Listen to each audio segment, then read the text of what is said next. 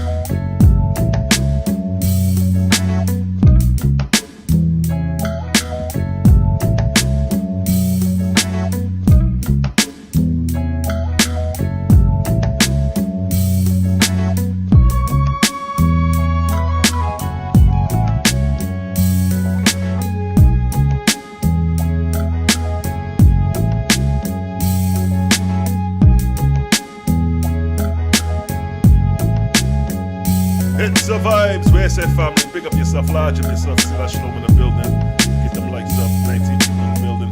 Let's get it up. We in the building. Selah, Shalom. You see the title, The Lies Put on Jehovah and His Prophets.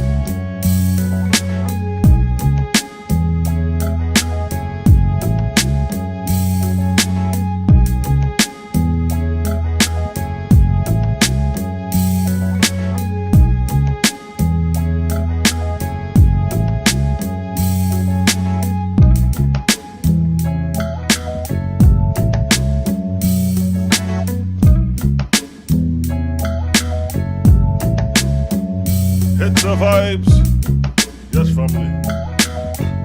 Had to come online. Visit some vibes. Early morning, early afternoon vibes, yeah? Elijah, I see you. Ken, I see you. Early gospels document that Mary, Joseph, or Yeshua ate any flesh, Nazarene vow. Food for getting it right, yeah? Selah, Shalom TV. According to the text, as it is written.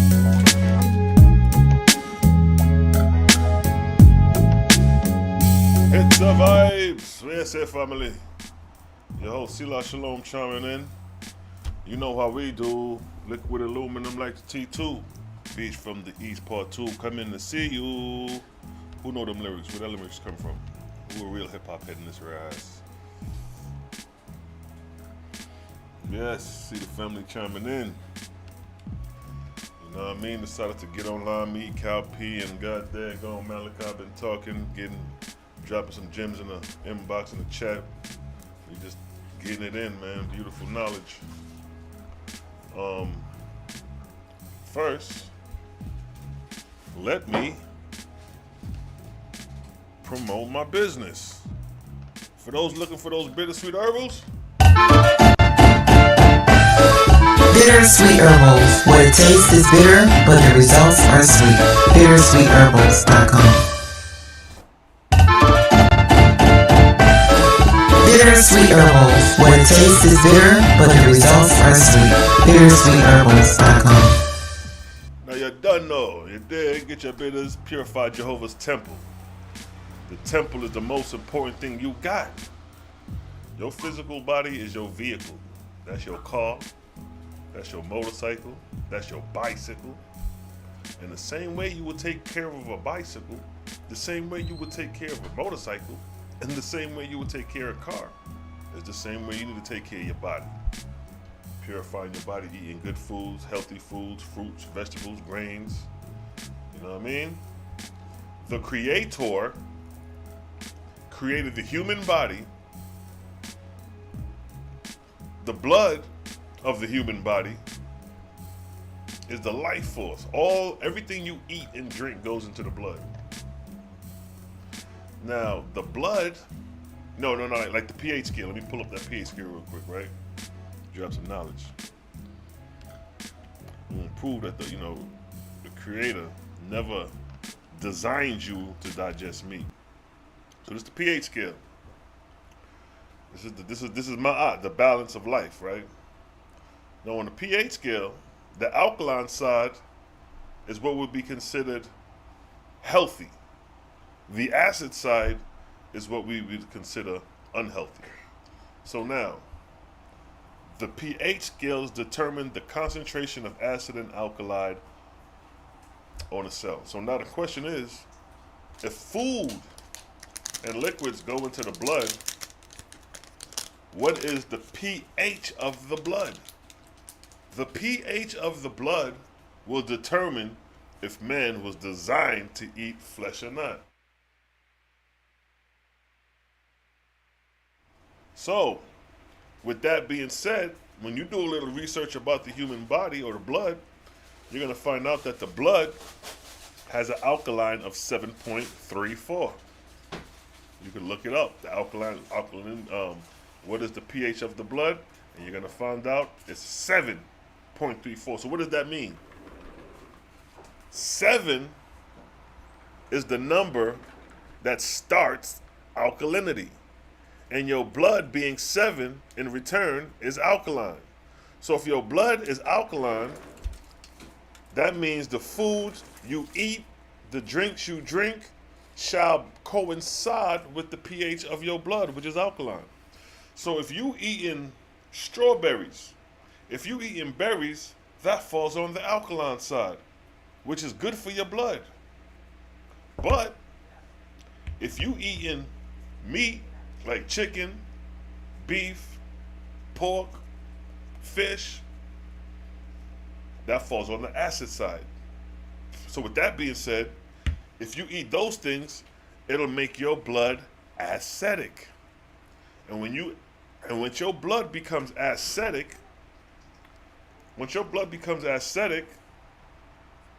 that guess what happens? You start to get inflammation in the blood. What is inflammation? Inflammation is basically heat. It's when the cell has a positive charge. It's an acidic charge. So what happens is that your blood circulates throughout your whole body. It circulates and supplies oxygen to all your organs. So here's the catcher. If Jaja, the creator, said eat fruits and vegetables, don't eat the animals, that means your blood will remain alkaline and it'll continue to supply hydrogen to your organs.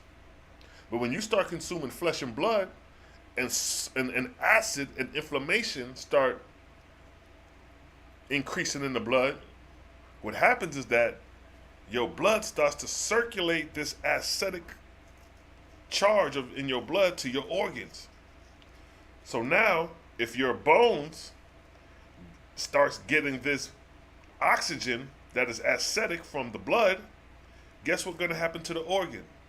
The organs are going to start to dehydrate. Dehydration is what you call disease. Dehydration of the cell is what you call disease. And the way a cell gets dehydrated is by acidic foods and drinks. Because what's happening is that your blood is alkaline charged. So once your alkalinity is a negative charge. So once you start removing a negative charge from your blood, that leaves you with the positive charge. It leaves you with inflammation. It leaves your blood inflammatory. Inflammation is fire, you know. That's fire. The same fire you burn a house with on an infinitesimal scale is the same concept. So you basically letting off fire in your blood through acidity and mucus. And then when that acid circulates throughout your body, you're creating acidity or inflammation in every organ in your body because your blood circulates throughout every organ. So if your bones start to become inflamed due to uric acid in the blood or acid in the blood, guess what else is going to get inflamed? Your liver, your kidney, your brain. Let me show y'all something. Let me pull up a pH. Let me pull up a picture. I'm gonna pull up a picture of the human body, and not just the human body, but I'm gonna pull up a picture of the blood system, because the blood system is the only system that is connected to all organs. Like the skeleton is not connected to the goddamn lungs. You see what I'm saying? The lungs is not connected to the pancreas, but the blood circulatory system is connected to every organ. That's why the blood is most important when dealing with health, because the blood is responsible to supplying every organ in your body. So if you have any health issues, it starts in the blood first. That's where it starts. Because in order for an organ to have a problem, it has to be dealing with the supply of oxygen to that organ. So if you have heart failure, liver failure, because you have dehydration of that organ due to lack of oxygen, proper oxygen. See, oxygen could be expressed in two forms, positive and negative. The negative charge oxygen is what we need, but a positive charge oxygen cell could be dangerous to your body. It could be very dangerous to the body. So that's like setting a fire. That's like me doing this and then put my hand over the fire and I leave it there. What's going to happen? It's going to consume my hand. The same way that fire consumes my hand is the same way inflammation consumes the cell. It dehydrates the cell. All right. So now let me see. I got a picture of the blood system. Let the hydrogen download their ass and must soon pick up their ass. I love being Caribbean, yo. Fuck that. I love my Caribbean roots. You deal with my Caribbean roots, yeah? Love my festivities. You know what I mean? Alright, so check this. I'm gonna pull up a picture of the blood system to show y'all something. I already proved that the blood is alkaline, 3-4. You can look that up. So the creator, not God, but the creator, designed you to be alkaline. Period. Based off the blood alone. So he didn't design you to be a carnivore. Because if you was carnivorous, your blood would be more acidic. All right, so check this. Is the blood system.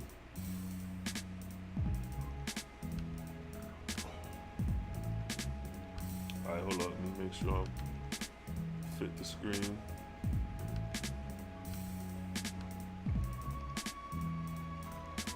So this is the blood system here. It's not the clearest, but I'm just showing you an illustration to show you how the blood system is connected to every organ in the body.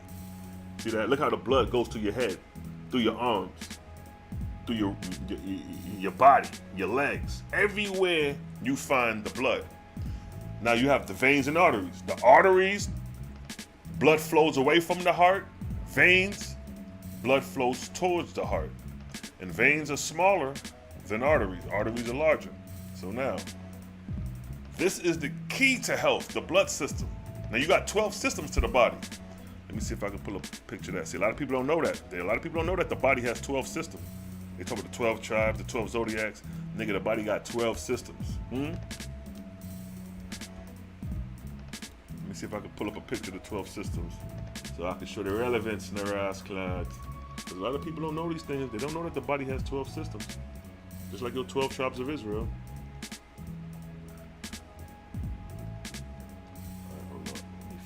So instead, yeah. All right, here you go, right here.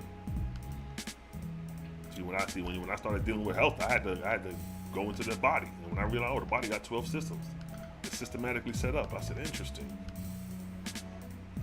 how Jaja is revealed. So there you go, right there. Pull that up. Those are the 12 systems of the body, right there. And one of those systems is right here, the circulatory system, the blood system, I should say. I just call it the blood system, right? So there you have it. It's not as clear, but you got the skeleton, the digestive, the reproductive, the immune system, the endocrine system, the central nervous system, the circulatory, the blood system, the respiration. So all these is part of the skeleton. This makes up who you are.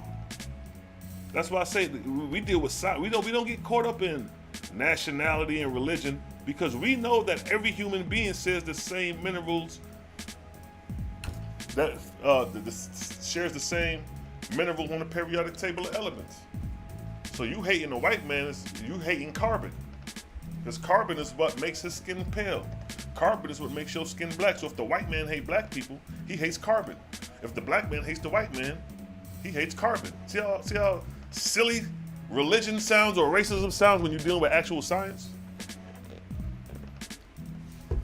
Religion, nationality has no play in science. So now, coming back, the blood system that you see right here, the big one, the big picture, that system is connected to all 12 systems. See that? The skeleton system is not connected to the lungs. The lungs is not connected to the muscular system, but the blood is connected to every last one of them. So that's why it's so important to deal with and address blood. So coming back to diet, if you eating alkaline foods, your blood is gonna be alkaline. It's gonna supply oxygen, because iron is the mineral that carry oxygen to the organs. Oxygen plays like liquid and fluid to the organ. It secretes it lubricates the organ. Your organs is slippery and slimy and wet. You have to keep that moisture going, and the only way to keep that moisture going is through alkaline foods, negatively charged foods, right? So if you don't eat that way and you a carnivore, you eat steak, potatoes, macaroni and cheese, meat, beef, pork. You know, I'm not just sitting up here playing holier than thou. I'm a victim of starches my goddamn self. You know what I mean? I'm a victim of goddamn, what's that? Potato salad and shit like that. Yeah, I ain't perfect. Neither are you. So the question here is that when you eat acidic foods, it's gonna create inflammation in the blood, and once the blood starts circulating, it's gonna circulate inflammation to all the 12 systems. See that? See that? So just imagine you eating pork, beef, chicken, and all this stuff, and over the course of years, you're slowly dehydrating each one of your organs. Now, a lot of times, certain organs get inflamed quicker than others. Organs such as like pancreas, liver, kidneys, those are soft tissue, so those things could be damaged quicker because they tender. But something like your bones, it may take a little bit longer to create inflammation, but once that inflammation gets to your bones, you're gonna be aching and pain. Anybody I know who got arthritis, rheumatoid arthritis, multiple sclerosis, they be in pain. You know why they be in pain? Because their bones is not getting hydrogen. Your bones is spongy like. It's not supposed to be hard and brittle. Your bones is like a sponge. The only way to keep it like that is by supplying oxygen that has a negative charge. If you supply oxygen that has a positive charge, you'll create inflammation to that bone, to that calcium cell, because your bones is made up of calcium. So one reason you dehydrated is because you lack in calcium in your foods to keep the calcium or your bones strong. And then you lacking the proper oxygen to supply the calcium cell for your bones. So you losing in two departments. You deficiency of the calcium cell, and you deficient of the oxygen that's supposed to lubricate or keep moisture the bone. But the blood is the only mineral that can do that. The blood travels, takes the minerals to supply the organ. So if your bones need calcium, how is it going to get there? It's going to get there through your blood. That's the only system that is connected to all other systems to supply them nutrients and minerals. So, like I said, if the blood is calcium and you need calcium to restore it, it's going to get there through the blood. It's going to get there through the blood. The blood is the conduit. That's what they were talking about in the Bible, the blood, the blood, the blood. Saying that to say, Jah, the creator, Jehovih, Jehovah, whatever name you want to flip it, Yahweh, did not create man to eat meat. And that's one of the lies that's been propagated, that man was given meat to eat. Man became carnivorous, but herbivorous is how Jehovah created you. So that's one lie that they put upon the creator, Jehovih, saying that it's okay to eat meat. And to prove that now don't get it wrong, Jah give you free will to do whatever, so you can eat the meat, but the consequences that come with the judgment that come with the meat is sickness and disease. See that? Sickness and disease is the breaking of the law of the creator. See, the creator ain't hitting you with no thou shalt, no 10 commandments in the sense of that. The dietary law is the first law in creation for a human being. Because keep in mind, this Bible, before you found out you was an Israelite, before you found out about the law, statutes, and commandments of Moses, before you even learned how to read or write and learned your alphabets, you had to eat and you had to drink. So eating and drinking is the first law to the human body. You remember back in school when you had a test and the teacher told you the day before, make sure you eat your breakfast. Make sure you eat your breakfast before you come. Because if you don't eat the proper food, that shit can throw you off. It can throw your concentration, your focus off if you're not properly nutrition. If you don't have the proper nutrition. So the first lie is to eat meat. And that was a lie because Jah said this in the book of Siddhantes, son of Jehovah, chapter 27. It says, Jehovah said, from the trees, the fruits, the flowers, the grains, the seeds, the roots that grow in the ground, have I created a ceaseless harvest going upward into the atmosphere. He said what? Which shall be sustenance of spirits newborn in heaven. But whosoever feast on flesh on earth shall not find spiritual food in heaven. So here the Oahspe is saying like, yo, if you eat flesh and blood, you're not going to find these spiritual foods that I have designed for you. What's going to happen is that you're going to have to go down. Let me finish the verse. What happens if they can't find spiritual food in heaven? Where they're going to resort to? Let's read. But whosoever feast on flesh on earth shall not find spiritual food in heaven. But he shall return to the butchers and eating houses, where flesh is eaten, and he shall feast on the atmospherian parts thereof. See that? So Jehovah got you designed from the corporeal, which is the fleshly body, to the spiritual body to be herbivorous. And there's a sustenance of food for you as a corporeal being, the fruits, vegetables, and as a spiritual being, the sustenance that radiates off the fruits and vegetables is the sustenance for newborn spirits in heaven. As above, so below, showing you the earthly and atmospheric connection, dealing with your spiritual progression. But if you eat me, Jaja said you're gonna return. So you was lifted up. Oh, he a carnivore? Oh, we gotta bring him back down. We gotta return. Let's go to goddamn Red Lobster. Let's go to Burger King. Because you know when you look at some of these fast food restaurants, they got the little chimney thing where you see all the smoke coming out from cooking the food. It's spirits absorbing that smoke, sustenance for newborn spirits in heaven in order to sustain their spiritual body. See that? This is why Jaja say, don't eat the flesh. It's not gonna fuck with you on earth, it's gonna fuck with you in spirit too. You gotta wean yourself off of that. If you ain't learning, cause I know niggas, I can't let go of that meat. I know niggas like that. They ain't trying to hear that vegetarian shit. But guess what? When them type of people like that, when they die and cross over, that's gonna be the ones who's gonna have to go to the bitcher houses. The houses where flesh is eaten and cooked in. The atmospheric parts thereof shall be their food before it rottens. It actually say before it rots. So atmospheric rot is in existence too. So if you're a carnivore, you cross over, you gotta eat that motherfucking atmospheric vapors quick before that shit rot. We know what rotten things smell like. You ever smelled the dead animal? Shit smell foul. But that's what you're gonna be over there eating. Like vultures to a goddamn dead carcass. That's how y'all gonna be sucking in the atmospheric vapors of dead animals. You may not get that red line. Niggas may see a dead animal and be like, yo, a dead cow in the field. Instead of going to Red Lobster, he may take your ass to that dead cow. And you sucking in them vapors like, God damn, what the fuck? But you sustaining yourself, you living. You surviving. Shit run deep, right? Haram, I see you. Lion of Yah, bless up my Lord. Haram. Yehu Yosef, I see you. Zachariah Yasharala, peace to the God. I see you, King. Hope everything is well.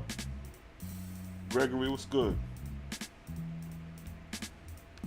Gregory, what's good?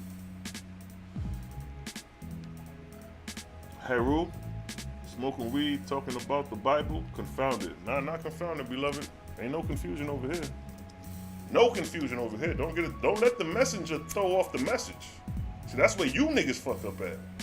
Man worshippers, you worrying about what I'm doing, nigga. Focus on the message. We over here talking about alkalinity and diet. Herb is an alkaline plant, nigga. Marijuana is alkaline. What the hell are you talking about? You probably eat flesh and blood. Or drink to drunkenness. So calm that nonsense down before I blow some smoke in your face. K, I see you. What's good? What's goody?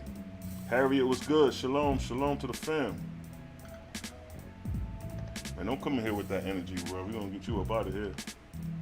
You wicked, trying to hide the wicked ways of pillaging Hebrews. Nigga, hold up. He said wicked ways? Let me go to your Bible right quick. Let's go to Amos chapter 5, verse 25 and 6 and talk about who's evil. Who is evil in the sight of the Lord? You wicked ass Israelites, nigga. And it's documented in your book. Let's get it. Yeah, bring that energy. I'll match that shit any day, nigga. According to chapter and verse and show, yo, God ain't shit, nigga. Hell you mean, bruh? Yo, God ain't shit. Fake ass gods. You won't take the debate? I bet you that. I bet you won't take a debate and debate this goddamn weak ass false God in this Bible against the Oahspe. I bet you won't do that. Come get ragdoll, nigga. Set up the date. Let's do it. I already ragdoll Ben Yehuda, weak ass. Ben Dawood. What's the some bullshit, but dragged his weak ass. Where Amos at in this book? Let me get it. I don't even read this bullshit no more, but I'm gonna get it. I talk shit. Boy, you wanna talk shit, bitch? I talk shit too, nigga. We can get it popping on any level. So this is Amos chapter 5, right? Verse 25, it states this. Have ye offered unto me sacrifices and offerings in the wilderness 40 years, O Israel? Who he talking to? Israel, right? But ye have borne the tabernacle of your Moloch and chung your images, the star of your God, which ye made to yourselves. Niggas was worshiping Moloch, bro. Y'all niggas been dealing with demonic gods. Been dealing with demonic gods. And Haru, get out of here, man. Haru? A deity? We don't worship no deities over here. It's only the creator.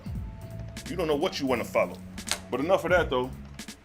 Because these niggas ain't got the guts to take the debate like men and really go in. So we ignore you goddamn, you guys. So yeah, so like I said, coming back to the real shit. The blood is alkaline. So you gotta eat alkaline food to maintain an alkaline body. If you get sick, it's because your body's, you consuming too much acidic. So again, like I said, that's the first law they put up on Jehovah, that it's okay to eat meat. When Jehovah and the Oahspe say you ain't gonna find spiritual food in heaven, you have to take your ass back to the goddamn eating houses and eat there. So for all those Israelites who think the Lord God is okay to eat meat, it's not okay to eat meat. You can eat meat though. You can do what the fuck you wanna do. But when sickness and disease creep up on you, don't be shocked. I'm the herbalist. I'm the herb man. When niggas call me talking about their conditions, you know the first thing I asked them? I said, how much meat you consume? I said, do you drink coffee? Do you drink soda? See that? And they be like, if I come across somebody that got diabetes, I already know they eating too much sugar. So now I gotta navigate to see where the sugar coming from. So I ask them, do you drink coffee? Do you drink soda? Oh, I love my sodas. I drink like 3 sodas every day. Boom, nigga, where your diabetes coming from?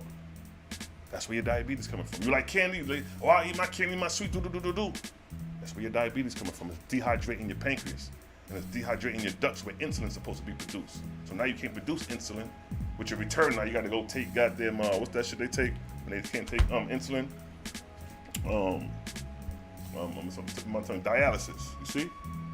And you gotta pump insulin in your ass because your body ain't producing it. And the reason why your body not producing it, because whatever you eating and drinking is dehydrating your pancreas. So in order to reverse that, you got to stop eating or drinking what you was doing so you can hydrate your pancreas by eating alkaline foods, eating alkaline drinks, and by hydrating your pancreas, you will start to produce insulin. So if you break the ways of the Creator, first law, because the first law is that before you could say, "Hear, O Israel," before you even had comprehension and learning, you had to eat. When you came out your mother's goddamn womb, you had to eat to survive. When you was 1 year old, 6 months, 8 months old, before you could talk, when you was still saying goo goo gaga, you had to eat. So the dietary law is the first law of all laws. Because if you ain't getting properly nutrition when you were a kid coming up, you're gonna have all type of health issues. I remember being in elementary school, you had kids that was sick and fucked up with health conditions at that age. Due to the diet of the parents. You gotta blame the parents. Because if you the parent is eating chicken and pork and all this shit and you feed it to your kids, you responsible for that parent. You gotta, all right, well, if you eat it, well, don't put the burden on your kid. Let them have a decision. Like my son, I gave him a decision. He asked, Daddy, why you don't eat meat? I don't eat meat because of this. He said, well, I don't want to eat meat either. I said, all right, no. But he was eating meat. His mother was feeding that shit. I wasn't co-signing it, but I ain't pressed the issue. I was like, damn, all right. And then Jaja came full circle. Jaja put the spirit on my son. He raised the question. Jaja put the spirit on me to give him the answer. Jaja put the spirit back on him. I don't want that shit, and it's been like that ever since. My son ain't touched a piece of flesh since he was 4 years old. He about to be 21.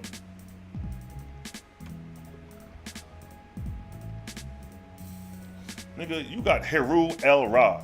Nigga, El is a Canaanite deity. What the hell you do mixing up El with Heru and Ra when those are Canaanite deities? Huh? Thutmoses, the Thutmoses and the Thutmoses the fourth, the Thutmoses, all them niggas ran campaigns up in Canaan, going to war with the Canaanites. Huh? And you sitting up here with a Canaanite deity in your name talking about Heru El Ra. Nigga, get your shit together. Why worship a failed system? That's exactly what they are worshiping. Their God is a failed system. We just exposed that Jehovah the Creator is against eating meat. He's against killing his animals. He created the animals. Why would he give you a commandment talking about kill my animals if he created them alive? If the Creator says don't kill my animals and then come back and tell you, well, I'm going to tell you the clean and unclean meats, he just contradicted himself. It'll be upon man to make the decision if you want to become carnivores or herbivores. Jaja not going to give you no commandment. He already give you the commandment in nature. Nigga, there go my herbivores trees. There go my carnivores animals. You make the decision. The choice is on you. He gave you free will to be herbivores or carnivores. And he told you the results that come upon each. If you eat the herbivores, you're going to be healthy. You eat the carnivore, you become a carnivore, you're going to get sick and disease. It ain't a person who don't eat meat. By the time they reach 40, 50, they're going to have some type of ailment.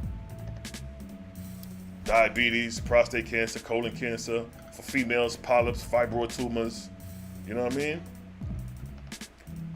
These conditions come with the carnivorous diet. Because when you eat dead animals, you're taking the dead animal blood and uniting the animal blood with your blood, contaminating your blood, putting toxics in your blood.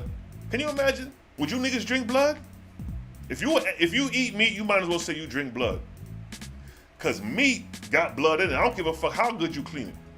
Meat gonna be stuck in them tissues on a cellular level.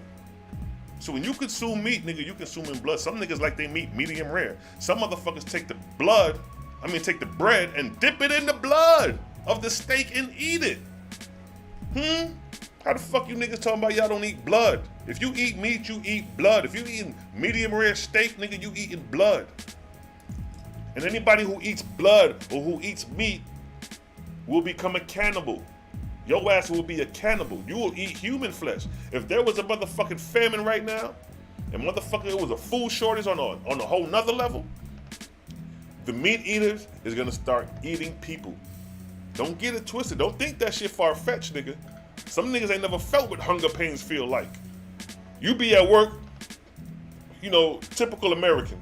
You wake up 6 o'clock, you go to work for 8 o'clock. By the time 11 o'clock, some motherfuckers be starving, hungry, irritated.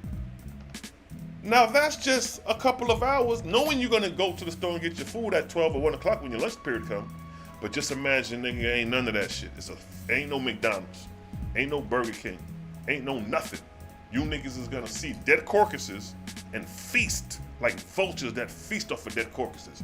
Them zombie apocalypse movies, those are the carnivores. The zombies are the carnivores because they're the ones, if a nuclear bomb dropped, niggas, Israel love to talk about nuclear bombs and 2/3 being destroyed. Nigga, if that shit happened, you niggas is gonna become cannibals. Because you niggas already got a custom for blood. Especially you New York Israelites. Y'all niggas all up in goddamn Crown's Chicken, McDonald's, KFC, let me get a 2-piece in the wing shop. Fuck out of here. If a nuke hit New York, you niggas gonna be eating dead bodies, nigga. Don't get it twisted. Even Oahspe talking about how man descended into cannibalism. That was one of the reasons why the goddamn Dalug took place. That's one of the reasons why Jaja sank this motherfucker. Because niggas want to eat dead goddamn animals. And then the practice of eating dead animals, he ended up eating goddamn humans. And Jaja like, oh, hell nah. I told these niggas to eat fruits and vegetables. These niggas didn't listen. They started eating my animals. And now these niggas starting to eat my humans. I got to get rid of these niggas. That's how the creator's talking about you niggas. I got to do something about this. Those stuff. Even the angels is like, damn. How we gonna fix this? Zo Fitz, I see you, King. Y'all so fit. See, I got it right this time, right? Y'all so fit. Peace to the God. Stephen, what's good? Spiritual light, peace to the God. I see you, King. I see you. Primordial cosmic energy. Primordial cosmic energy. Yeah, you gotta know some shit with a name like that. The Elder El Harus, man, get out of here with that, man. Get the fuck out of here. Ain't no goddamn El Harus son in the goddamn ancient book. What pyramid text is that, huh? The pyramid text of Ani, huh? The coming forth of day and night. What chapter and verse? See, we do chapter and verse over here. If you say anything out your mouth, you got to back it with chapter and verse. That's why the name of the show is called Selah Shalom TV, according to the text as it is written. Let me remind you niggas, just in case you forget. See that right there? What'd that say? According to the text as it is written. So if you can't show it according to the text as it is written, you making that shit up. And like the Bible say, lean not on your own understanding. See?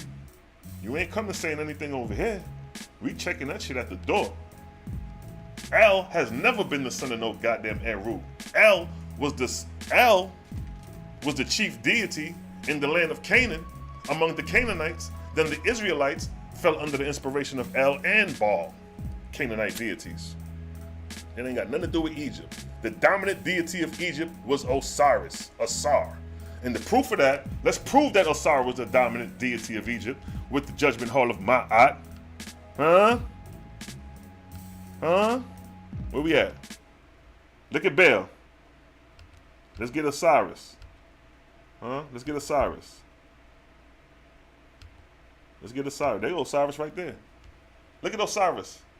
What is this called? Haru, what is this called? This is the judgment hall of Ma'at. Huh? And the initiate coming in is Hanifa, being walked in by Anubis. And then you have the scale of Ma'at right here. And then you have Anubis weighing the scale. And then you have the creature, the Amit, which is an alligator head, a lion's torso, and a hippopotamus lower body. See, I know this shit. That's why you can't come to me with no bullshit. I know my Egypt shit. I studied this shit before I even studied the Hebrew doctrine and the Bible.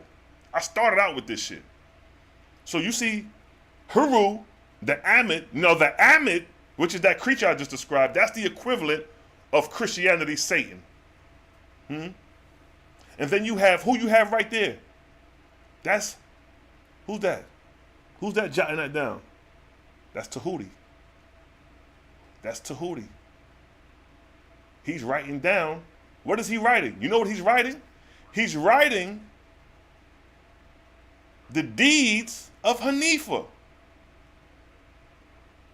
And Anubis is weighing the scale, so for each deed, it's weighed. If it's hard as light as a feather, it's gonna stay balanced. If you got any dirt on it, that shit gonna drop closer towards the Amit.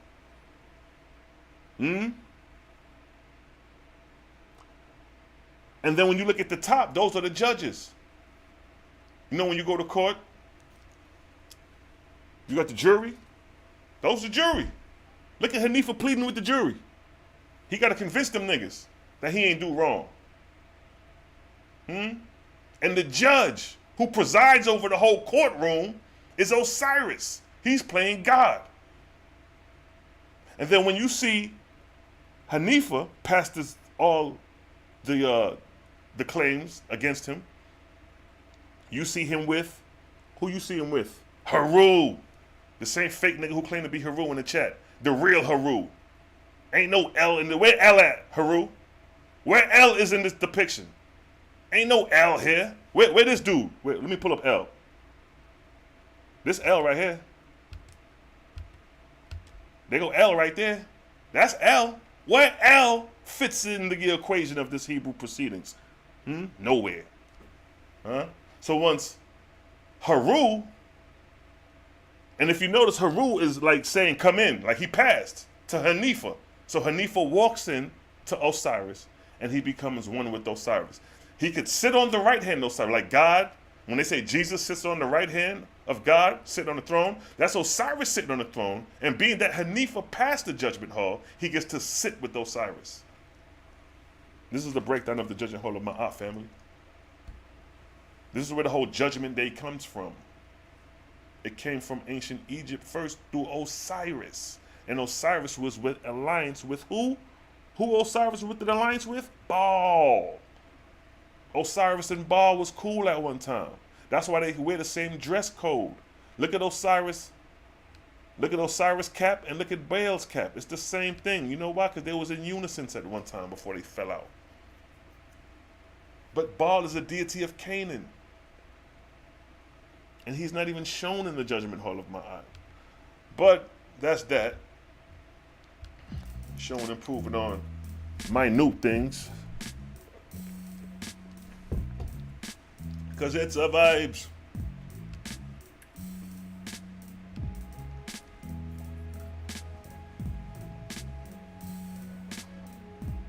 Jehovah's name was taken out the Bible place. No, it was taken out the Bible and placed with, not with Elohim, it was replaced with Lord.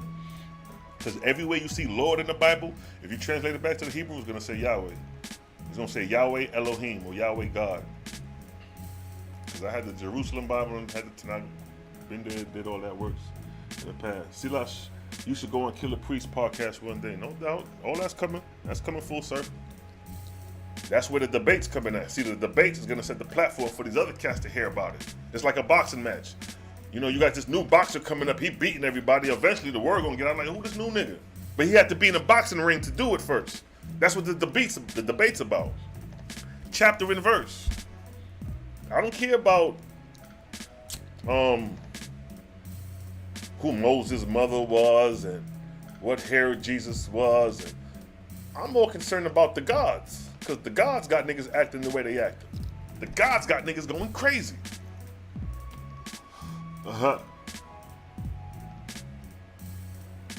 Direct your anger at those that deceived you, not those attempting to lift you up. Isis and Haru, Asar offsprings, neither birth Ra. Who is Horus, the elder? Asar came after Ra. Yeah, you talking about the pantheon, the creation story. All that shit is myth, fake, mythological. Just like the 7-day creation story is mythological. Just the way the 7 tablets of Babylon is mythological. All that shit come out of false gods' mouths that imprison the minds of mortals. And niggas still believe this bullshit to this day. Oahspe came to expose all the falsehood of these false gods. That's why it's a sword to be reckoned with. That's why I say, nigga, chapter and verse, Bible verse Oahspe, nigga, Bible verse the Egyptian Book of the Dead, nigga, Oahspe verse the Quran. It don't matter. We'll take on any holy text to show you the sharpness of the sword.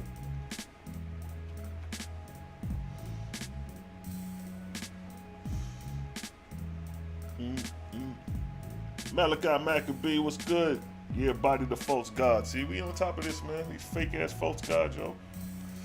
We ain't doing that over here. Ain't no false, ain't no Haru and Ra and El. Yeah, we talk about them, but we got them talk about them niggas like they deities. They regular men like me and you. Or if they not regular men, they mythical beings, some shit the niggas done made up. See, Santa Claus is Haru, you know. Pinocchio is Ra. You know, it's the same shit. The 7 dwarfs, you know what I mean? Or the 7 gods and all that. Yo, them niggas made that shit up. Anu Hasaj made the story up. When you read the Book of Wars Against Jehovah, and he talked about the 7-day, that nigga made the shit up. He made the shit up out of his, that's like me saying here, in the beginning, God created the heaven. He made the shit up. It ain't got nothing to do with how nature runs. The 7-day creation story has nothing to do with how nature runs. There's no correlation that you can correlate nature with the 7-day creation story. It's out of sync and it's out of wax. Ain't that right? I did not pick the L in my name from the God. No, yeah, son, I ain't talking to you. I'm talking about Haru. I ain't talking to you, beloved. I'm talking to Haru. He came in here talking crazy. So we had to check that at the door. See, we check knowledge and information, you know what I mean? Chapter and verse, common sense and logic, shit like that. They're devoted ones, scream out. Goddamn right, hit dogs always holler, my nigga. Zo Fitz. Yeah, you're right. Your book is a myth. Yeah, the first mythical book that ever came on the planet was the Egyptian text. Look at this shit. Look at this. Niggas want to talk about the Bible. They want to beat up on the Bible. Look at these niggas. The first comic book came out of Egypt. Look at that. You got a nigga walking around with a dog head. You got a nigga walking around with a bird head. You got a creature called the Ammon, which is an alligator head, a lion's body, and a hippopotamus torso. And then you got Tahuti with the goddamn ibis bird on his head. Nigga, this is the first comic book in the world, nigga. You want to talk about myth? There your myth right there. If you want to blame Christianity for having a myth, blame it on the Egyptians, because that's where y'all say y'all got it. They got it from. If y'all want to blame the Hebrew Israelites for their book being a myth, well, blame it on the Egyptians, because that's where they got it from. Huh? Don't let me get a picture of the gods. Where y'all gods at? Don't let me find you lucky. No matter of fact, I can download that shit. Hell yeah. Oh no, I got it right here. Look at this bullshit. Niggas want to play? Y'all want to talk about fairy tales and myth, my nigga? Oh, look at this. Wait till I get the Judgment Hall. Look at that. Niggas talking about myth. This is your first myth right here, beloved. This is your first fairy tale written coming out of ancient Egypt. So if you blame Christianity, if you blame the Hebrew Israelites, if you blame Islam and saying that all of them copied out of ancient Egypt, y'all niggas came with the first myth and it's y'all to blame because we following a goddamn fucking myth. Niggas walking around with animal goddamn heads. Niggas walking around with goddamn bird heads. Lion head. What, you know what I mean? Alligator heads. Look at this nigga, that walking animal right there. That's a cartoon character. All these niggas is cartoon characters on the walls of Egypt. So let's not go into myth, because we're going to shut that shit down from the jump. We're going to go right to the origin of the myth. Starting with Kemet. Starting with Nu. and Geb laying on his belly with his dick in his mouth. Man, get the fuck out of here with that bullshit. Do I need to pull up the picture of that and show the foolishness Egypt was dealing with? Which one of you niggas gonna paint a picture like that?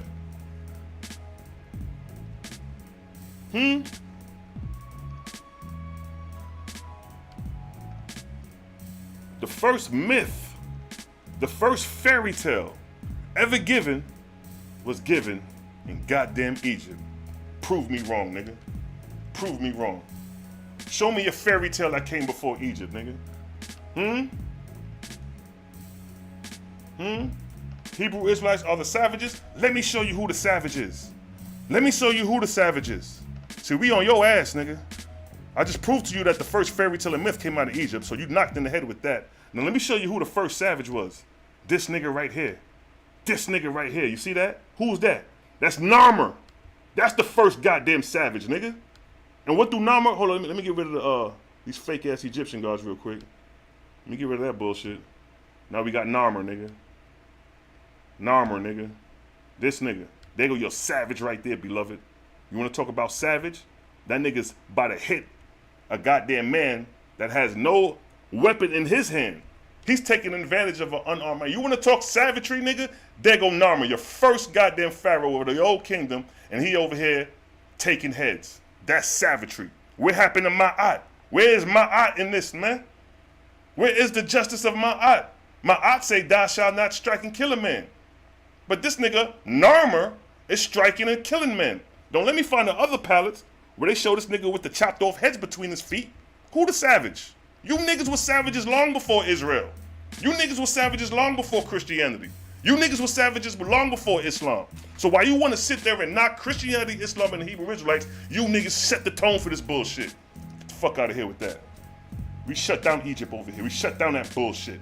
Don't let me get the 42 judges of Ma'at and coincided with the characteristics of these motherfucking pharaohs and showed you how none of these niggas lived up to Ma'at. I did a video on that shit years ago.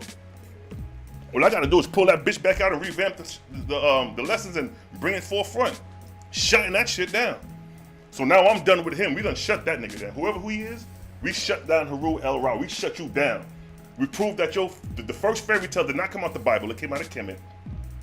We proved that what else nonsense he said? He said the Hebrews were savages. We just showed that you niggas were savages before the Hebrews was even on the scene.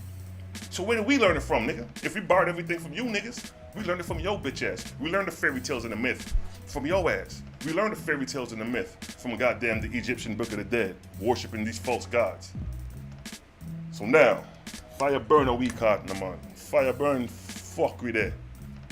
Dealing with a West Indian man, Dre. You don't know what type of man you're dealing with. I'm not no Yankee man, you know. I'm not you, you know, King. I'm not you, bedroom. Me see through the fuckery every time I'm call it how me see it. Lion of Judah vibes. Keep hitting them with that heat. You goddamn right, y'all son L. I wasn't talking about you, beloved. I was talking about that Haru nigga. You good, you right and exact. Peace to the God. Y'all son L. See, that's a real nigga right there. Y'all son L. That coincide with what the name's supposed to coincide with. You know what I mean? Haru L. Nah, nigga, we ain't mixing no deities over here. Get your shit together. So now you lucky we wasn't debating too. See, if that was a debate, nigga, you would have been done for. Gang, you would have been done for, buddy. Because we would have showed where the Christians got the myth from. We would have showed where the Hebrews got the myth from. We would have showed first who were the savages before the goddamn white man. You niggas were savages before the white. The Kemites were slewing niggas long before the Europeans. The Europeans ain't come on the scene until Alexander the Great, nigga. Alexander the Great, 3rd century BC, 2nd century BC, when the Ptolemies reigned. That's when the Europeans came into history. Prior to that, it was nothing but niggas. And niggas was killing niggas. So go ahead with that, young man. Young man, you gotta be a young man, because if you was older, you would have had more common sense than that shit. And if you were old nigga talking like that, you were a dumb old nigga. Y'all so Fitz, what's good, beloved? What's good? You coming with that heat. Golden oil from the house of Yahweh. Okay, yeah, talking about something else. Quick knockout, see? Niggas peeping game. Because Egypt created it right and you didn't. Nah, nigga, get the fuck out of here, create. Nah, don't try to wiggle your way. See, I don't leave wiggle room for you niggas. As soon as you open mouth and say some shit that ain't right and exact, I chop that shit at the door and your ass just got chopped down. Let's move on now. We done cut that nigga to death. That was a debate. threw a comment and he done got lost in that quick. You know what I mean? So we gonna move on. We gonna move on. Ma'at is balanced, but none of you pharaohs live balanced. And not one pharaoh lived up to Ma'at. If I put up the laws of Ma'at say a lot of things that you shouldn't be doing, and the pharaohs broke all them shits. The laws of Ma'at say don't go into another man's land and take their possession. Y'all niggas had campaigns up in Canaan, decimating the land during the New Kingdom, during the Thutmoses. Nigga, who the fuck you think you dealing with, bro? I ain't no new nigga. He said double last naga, exactly. Peace to the God, Stephen, I see you. But we gonna keep it moving because the topic of this is the lies, and we just confirmed the lies started from Egypt. So for my Hebrew Israelites, this is for you, my brothers. If you dealing with any nigga from the Kemetic community, and they try to say your shit is myth and fairy tale, and that they copied it from y'all niggas, they copied it from them, show them what I showed you. Go to their gods, go to their deeds, show them that the first comic book was created in Egypt. Show them that. Let me pull up some more. Matter of fact, let's drive this shit home. So y'all niggas know how to goddamn counter-react these Kemetic niggas when they try to shit on y'all niggas. Huh? See, we come from the hip-hop generation, beloved, the battle rap. So we use tactics. We know how to goddamn deal with shit like this. Niggas want to talk about comic books? Let me show you something. I love Egypt, don't get it twisted. But when it's time to debate and battle, nigga, the gloves is off. I started out my knowledge in Egypt, nigga. You can't tell me shit about Egypt. As far as the information and the concept. Show you this. Look at this. Look at that. Nigga, that's a comic book. I don't give a damn what it means. It's a comic book. Despite what it means. You got a bird, you got a nigga with some thing, you got a thing over his head, a body standing over him with stars in it. That's supposed to be new. And then you got another guy sitting down with a bird head on. So if you wanna really get technical, this is where the myth started from, because all this shit is mythological. This is mythological. The sky ain't no motherfucker standing like that. That's some shit they done made up just to describe the cosmos. But it's made up. It's a myth. Just like you said, right? A myth. Now let me pull up another. And they lived this shit out. So they created temples and coffins, myth-based. Look at this one. I love Egypt, don't get it twisted. But if we're gonna do battle, nigga, we gonna do battle. Cause I rock the creator now. And the creator shuts all things down and if it ain't of the creator. This one, look at this nigga. Look at this guy. That's a comic book character.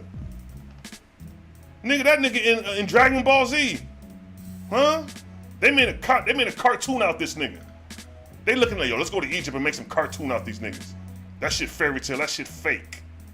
And that's exactly what it is, nigga.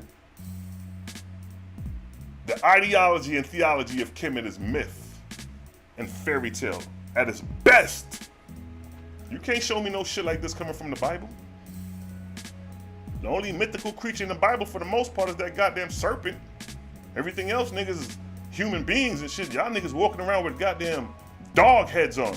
Who the fuck walk around with a dog head in the hot ass Africa? You niggas gonna dehydrate and die. 110-degree weather and this nigga walking around with a dog head on. Who the fuck do that? These are the first mascots. When you look at sports, let's go to a sport mascot. See, these niggas wanna talk shit.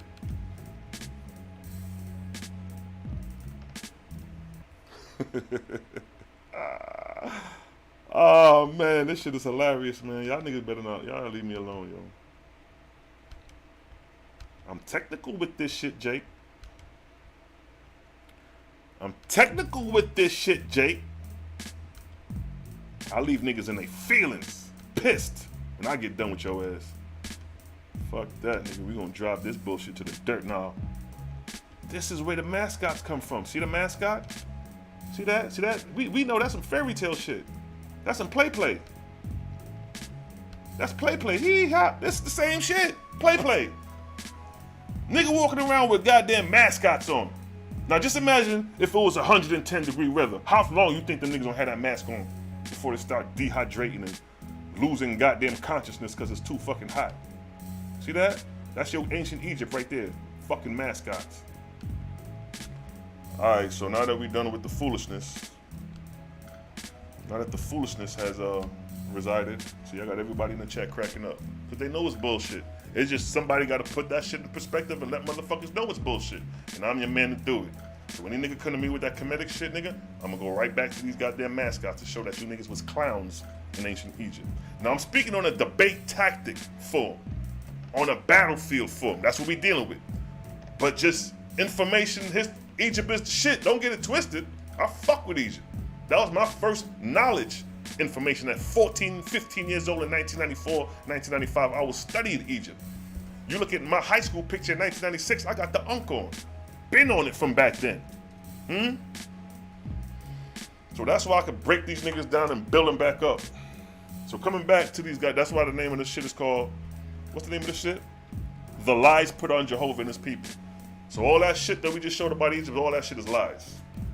So we'll coincide with the show. So thanks, Farouk, for bringing out your ignorant statement so we can expose the lie. So now, the lie that they put on Jehovah, we read the dietary law that, certain gods require meat, they require blood sacrifices, they require the fat to burn so they could smoke. They could inhale the sweet savior of the burning fat. So Jehovah's against all that. Those are lies against Jehovah the Creator, saying that he co-signed that. He didn't co-sign that bullshit. And the prophets, it was two prophets that got lied on. One was Moses and Abraham. They were both lied upon. Because Moses, they say Moses was a murderer because he killed an Egyptian and buried him in the sand. That's in the Bible. But what if that was a lie? Because my argument was, how can a man come with thou shalt not murder and he got blood on his hands? Why would the Creator use a man with blood on his hands? We could easily use the next man who never killed the man to come with that law. And the law could be having merit and value from a person who never committed a murder. But if I know niggas who killed niggas, niggas did their time and came home. Hit the news. One nigga in my show, Watch Your Land is Ugly, season 1, the big fat nigga, Sonny Gallo. My neighbor right up this block, he killed the nigga right here in the neighborhood. Hit the news, he came home for that murder. Easy work. So saying that, if a nigga like that came to me, who got blood on his hand and told me, your reality, or Selah Shalom, man, thou shalt not murder. I was told by God. God told me thou shalt not murder. I'm like, nigga, you done killed the man. You ain't even restored the man you killed spirit or soul. He probably in chaos and vengeance because you done killed him. But now you coming to me talking about thou shalt not murder? And you got blood on your hands? What is the nature of the spirit of the man you killed? See, niggas ain't considering that. Moses killed the man. Moses killed the man, beat him to death. So that's a form of engagement. That's a form of warfare. What happens to the spirits of the dead who engage in warfare? Do we need to get it? Let's get it. Showing you that Moses never killed the man that came with the law, thou shalt not murder, because it'll be contradiction to this shit right here. And your God is claimed to be not the author of confusion. So now in the book of Wars against Jehovah, chapter 8, verse 6, it states, and mortals who shall be slain in war shall be born in spirit in chaos on the battlefield.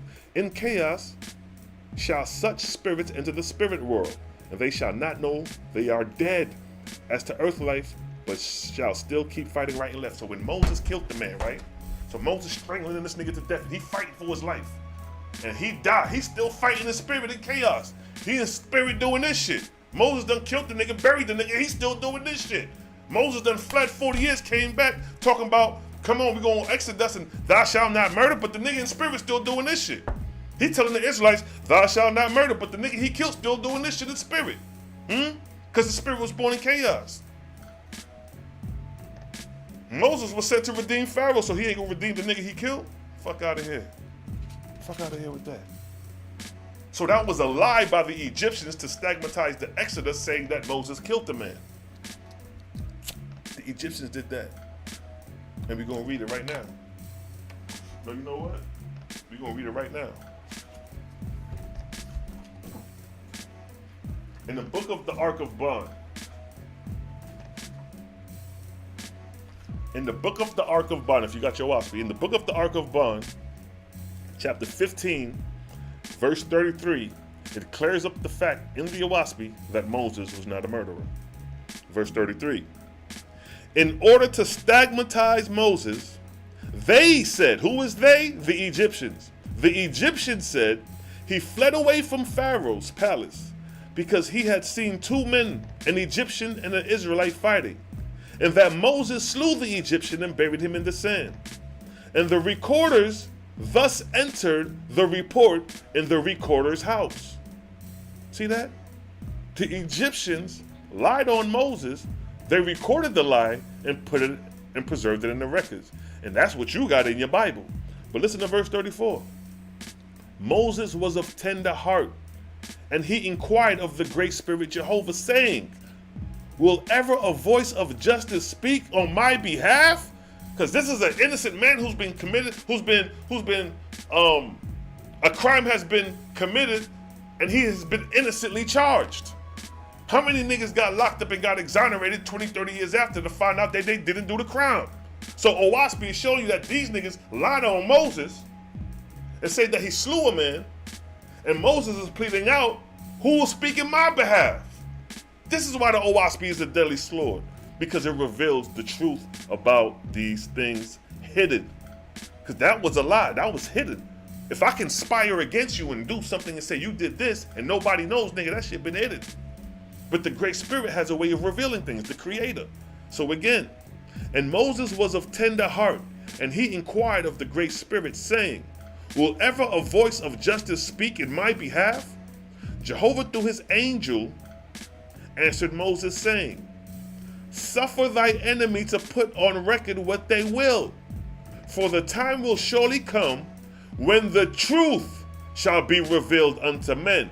When did this truth come? With the goddamn Oahspe. Because this is the first time you niggas is ever hearing that Moses did not kill a man, and it was a lie by the Egyptians, and Jehovah is telling him, let them niggas put on record whatever they want. The truth gonna come out eventually. Niggas who got locked up 20 years for a murder that they didn't commit, let them put it on record. Let it go. 20 years later, he's being exonerated, coming home, $1.5 million for the case. Not only he came home with a reward of income, a house, a new home, and a car. He got double what he got when he went in. Like my nigga Cal P say, Verse 34 again. Moses was of tender heart, and he inquired of the great spirit, Jehovah, saying, will ever a voice of justice speak in my behalf? Jehovah through his angel answered Moses, saying, suffer thy enemy to put on record what they will, for the time will surely come when the truth shall be revealed unto men. Pursue thy course, for if, now here's the catcher, for it shall be shown that thou did kill, it shall be shown that thou didst still visit the king. Wherefore hast thou fled, as the records state, thou would not return with the report hanging over thy head. So if Moses killed the man and fled, he would have never came back. Because if you kill a nigga and come back to the city and everybody know you did it, nigga, you going to jail. So why would you come back? So Moses is saying that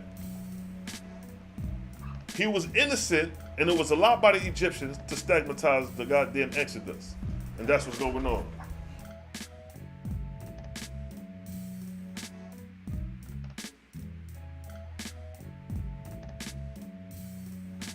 So yeah, so with that, that's another lie that was placed upon the prophet Moses, talking about he was a killer when he wasn't.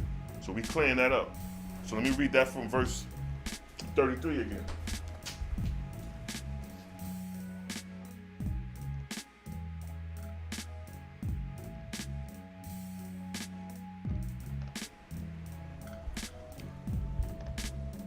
Verse 33. Now again, in order to stigmatize Moses, they said he fled away from Pharaoh's palace because he had seen two men, an Egyptian and an Israelite, fighting, and that Moses slew the Egyptian and buried him in the sand. And the recorders thus entered the report in the record houses. Verse 34. Moses was of tender heart, and he inquired of the great spirit, saying, will ever a voice of justice speak in my behalf? Jehovah through his angels answered Moses, saying, suffer thy enemy to put on record what they will, for the time shall surely come when the truth shall be revealed unto men. Pursue thy course, for it shall be shown that thou do visit the king, whereof hast thou fled, as the record state, thou would not return with the report hanging over thy head. So he's saying like, yo, go ahead, do your thing. Because if the shit was true, you wouldn't come back to the city. But knowing that they lie when you come back and they see you, they can't hold you accountable because it's a goddamn lie. So Moses ain't fled to no goddamn wilderness for 40 years. That was a lie by the Egyptians. And you got that shit in your Bible. So we clearing up the lies of Jehovah and the lies of the prophets. That was one lie they put upon Moses. And they did the same thing with Abraham. You know, in the Bible, Abraham was slaying niggas. He went to battle and all that. All that shit was a lie. It was a goddamn lie. And let's read. Let's read. Where that's at? Let me see if I can find that. Did I find that? Alright, so check it. I'm gonna start from verse 23. This is the book of God. The book of God. First book of God, chapter 11, verse 23. No, well, let me start from verse 22. This is the time of Abraham. This is the story of Abraham. So now, verse 23 states, the king kept scribes, whose business was to write and to translate, and to keep the records of the kingdom. Besides these, there were gatherers of news, who held the second rank of scribes.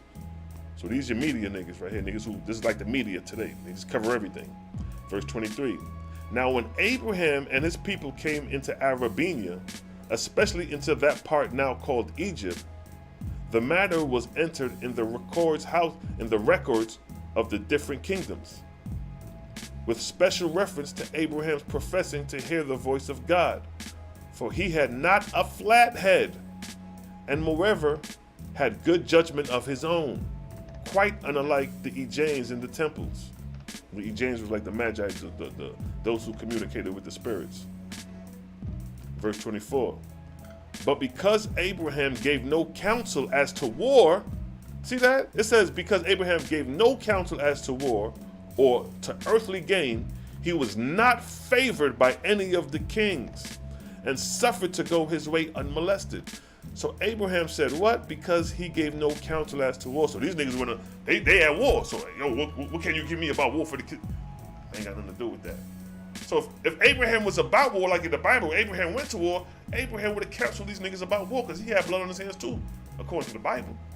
But here the Oahspe is saying that Abraham ain't giving no counsel to war. He ain't with the shit.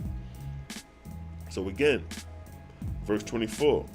But because Abraham gave no counsel as to war or to earthly gain, he was not favored by any of the kings and suffered to go his way unmolested. Verse 25. When Sodom and Gomorrah were destroyed, the king's people heaped the blame on it. The king's people heaped the blame of it on Abraham's head. And there rose up enemies against Abraham in those regions. Read that verse 25 again. When Sodom and Gomorrah was destroyed, the king's people heaped the blame of it on Abraham's head. Them niggas blamed Abraham for the destruction of Sodom and Gomorrah. Like, nigga, it was his fault, like little kids. He did it. Like, really, my nigga? Abraham, like, really, my nigga? So, verse 25, when Sodom and Gomorrah were destroyed, the king's people heaped the blame of it on Abraham's head. And there rose up enemies against Abraham in those regions. Verse 26, and they also accused him of attempting to burn his son Isaac as a sacrifice to his God. See that? These niggas making this shit up. After the manner of the heathen of old. Verse 27. And they accused Abraham of being the father of Hagar by his servant maid, and of driving Hagar and Ishmael away to Paran after he's tired of her. So all these are the accusations they got against Abraham. Verse 28.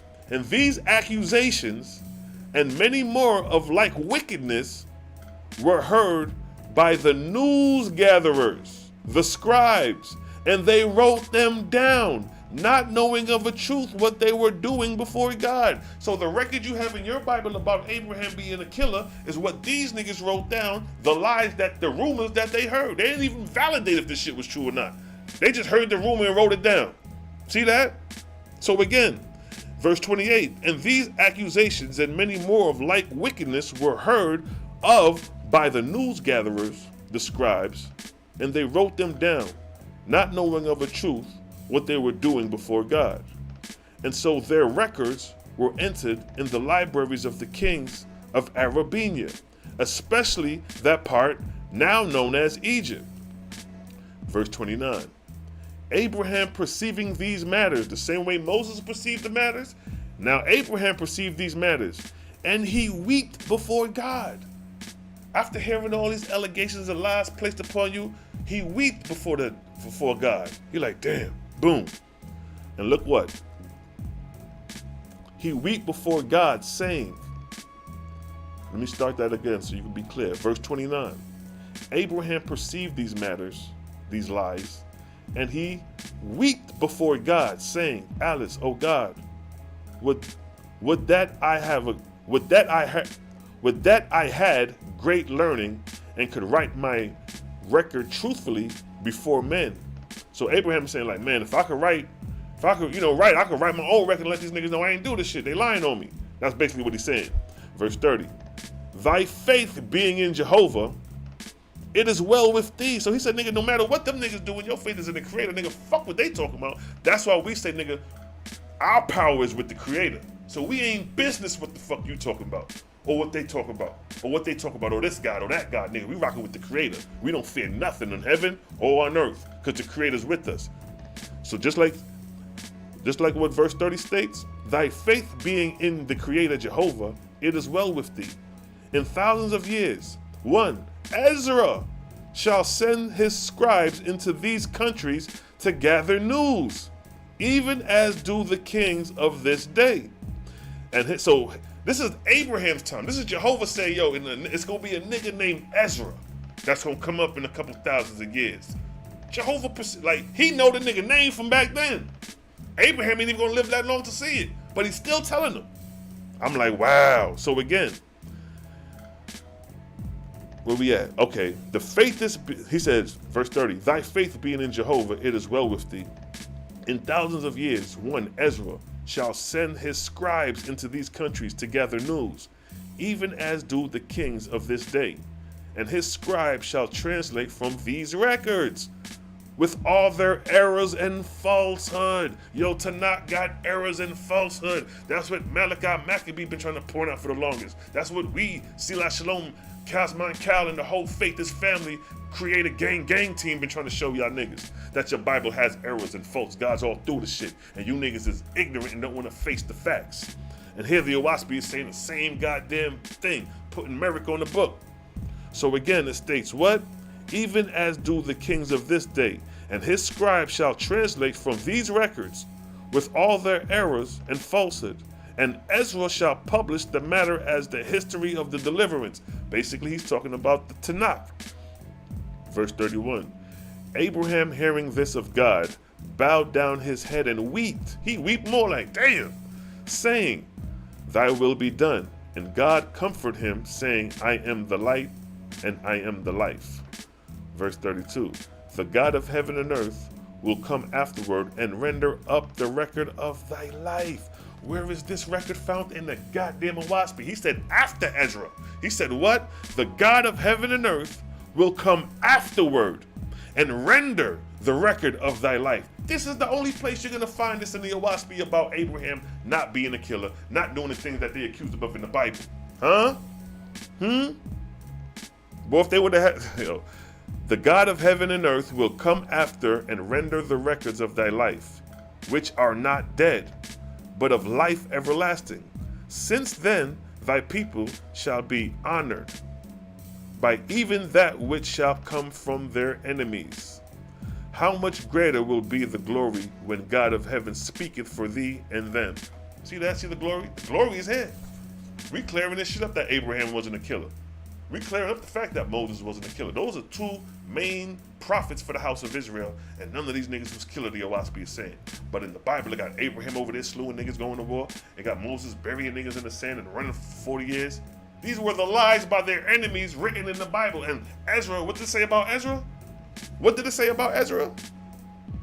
In 1,000 years, in thousands of years, one Ezra shall send his scribes into these countries to gather news, even as do the kings of this day. And his scribes shall translate from these records with all their errors and falsehood, and Ezra shall publish it, the matter of the history of the deliverance. Let's go to Ezra. Let's go to Ezra, because it's in here. Let's get Ezra.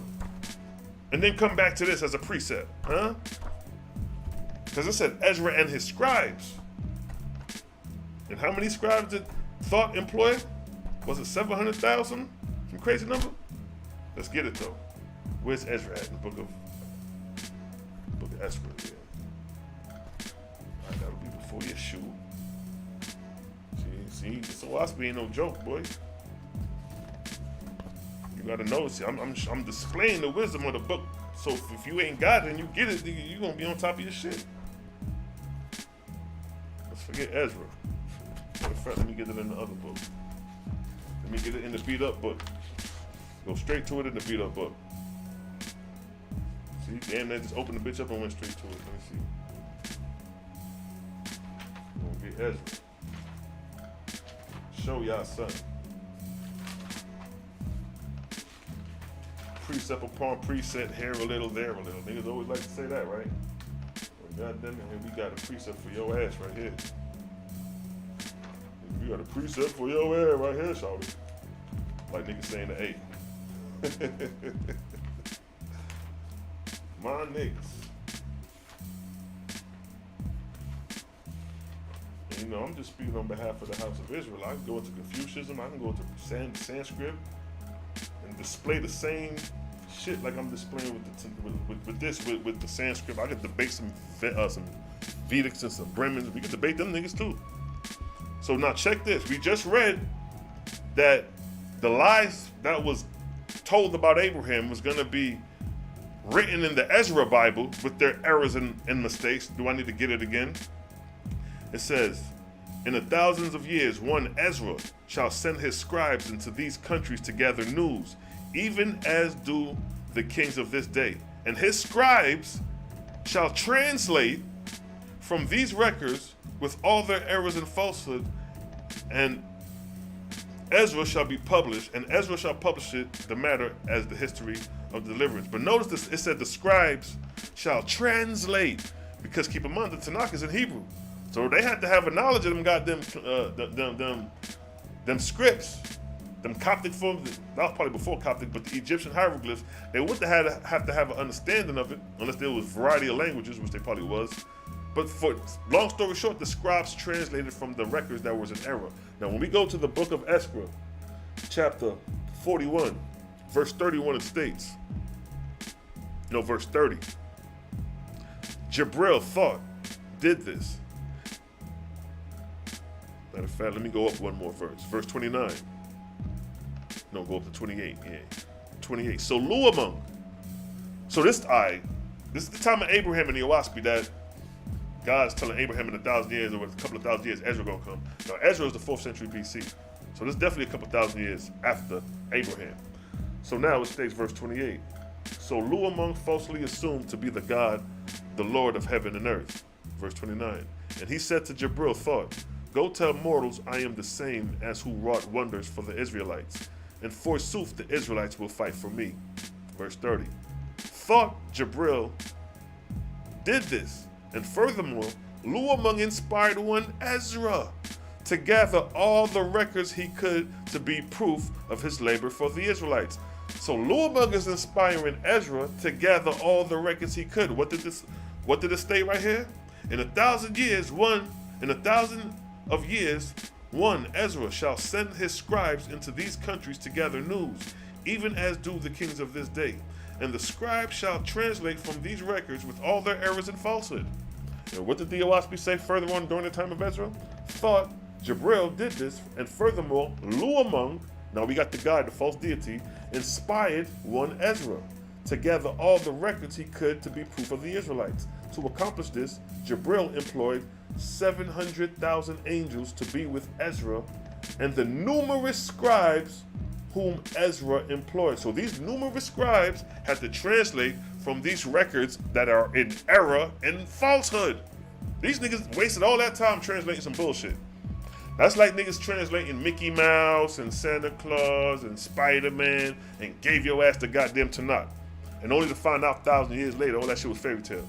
You know what I mean? So just use that as an example of wasting time writing out a doctrine that is full of error and falsehood.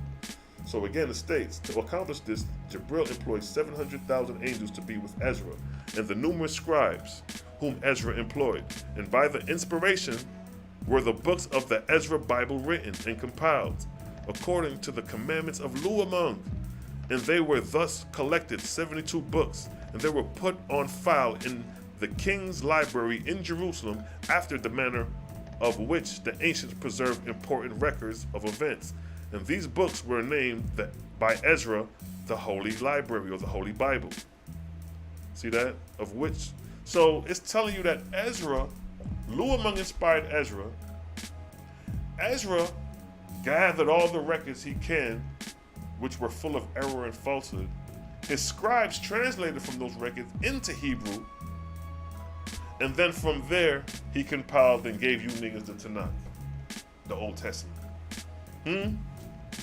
That's why I tell y'all niggas, the Old Testament ain't right and exact either, nigga. That shit, for those Israelites who try to shit on the New Testament, nigga, the Old Testament is even worse, nigga. If you want to get technical, the Old Testament is worse than the New Testament when it comes to contradictions, falsehood, and God. Because in the Old Testament, there's many gods speaking. In the New Testament, you just got the Father and Jesus. You got two deities to work: the Father, Son, and the Holy Ghost, and the Father, the top nigga. So Luamung was smart in that department, dealing with Constantine and them. He narrowed it down. But when he was dealing with Ezra, he just told Ezra, yo, select for these records and then compile it. That 7-day creation story, that shit ain't Egypt. I mean, that shit ain't Hebrew. That's one of them stories he went and collected, and let's put this in there.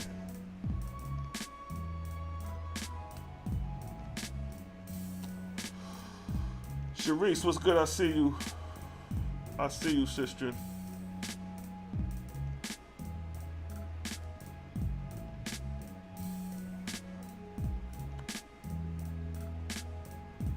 The book of the Bible is a recreation of the original, named the book of coming forth by day. See that? See, the person just admitted that the book of the Bible comes from Egypt. So if there's any mythical shits in Egypt, I mean, in the Bible, it came from Egypt. So if the 7-day creation is fairy tale, nigga, if they stole that shit from Egypt, that means the original story of creation is fairy tale too. The first fairy tales came out of Egypt. The first myth came out of Egypt. The first zoomorphizing man came out of Egypt. When you got an animal head and a goddamn, you got a snake head and a human body. That's a cartoon character. All that shit came out of Egypt first. She-Brew, what's good?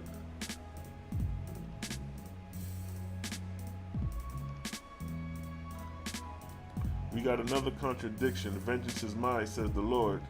The lowest kingdom, ha ha ha. Because see, the females is on it. See, the females done got the Oahspe and they done figured this shit out. So in your Bible, it says the Lord. The Lord in the Bible is Yahweh. Wherever you see Lord in the Bible and translated to Hebrew, it's going to say Yahweh. Wherever you see God in the Bible and translated back to Hebrew, it's going to say Elohim. Elohim is not Yahweh. Lord is Yahweh. Look it up. Go to your Bible right now. Translate the word Lord, or look for any passages in the Bible where it say Lord. Matter of fact, the first passage in the Bible that speaks of Lord is in Genesis chapter 2. Because Genesis chapter 1 is all Elohim. Genesis chapter 2 is when it states Lord God. And when you translate that Lord, it's going to say Yahweh. So Yahweh is their God. So Yahweh is the Lord in the Bible. And that's supposed to be the Most High. In the Oahspe, a Lord is the lowest ranking commission in the heavenly kingdom. So according to the Oahspe, your Most High would be the lowest ranking in the heavenly kingdom. Let's get it. In the book of Jehovah, chapter 7, shout out to She-Brew. She be on their ass on Facebook. I'll be seeing you. chapter 7, where we at with it? What verse?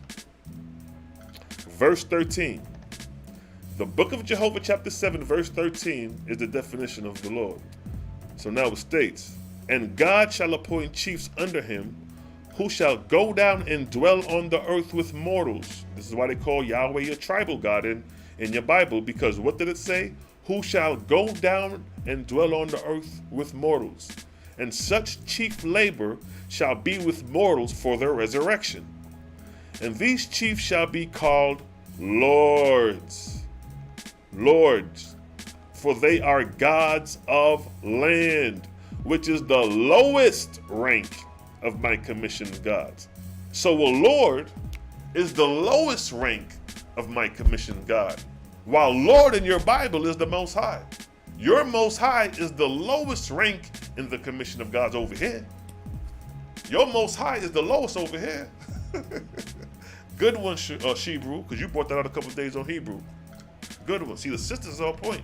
I get one of these sisters chopping you niggas up. I'm gonna have to get one of the sisters on one day, and y'all come drop y'all knowledge. So let the people know that we got sisters out here sharpening the Oahspe, of all nationalities at that too. But we Hebrew Israelites, so we Israelites, so we in the Israelite community, and we bring in the ruckus, because this book is in the word of Yahweh, the same Hebrew God Yahweh say. Well, he's not a God, he's the creator. We got to clear these things. That's why Yahweh, Jehovah, Javeh, whatever you want to say, however you want to pronounce it, nigga, it don't matter. We're not arguing over alphabets. It's the source we dealing with. This book right here is describing Jehovah as the source, the all in all, the creator. While in the Bible, Jehovah is described as a Lord, a land God, one who is walked. That's why in the Oahspe it says the lowest rank of my commission is the Lord. He says the Lord God shall dwell among mortals. So that's why in the Bible, Yahweh in the Bible is walking around looking for Adam. You know why he walking around looking for Adam? What does it say here? What does it say in verse 13? And God shall appoint chiefs under him, which are lords. So God shall appoint lords under him, who shall go down and dwell on the earth with mortals. See that? Go down and dwell on the earth with mortals. So in Genesis chapter 2, when the Lord God was walking through the garden looking for Adam, and Adam hid himself, and he said, why are you naked? Why are you hiding? And oh, you took of the tree. He's the Lord God. But this is your Most High, according to you niggas. This nigga walking around looking for Adam, who's supposed to be all-knowing, is your Most High. Y'all niggas ain't even differentiating the Elohim in the beginning in comparison to the Lord God, or Adonai El, or Yahweh Elohim. And they attach Elohim to Yahweh. Y'all ain't no attaching the deity's title to the creator, because once you do that, you deify the creator. If God is a title, because God, in Psalms 82, God judges in the congregation of other gods. So by you saying Yahweh and then placing God with Yahweh, giving Yahweh now a title, you don't place him among other gods. Because now you say Yahweh God, oh, I could say, oh, nigga, Baal God, El God. These other deities could now proclaim themselves and rival with your God, because you done deified your creator to a man. Now it's even playing ground. Oh, that's their God? Oh, that's how he look? Nigga, let's go to battle with them niggas. I think we can take their God. Now the other tribal nations around the land is looking at y'all niggas like you equal with them now, because you deified your God. You deified the creator into a God, I should say. We ain't doing that over here. All the cisterns be on point, yo. Melanated, what's good? Melanated extraterrestrial. The gods of Sumer is older than the gods of Egypt. Well, you know what? I'll say this. I say they came up on the scene around the exact same time. I'll give it that. But I would say there is a deity that precedes Egypt, and I'm about to pull it up. I'm about to pull up this deity because I spoke on it. I spoke on it when I was, I think, doing a lecture, but I couldn't pull up the picture to show. And I'm going to show you niggas, you brothers and sisters, that this deity precedes, like the brothers say, you do have Sumerian deities that do precede Egyptian deities. And I'm about to show you one of them. Because this deity that I'm about to show you is from a time period that is even before the old kingdom of Egypt. The time period that this deity is listed as is during the Nakada period in ancient Egypt. Nakada is the pre Old Kingdom. It's before it's before Narmer. 2,000-3,000 years before Narmer is the Nakada period. Now this deity right here predates all deities of ancient Egypt. Right here. This is the serpent deity. This is the reptilian. Niggas want to talk about the reptilians and the serpents? This is the earliest depiction of a humanoid serpent, and the child is breastfeeding from the mother's breast. This depiction right here is over 4,000 years old. This precedes Egypt. This picture right here is older than this picture right here. Let me find it. See that? This picture right here is 3100 BC, which is the Narmer palette. This is the oldest palette coming out of ancient Egypt depicting the pharaoh. But this picture right here precedes that picture by over 1,000 years. So it shows you the brother may be right, because if they created this sculpture close to 1,000 years before Narmer, that means them niggas had to have some type of goddamn common sense and civilization abilities, or because you can't be no dumb nigga doing that. You know what I mean? To be detailed and describe a particular artwork on that scale, you can't be no dumb nigga. And then you got to be living in an environment where you got to get the materials to make the shit. You know what I mean? So this relic right here precedes this relic. Watch this.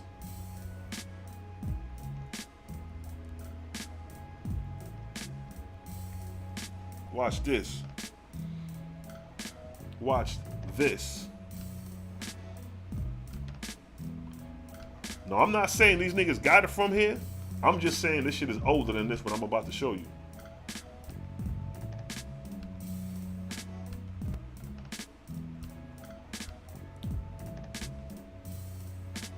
All right, right here.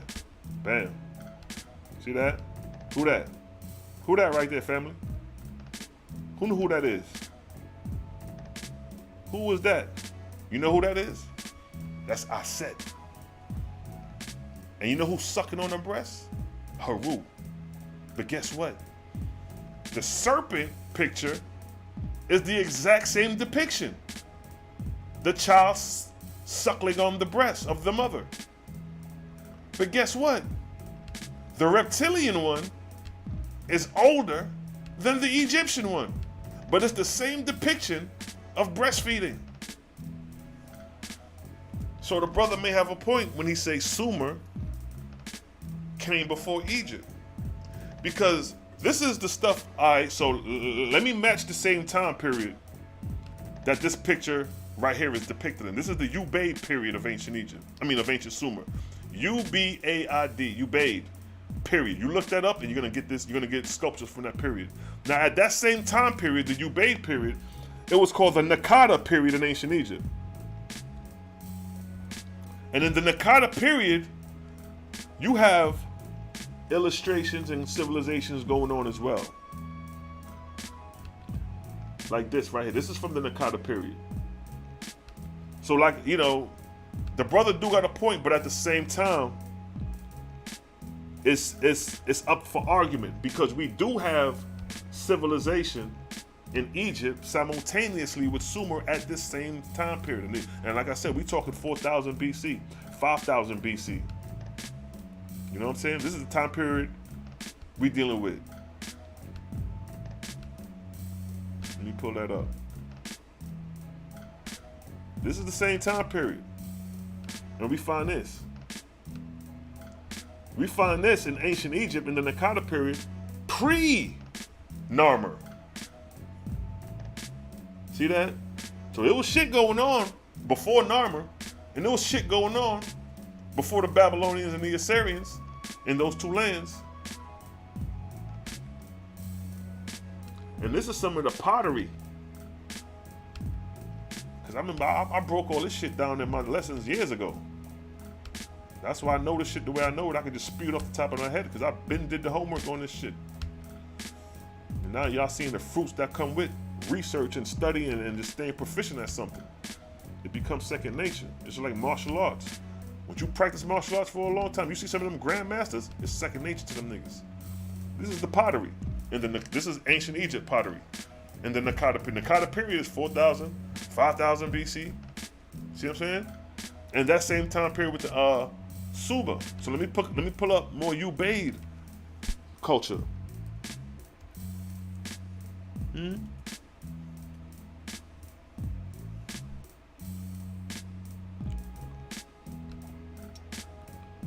So this is some of the This is some of the pottery or artifacts coming out of Sumer. Same time period coming out of Sumer. So like I said, you had these two civilizations really thriving side by side, independently of each other. Because ain't none of the Sumerian deities found in Egypt, and ain't none of the Egyptian deities found in Sumer. You don't see Enki and Enlil in Egypt, as far as how you see it in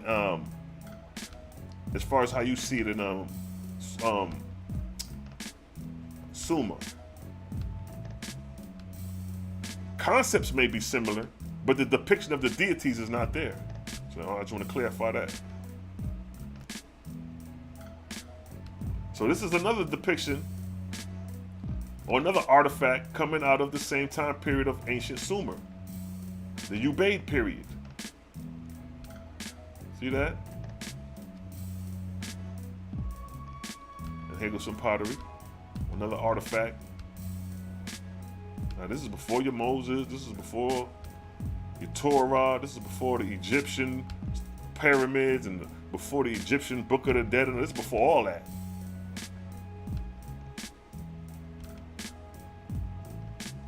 And for those who read the Oahspe, this time period is at the lapse of the ending within the last period of the 22nd arc cycle. Because the 23rd arc cycle starts 4th millennium BC. So 4th millennium BC or 3953 BC starts the 23rd arc cycle. So the Nakata period and the Ubaid period is within the 22nd arc cycle, at the cusp of the end of the arc cycle. Let me pull up the arc cycle so you can get a visual. This time, all the artifacts you see right there is during this time period. Where it say the 23rd. Do I got it right here? See the 23rd where the planet is at? That time period is 3953 BC. So coming back within the 23rd arc cycle will be the ending or the end period of the Nakata and the Ubaid period. The Nakata period, you got Nakata 1, 2, and 3 in ancient Egypt, and then you got the Ubaid period in ancient Sumer. And that was on the cusp of the 23rd arc cycle, because the 23rd arc cycle started 3953 BC. And another thing I want to address is keep in mind that the 23rd arc cycle is the time of the battle of wars against Jehovah. So anything pre-Narmer is when the people was more likely living in peace and more likely under the inspiration of the Creator. That's why in the pre-dynastic Egypt, which is the Nakata periods, you find nothing about, you find no warfare. In the Ubaid period, you find no warfare. You start finding warfare during 3100 BC with Narmer, and when the Old Kingdom begins and warfare, all hell start to break loose. And that fits the exact same time period of the Battle of 1,000 Years, when Anu-Hassad sent his legions of angels down to the earth to start conquering. And the first conqueror we see is Narmer, and that's 3100 BC. This is what we're showing you right here. It's 4000 BC, so this will precede the wars against Jehovah. And those were the time periods when things was at peace, because in the book of Wars Against Jehovah, it says the first 200 years of the arc cycle, man was at peace. So let me get that real quick. Man, I opened up the book and I went straight to the goddamn chapter. So check it. It's gonna say the first 200 years, niggas was at peace. Let me see if I can get that.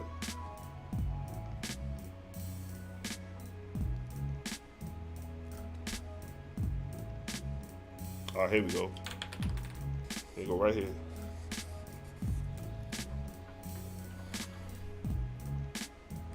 So now, in the Book of Wars Against Jehovah, chapter 4, verse 19, Now, the Book of Wars against Jehovah, this time period, like I said, this time period is the 23rd arc cycle. The 23rd arc cycle is 3953 BC. Matter of fact, I think I got a breakdown of the joint. Here you go. No, that ain't it. Let me see. Hold up. I may have took it off. Oh, wait. There you go, right there. Boom. Boom. Got it. Got it. Got him. So this is the 23rd arc cycle right there. That's 3953 BC to 1553 BC is the length of the 23rd arc cycle. This, what I'm about to read, is this time period.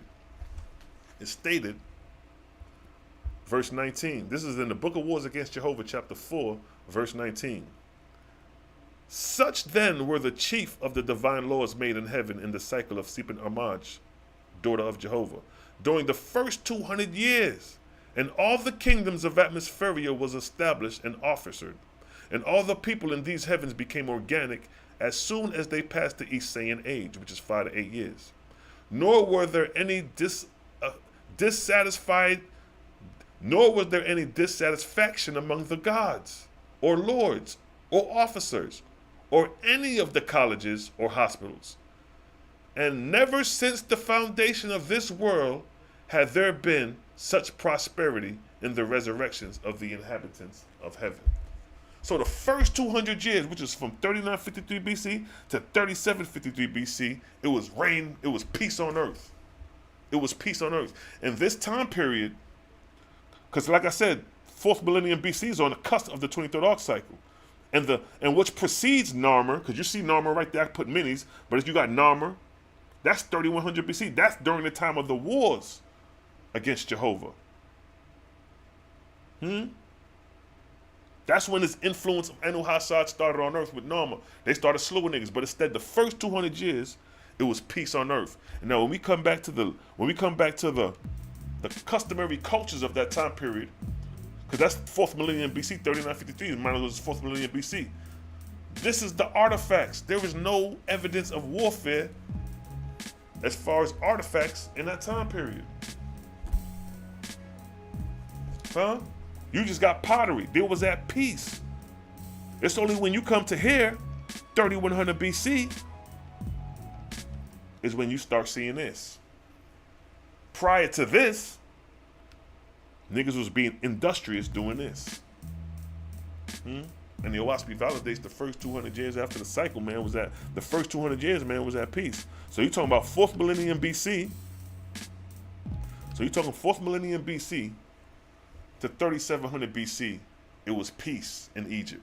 There was no wars going on. Niggas was getting along, holding hands and shit.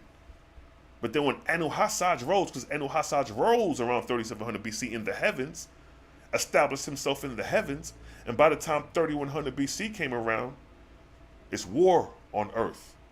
That's Anu-Hassad sending his emissaries to the earth to inspire mortals to war. And the evidence is right there on the Narmer palette.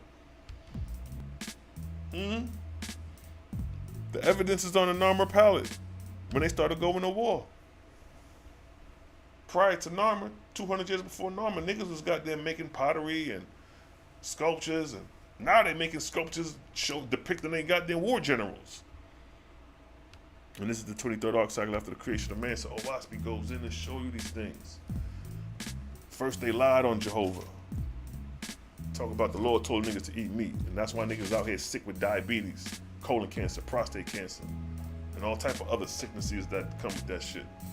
And then they lied on Moses, saying he killed the man, and we just read that he didn't kill the man. It was a lie by the Egyptians to stigmatize the Exodus.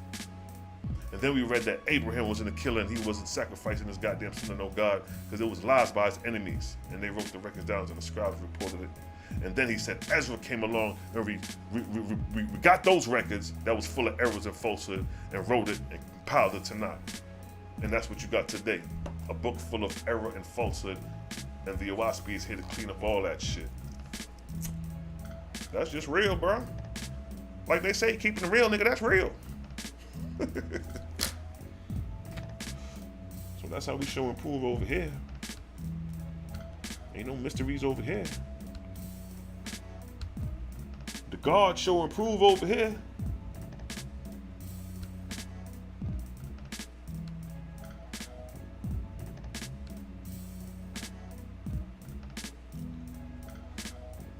gasoline out of there. But yeah, yo, shit run deep, man. You can go in.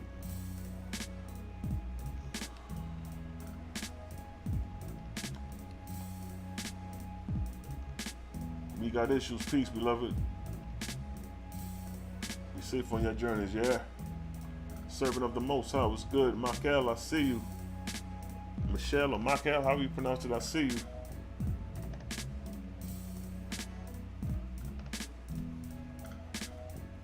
The angry and jealous God. Jehovah said, I don't do things out of jealousy nor anger. I said, wow, Oahspe cold-blooded. Y'all can keep your angry and jealous narcissistic God. Hell no, y'all wilding in the chat. Head blows, body blows. Cheer though, man. You know what I mean? We gotta clear these things up, yo. Can't have them lying on the Creator like that. We gotta clear up. The servants of the Creator, I'm gonna clear up the words of Jaja.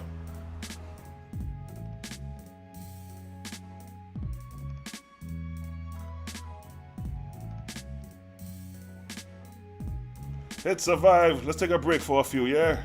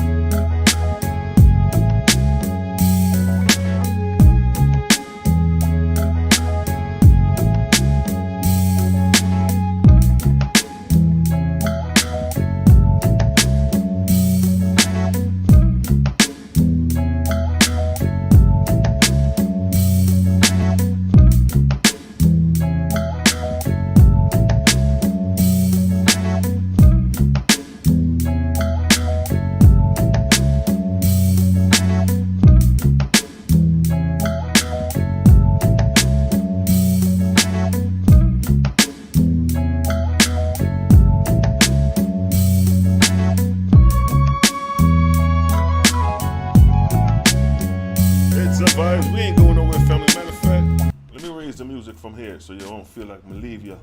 I'm still here with the hydrant. I'm not going nowhere, you know. But if I just burn them spliff and vibe for a minute, you know. Let's take a vibes for a minute. You know how we do. We drop knowledge, and then we take our vibes. The vibes in the Caribbean mean a smoke, yeah? Yo, Jed, yo, let me take a vibe now. Yo, roll up and take my bedroom. That's how we talk in the Caribbean. My Caribbean family, yo. That's how we move. Rastaman vibes. Caribbean vibes. When I smoke the ganja. If you against the ganja, well, fire burn your blood clot. Me not business what you think. Me not care what you think. When you moving with the spirit of the Creator, nigga, you can't tell the hydrant. Not in the bedroom. What do you mean? I need to smoke with you, Selah. Oh yeah, you come smoke with me. It's a vibes for real, you know, King. Especially we hit the park, go by a lake or something like that, or hit the city, that city backdrop, and we at the park and you got the city. Yeah, man, vibes. When you vibe with me, it's a vibes for real, yo. Peace, bro. I'll tell him what's up. What up, King? You good? Yeah, man. All right, all right.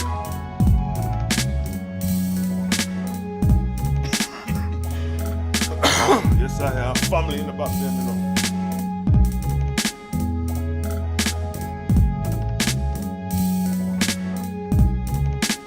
It's a vibe, you dig? Need that stimulate for my mind. You don't know, you know, just stimulation still, yeah? See, if you ain't grew up with Caribbean parents and you don't know about the Caribbean culture, yo, you can't tell me nothing in the bedroom. You can't tell me nothing about the good ganja.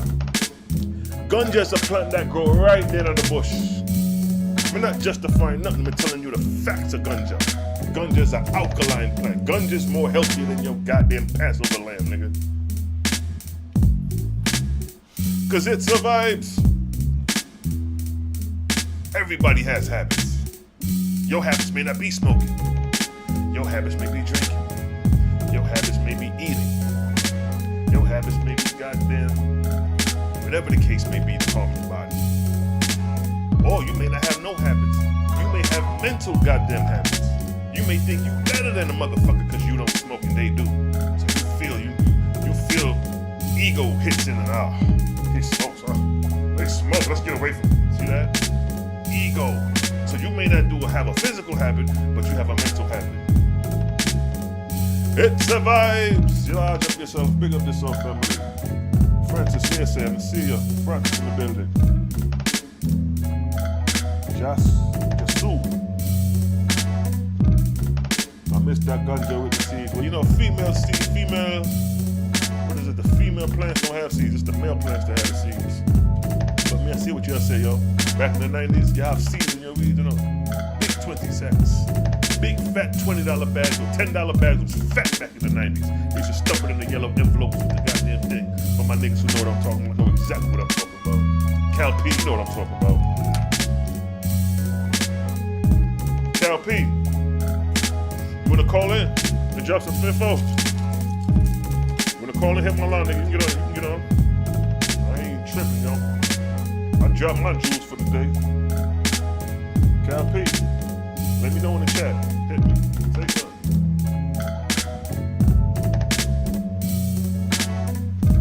Get you a little vibes in if you want.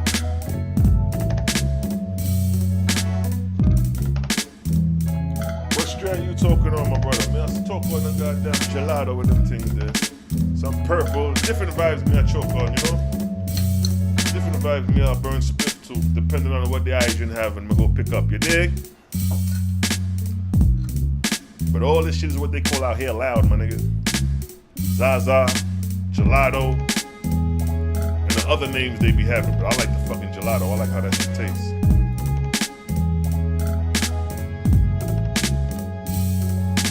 One short story, how I knew something wasn't right with the Bible. A ghost came to me and told me if I wanted to live, I need to leave the hospital where I was at.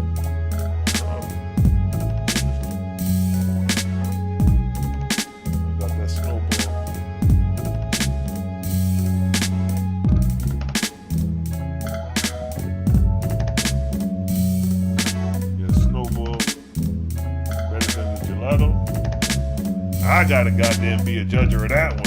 But no. I know it's possible because I know I taste a lot of strands that were stronger than the gelato. I just like the taste of the gelato. I like how that shit tastes when you burn that shit. See how you have some legends who burn trees under their place, you know what I mean? It ain't like a nigga sitting over here smoking cigarettes and shit, you know what I mean? Like goddamn, give a nigga some motherfucking break. I'm in our business. Little Cappy goes in. His real name was Abram. Israel and Abram warring with Egypt. In Egypt, no opinion, show us text. See that? Show us text. We want text, yo.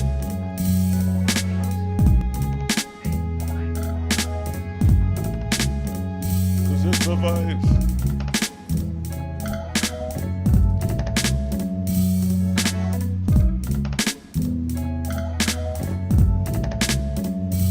Yeah, she smell good, boy. Pass that shit through your fingers, nigga. Oh. I got breath, that fresh air, yeah? Yeah, family, it's a vibes.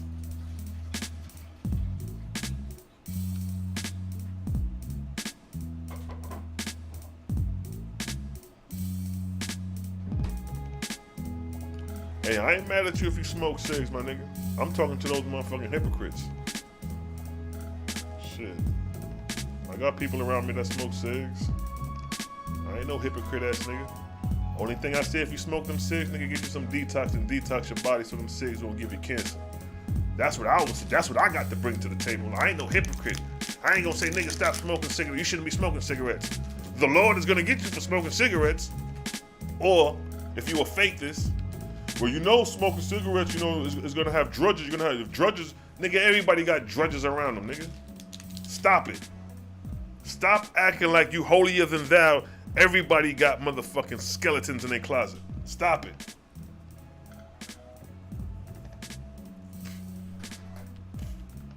It's a vibes.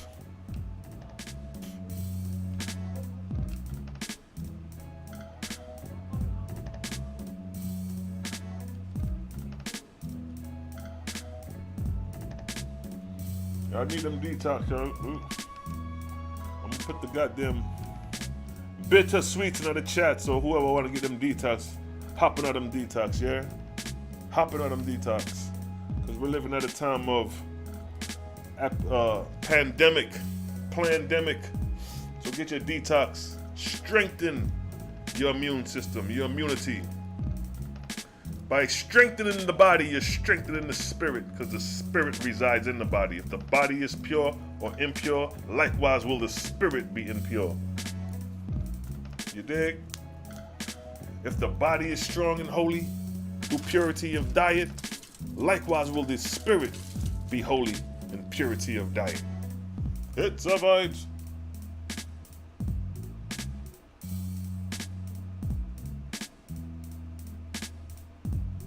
This nigga KP be blowing all type of chronic. That's the chronic chronicles. If you want to know about the chronic chronicles, holla at KP.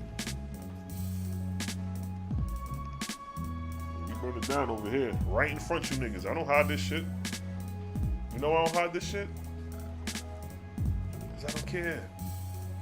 And I'm not saying like I don't care as an irresponsibility. I'm saying I don't care because I'm not hiding who I am. I'm not pretending to hide.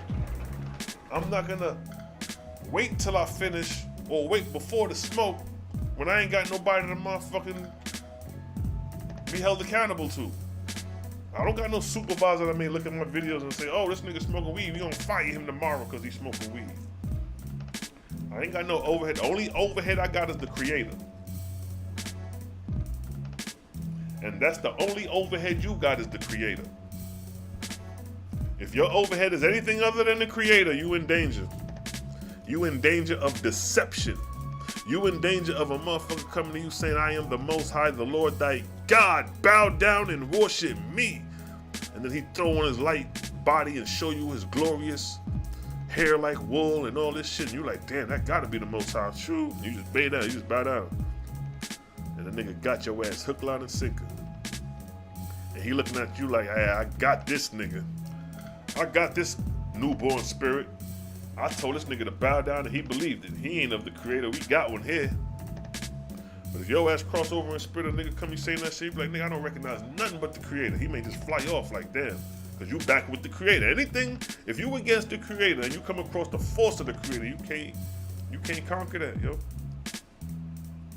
Can't conquer that. Only way the guardian angels can be conquered if these niggas come in great numbers and basically shove your ass out the way over your guardian angel. Because the faithless and the angels of Jehovah are not resistant. They don't go to war. Even if war comes to them niggas, they don't go to war. They got spiritual powers, they can do certain shit, but they don't engage in war. It's not like the armies of the false God come to the armies of true God and them niggas start warring. No, it ain't none of that. The armies of true God don't war at all. So when you hear these wars in heaven with the gods, it's not true God at all. True God over there looking like this. And all the angels that rock with true God, from true God's kingdom to the Lord God's kingdom to the Lord's, they just like this, looking at these niggas like, yo, look at these niggas, bro. These niggas over here warring at each other, thinking they the Most High creator, not knowing that they forgot, nigga, I'm the one who initiated these niggas. Now they over here thinking they the creator. Look at the ego of man and woman. The ego of man to goddamn know you a product of creation, and then to go around telling niggas you the creator. That's one hell of a fucking pride. It don't get more ignorant than that. Can you imagine me telling you niggas I'm the creator? Oh no. And then I'm dead ass serious? This shit is hilarious, yo. This shit is hilarious. Niggas don't know how to elevate and grow, yo. I've been through the Bible, yo. Ran through that Bible. Because when I was young, I used to love the prophecies and the prophetic, the revelations. When I was before I was doing the Hebrew Israelite thing with the Bible, I was the revelation nigga. Trying to crack the code of revelation, the end time. I was the end time nigga back in the day. You know, the 7 heads of the dragon really is the 7 continents. It's either 10 hordes or 10 nations, and those 10 nations are gonna rise up, and they're gonna do this, that, and man, come on. That shit is so gullible. it's so acceptable. You be like, oh man, it's like the gods with the mathematics. Yo, peace, God. Today's mathematics is, today's math number 1111, knowledge, and da. That shit sound good. We got Cal P calling, and I'm gonna let him get on and drop some gems for a minute while I burn my thing and chill out. Peace to the God. Peace. You ready to get busy? All the time, my guy. All right, let me plug you up. You on live right now? Yeah. You on live right now. Let me just plug in the plug you in the speakerphone. I mean in the line, so I can goddamn let the people hear you. And you got that debate coming up too this Friday. Was it the next Friday? No, it's this Friday coming up. Hold up. What's the? Okay, yeah. Facts. All right, let me put you on the speaker. We got Cal P in the building. Say what's up, family. Shalom. Cosmon Cal in the building. Yo, now give me a yes if he's clear, or just say clear if you can hear him. You can start speaking, so let the people see if they can hear you. Yo, 1 2 1 2. Peace to the faithists, man. Shout out to the Jehovih, all the Oralites, all the Essenes, all the Nazarenes. That's right. All right, they say it's clear. Elijah 7 said it's clear. It's coming in. Everybody say it's clear. So now,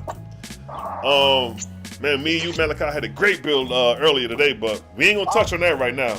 That's among the faithists right there, cause that shit was so sweet. We will present that. We may do a 3-part presentation, me, you, Malachi, on Sound Yard, and go into that whole Passover thing, cause we went in on that today. But let's focus on a little bit more about the debate, because you said you posted something profound in the chat. I don't know if you want to reveal that yet, but you know what I mean, as far as when the verse you spent about John Newbro. No. I forgot what chapter and verse that was in the Oahspe when it talks about the books. No, that was in the Book of Judgment. Yeah. We talked about the books, man. Man, they come up with these joints. You know what I mean? I don't want to say too much, but I was like, yeah. Don't say too much. Yeah. Boy, that's a hell of a closer, ain't it? Yeah, nigga, you got this, boy. I hope the nigga don't back out on some goddamn last minute shit either, man. Right, and I want y'all to know why he doing this and why he going so hard. You dig what I'm talking about? Because I gotta expose that too. Because you know what I mean. Like the sister say today, or like the youngin say, you gotta bring receipts. Exactly. You dig what I'm talking about? Exactly. And if a major part of why he's taking this debate, or why he believes he can win, or that that he's even trying to do this, is that if we expose his God, that stop his revenue. That stops some of his revenue from coming in. Because even when we was trying to take the debate, you dig what I'm talking about? Just trying to, set the topic. You dig what I'm talking about? Mm-hmm. He was trying to sell us T-shirts. You talking about literally trying to sell y'all T-shirts or wolf tickets? No, real like you wear on your back T-shirts with some shit about Jesus or the Lion of Judah or something like that on. Well, one thing I don't do is knock a nigga hustle. So respect for him for that. But according to what you gonna do to the nigga come Friday? Yeah, we gotta expose everything. You dig what I'm talking about now? If it is that whatever you doing is benefiting the people, then more power to you. You dig what I'm talking about? But then we gotta also understand that many of these, like they said, our ancestors were scrupulous about their dealings and what work they did. You dig what I'm talking about? Right. So, unless somehow you dig what I'm talking about, them funds is getting back to the faith is feeding babies or, uplifting people, you dig what I'm talking about, well, then that's useless. But as in, let's just say, use you, for example. You got a natural herbal healing where you dig what I'm talking about, where you using the herbs and the chemicals and the roots, and you dig what I'm talking about, to get a person back in line that's actually in line with the Creator, and you helping the people. Right. There's a difference between just trying to get rich and pad your stats. You dig what I'm talking about? Right. So, you know what I mean? You dig what I'm saying? It's just it's just another thing. But yeah, Let me raise a question. Let me see. Let's talk about for a hot second because I know. Oh yeah, I got Malachi coming Tuesday, y'all. So Tuesday 9 p.m. Malachi Maccabee will be on Selah Shalom TV. We'll be promoting it on Facebook. I'm gonna create a cover for it. Look for it soon, and then I'm gonna have Cal P on right after that. And on, we'll be working on the topic where he gonna present and all that. Probably we're gonna do all this on stream, y'all, so they can show themselves and go through their joints. But let me throw a question out there. Let me just throw a question out there. So, reincarnation, right? You have some Israelites, because I done heard Brother Zabak from HOI, House of Israel. Shout out to the God. He's the sharpest Israelite out of all Israelites. So I'm not hating on the God. But he teaches reincarnation. He talks about how niggas gonna come back as babies in the kingdom. What is the nature of reincarnation for our spiritual progression? Is it something we should be looking into, or is it something that could be stagnating us? it's definitely stagnation. Reincarnation is the tale of Drujas. What is Drujas for those who may not understand or know? These are low, dark, demonic spirits. And who are these dark demonic spirits? Where do they stem from? Where do they come from? They're men. Okay. They're dead men. All right. I want the people to be clear so we ain't sounding spooky. So we could go to the root. So if we say Drudja, then you say evil spirits, then those evil spirits were evil men. So the people are clear now what you're saying. Go ahead, King. Right. So if any person is talking about reincarnation, right, that means that they have a Drujan or low demonic spirit inspiring them, because this is the talk of low Drujan spirits. And it's not just new spirits. These are the old ones. So they even trick wise men into believing that you can somehow go back into the womb and be reborn. But this is the understanding that you also get from your Bible. It's easy to piece that together or try to make that make sense to yourself. When, creators say, I didn't make man to go to live a whole life and then go back into the womb and then be reborn again. And then they tell you, you don't remember anything. You dig what I'm talking about? But what actually is physically and spiritually happening to you is that you have a Drujan spirit who has attached himself to you. They call these engrafters. And he literally feeds off your spiritual sustenance. As you eat, he eats the spiritual part. Right. You see what I'm saying? He, in many instances, they subjugate the true spirit of the body, and the Jew just speaks through them. And what is a good example of that as a reality, as far as what movie displayed that nature? The Exorcist. That something spoke through another person? The Exorcist. True. I forgot about The Exorcist. Man, yeah. When the demon spoke through the girl and took total control of the girl, her voice changed to a dark, deep tone, because the vibrational frequency of the electromagnetic spectrum on the low end is low vibrational frequency. So the voice will be very deep, speaking in that tone. Also,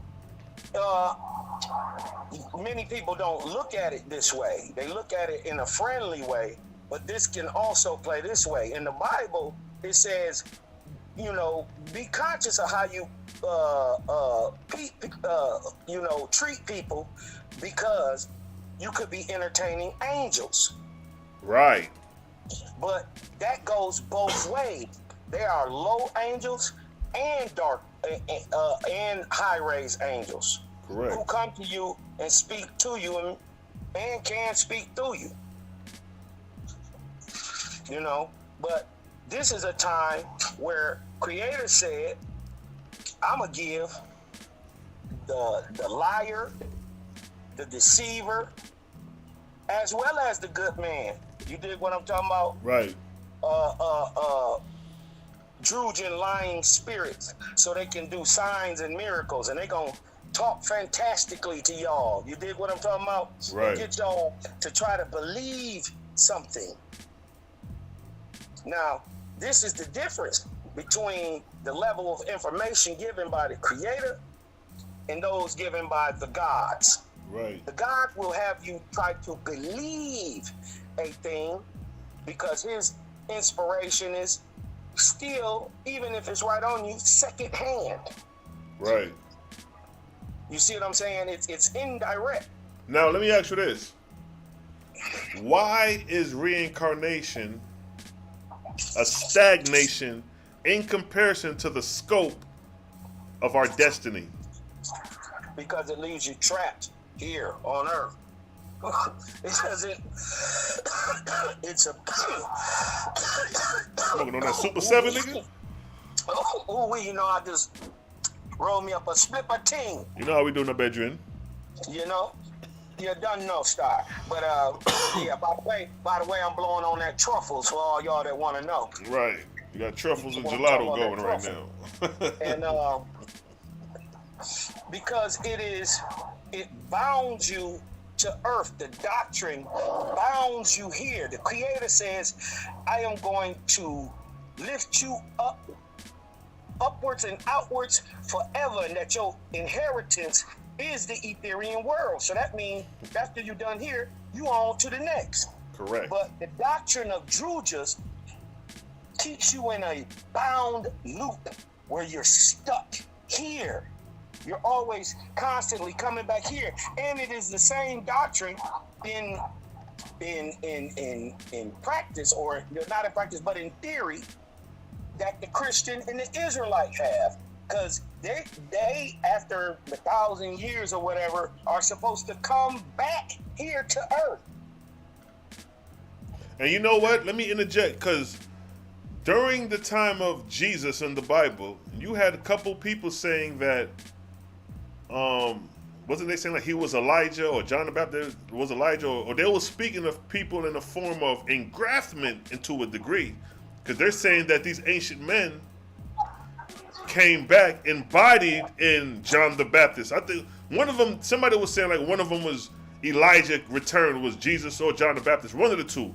But they're showing engraftment by saying that, because they're saying that these ancient people are now embodied on John the Baptist or Jesus or whoever the person may be. So what is your take on that? Would you consider that engraftment, or would you consider that to a degree, like you say, the ancient ones could come back and speak through the vessels of the pure ones? Well, there's two ways to look at it. You can look at it like that, but I don't see it like that. Okay. Personally, we know Moses and Elijah and Elias spoke to Yeshua on the mountain. Correct. Not 2 people, but 3 people. So when they looked up there, they seen 4 people speaking to Yeshua. You dig what I'm talking about? And in many times, especially in the time of Simu, during the time of Egypt, during Sodom and Gomorrah, the angels were able to come down and take on semblances of flesh, walk around like real beings. Right. So the reincarnation, the fact that a soul leaves a body, enters another body, is different than dying, becoming an angel, learning the process and the mastering of the chemical nature of all creation, and then being able to put together your own body to show me in Sargis. Which is incarnation. Big facts. Right. So it's a little different. You know what I mean? Right.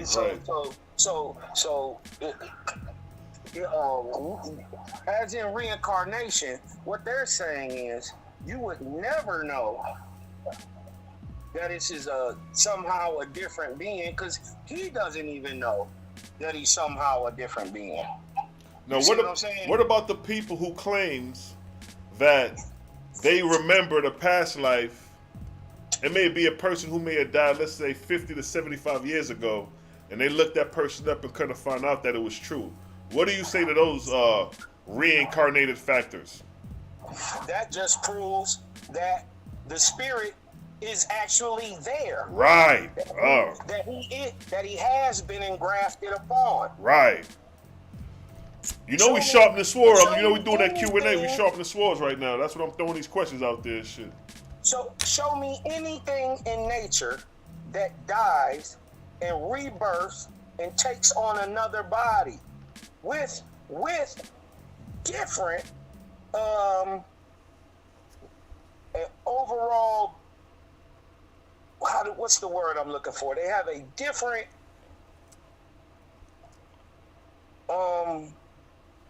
what's the word I'm looking for? Not like an ideology. They have a different being about themselves, because what they're saying is you must have lived a low life, and then now you're coming back and you must live up to a higher life. You dig what I'm talking about? And I'm a little versed in this too. And so what they say is that because of the shock of your soul being born again or put back into the body, or coming into the third dimension, as they call it. I don't call it dimensions. I don't believe that there's multiple dimensions. I believe there's the seen and the unseen. And see, what they call the unseen is what they call dimensions. Right. It's just, and it's right. I don't like to use the word dimension because it takes you out of nature. It takes you out of creation. And dimension puts you in a certain place. Like the rest of it's not there. Right. So I don't like to use, me personally, use the term dimension. I like more the Oahspe way, the seen and unseen parts of all creation. Right. Because if that's the case, then the lowest heaven is a dimension. The atmospheric heavens is a dimension. That's exactly what it is. Heaven is a dimension. Well, then, what is Etheria outside of our atmospheric heavens? I guess that'll be considered the highest dimension. Right. So basically, it's all space and time, and it's about what vibratory rate you're actually moving in. That's exactly what it is. So their concept of dimensions is basically different vibrational frequencies within the atmosphere, or vortexian frequencies in the atmosphere. They were indoctrinated. First of all, it's not their idea. This is old indoctrination. This has been going on since the time of Zarathustra. Before, spirits have been attaching themselves to men, and we sort of see it today in the news, where you'll see this dude just snap, go in, kill up somebody, shoot up the whole part, and then the police get him and he snap out of him. He like, I don't remember what happened. What's going on? That's them niggas who going. That's them niggas gonna hear that God voice and they gonna go act out that God of War shit. Yeah, hey, I'm gonna tell you like this: if y'all go out there and kill them babies, like if a voice come to you, a voice outside of yourself. First of all, the Creator don't come outside of you. Now, even though he is outside of you, he also inside of you. No, you actually right. You actually right. It's within before without. Right? He's that small little voice to tell you, nah, don't go over there today. He that twinge in your stomach when you're about to go to the club. You're about to go to the club and tear it up with your girls, and then you like, I ain't gonna go. And then you wake up in the morning, look at the news, and you find out 10 niggas got shot. He that little voice. That's right. You dig what I'm talking about? But what the dope part is, Oahspe is a primary source about how to turn that voice up. How you can hear it while you still walking around. Basically, what he's trying to explain to you is he's going to put you in the iron mind state. Remember, these people had to walk around. They walked around speaking to the angels every second of the day. They were in a state of utter bliss. They could see the heavens. The angels talked to them. So, this is what Oahspe is here to raise man up to become. You see what I'm saying? No other book does that, man. No other book. They talk about chakras, they talk about moving energy, and it's not that I don't believe in that, or that I don't understand it or use it. But is it going to be able to allow you to differentiate between the voice of God and the voice of Creator? Right. Will it allow that? You dig what I'm talking about? So, the whole, it's hard for a lot of people to grasp that,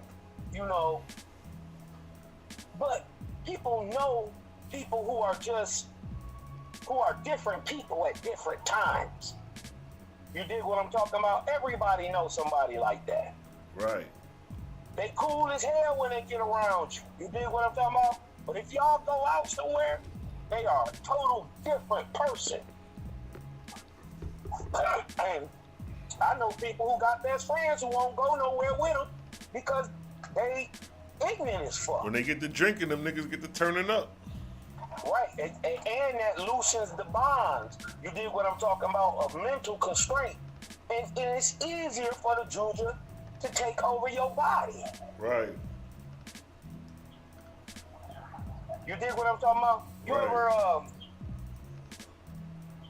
seen a person and you see them a week later, they don't even look the same? Right. You see them again and they look like they did the very first time?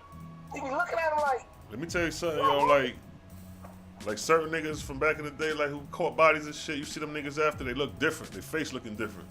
It's like the spirit done latched on to them niggas. Yeah, they look drawn in and Yeah, they look down, wore out. They look like they spaced out and shit. Yeah, because it wear on you. Exactly.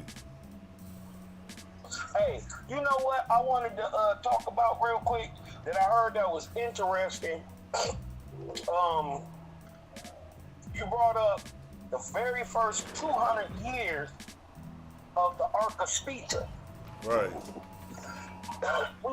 I just wanted to, delve in on that and give people a picture, kind of a mental picture of what's going on. The earth was rejoicing. There was no war, not only in Egypt, in the world. First of all, in 3953 BC, there was no Egypt. Let's get that understood.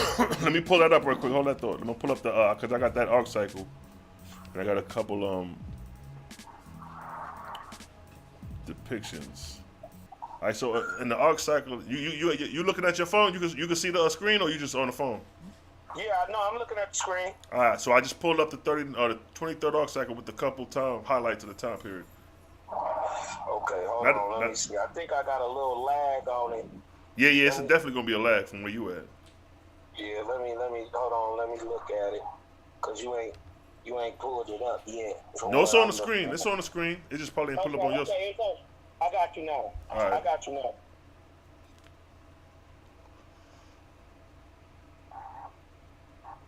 Hold on. Okay, I'm having am I echoing? Nah, you good. Okay, so it's echoing a little bit on my part. I'm gonna turn it down a little bit. Now, see, this is one of the great parts that they misunderstand. They talk about the Ark of the Covenant they think the ark is a box. But then they'll tell you also that the ark is a boat. You dig what I'm talking about? So I would like to ask my Christian and Hebrew brothers, which is it? Is an ark a box that you carry around like a pop-up temple? Or is an ark a boat, like when Noah got into it?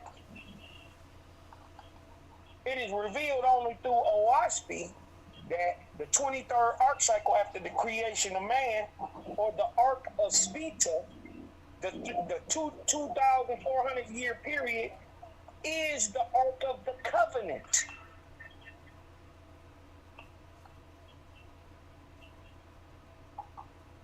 You feel me? Because the time of Spita was the time of Abraham, and that's when, according to the Bible, they got Abraham made a covenant. God made a covenant with Abraham. Okay, I got you. Hold on. Let me mute the thing because I'm getting You getting feedback? You sound clear over here. No. It's like double talk. Okay, well you sound good over here. It ain't coming through though. I'll let you know that it ain't coming through. Right, because I can hear myself talking, and it's like it's delayed. Oh, I see what you're saying. Okay. All right. But let me see. How do I do this? How do I turn the sound off YouTube? Oh, you gotta mute the YouTube mic. I mean the volume. Okay, let me get up in this thing real quick. Yeah, the people saying you sound clear. Okay. So that may just be on your. If it's affecting you from speaking, then you can probably fix it. But if it's not, then you could just rock out because it ain't picking up over here. Cool.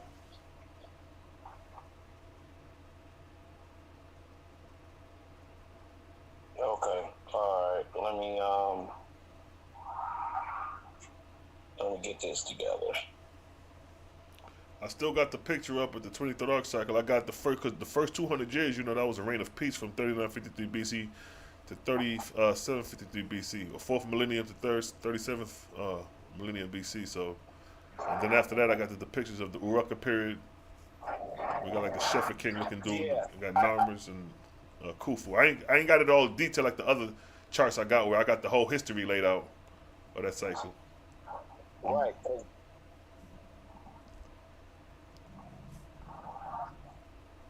Okay. Cause let me see if I can turn it down a little bit. Eric Hamilton, I see you. Guy tapped in. What's good? Who is that, Guy Harrison? You already know. Faith, this brother from South Cackalack. Hey, wow. Yo, he be on his technology shit too. He be on this because he had like a computer with like 5, 6, 7 engines going off that joint. I'm like, what you got going on over there? Faith, now, Jehovah working him on some technology shit. Now, I think originally, and I'm gonna be real, right? I'm gonna be real about this. I think me and Guy Harrison might have got off on the wrong foot, right? But it ain't been no nothing. But shit, that happens. That ain't nothing. That's normal. Too, right?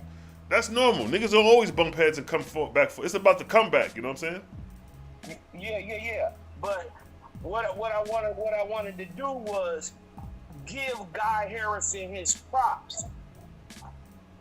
No doubt.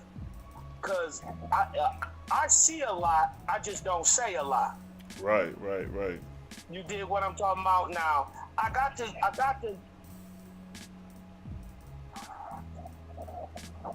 You said what? You said you got what? No, hold on one second. Can yeah. Come on, baby. Can y'all still hear me? Yeah. I hear that horn too, nigga. It's just loud as hell. That ain't me. Oh. Like I said, I see a lot, but I don't say a lot. You dig what I'm talking about? I keep things to myself, but when I see some real shit, I gotta bring light to it, man. And Guy Harrison, like I said, we may have got off on the wrong foot, so I want to tell y'all how far I had to go to do this. It's not hard for me to just be real. I can't help it. But what I'm saying is, you know, even through the bullshit, I see real stuff. You dig what I'm talking about? And when I see it, I like to give big props up to it, man. And I seen a guy, man. I'm not gonna put the faithist. He's a faithist too. This is the ill part.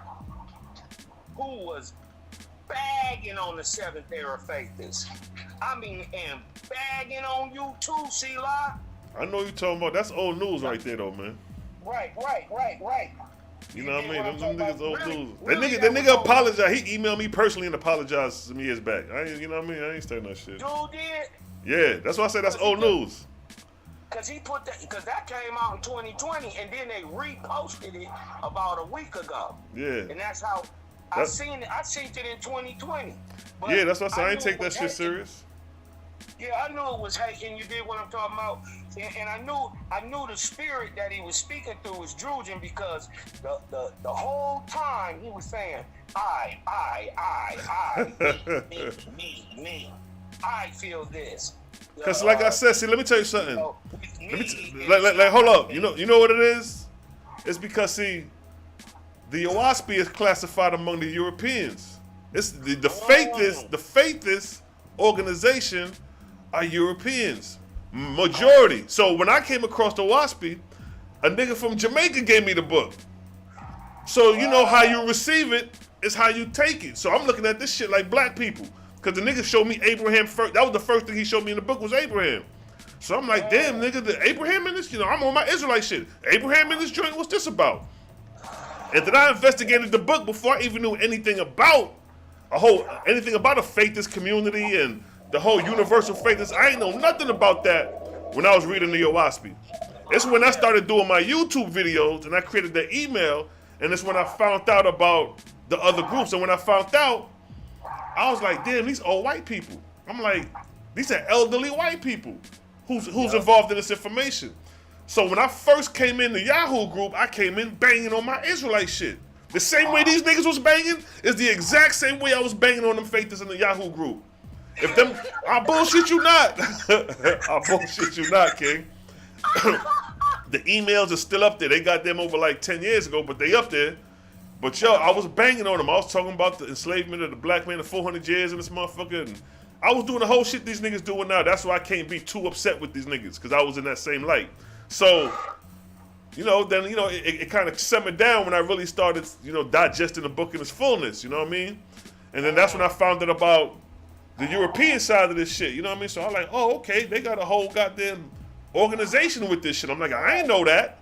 So I started communicating, texting, just, we will spawn back and forth. And there was a little bit of hate there, The only one who really kept it 100 or kept it neutral was like Candy, you know what I mean, or whatever. And it's it was another one, the cat that's blind, he kept it 100. He kept it real.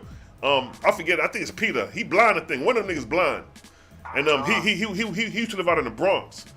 So he understand the environment and the mind state of where niggas coming from. You know what I mean? Because he lived in an environment. But the others, they don't know the environment. They're not familiar with being in the inner city hood. They're not familiar with coming out your house and nigga get murdered and they seeing the blood on the street and the brains on the street for hours before the police come. You see, they don't know about that lifestyle. So their perspective is totally different. They looking at it like, oh, they misrepresenting the Oahspe based off our environment and how we was raised. They're not seeing it from the spiritual side, like we promoting the Creator, and that's the point. Fuck everything else. So they scrutinizing just like everybody else do. Even sometimes everybody do the shit, to be honest. That's why I don't give a fuck and hold them niggas accountable, because I'm self-convicted of doing that shit to somebody else too. You know what I'm saying? So it is what it is. You know what I'm saying? I ain't studying that shit. Right. But he was mad. Okay, so cause see, I seen some shit years ago. He said before I knew who dude was, not Guy Harrison, Not the other guy, but the guy in the middle. You know what I'm talking about. I ain't even gonna put him out there to badmouth him or put no. But Guy Harrison, you and I and anybody who watched that video know exactly who I'm talking about. He has said he was hating 10 years ago. I'm saying this is from a video that come out in 2020. And the same, that same nigga, that same dude put up a video like with a news reporter going back in the background and was like, Selah Shalom, and some silly shit. I laughed at that shit, bro. I'm like, man, this shit is hilarious. But you know, that was over a decade ago. I seen that. So, but Guy Harrison, I can tell he a real, true, thoroughbred. He gang. Yeah. Big facts. Got it because he said he was bagging on the Seventh Era Faithers. I mean, and some of the stuff they do is questionable to an extent, but it's also how they've been doing it for a long time. Who you talking about? Them dudes or the Seventh Era Faithers? The Seventh Era Faithers. The dude was bagging on the Seventh Era Faithers. Yeah. The Seventh Era Faithers brought the Oahspe out in 2007. They the ones that really brought this shit out and brought it to light. No. Hold up. No. Take that back. The oldest video on the lessons of Oahspe is me in 2009. Cause that's one of the reasons, this is my personal opinion, why some of the faithers is upset, because I'm the one who got this shit started on the social media. Cause this is our age, social media age. So they came, if you look at 7th Era YouTube page, and you look at that Selah Shalom 120 page, my shit come before that. And I got a whole bunch of lessons. I got a lot of lessons that came before they even start putting on lessons. They may don't get me wrong. They had the knowledge of the Oahspe before I had it, but I'm the first nigga to put it up on. I'm on my Soldier Boy shit. I'm the first nigga to put that bitch up on YouTube. Right. Seventh Era Faithers? Boy, stop. You talking about the dude with the white man with the long beard? You talking about the old lady with the da-da-da? Nah, bro. They got that shit from me, bro. No, I'm talking shit, though. But you did what I'm talking about. I mean, real talk, they done had this shit 50, 60 years. Yeah, exactly. They had that shit way longer than us before we was fucking born. Way longer than most of us are even. They had the book longer than most of us have been alive. That's what I'm saying. Or just about. But see, the reason why we so... show something too. What'd you say? To show something too. Let me finish the point. The point was, God learned from these people. They treated God good, and regardless to whatever the fuck you were saying about it, God said, I ain't see that shit.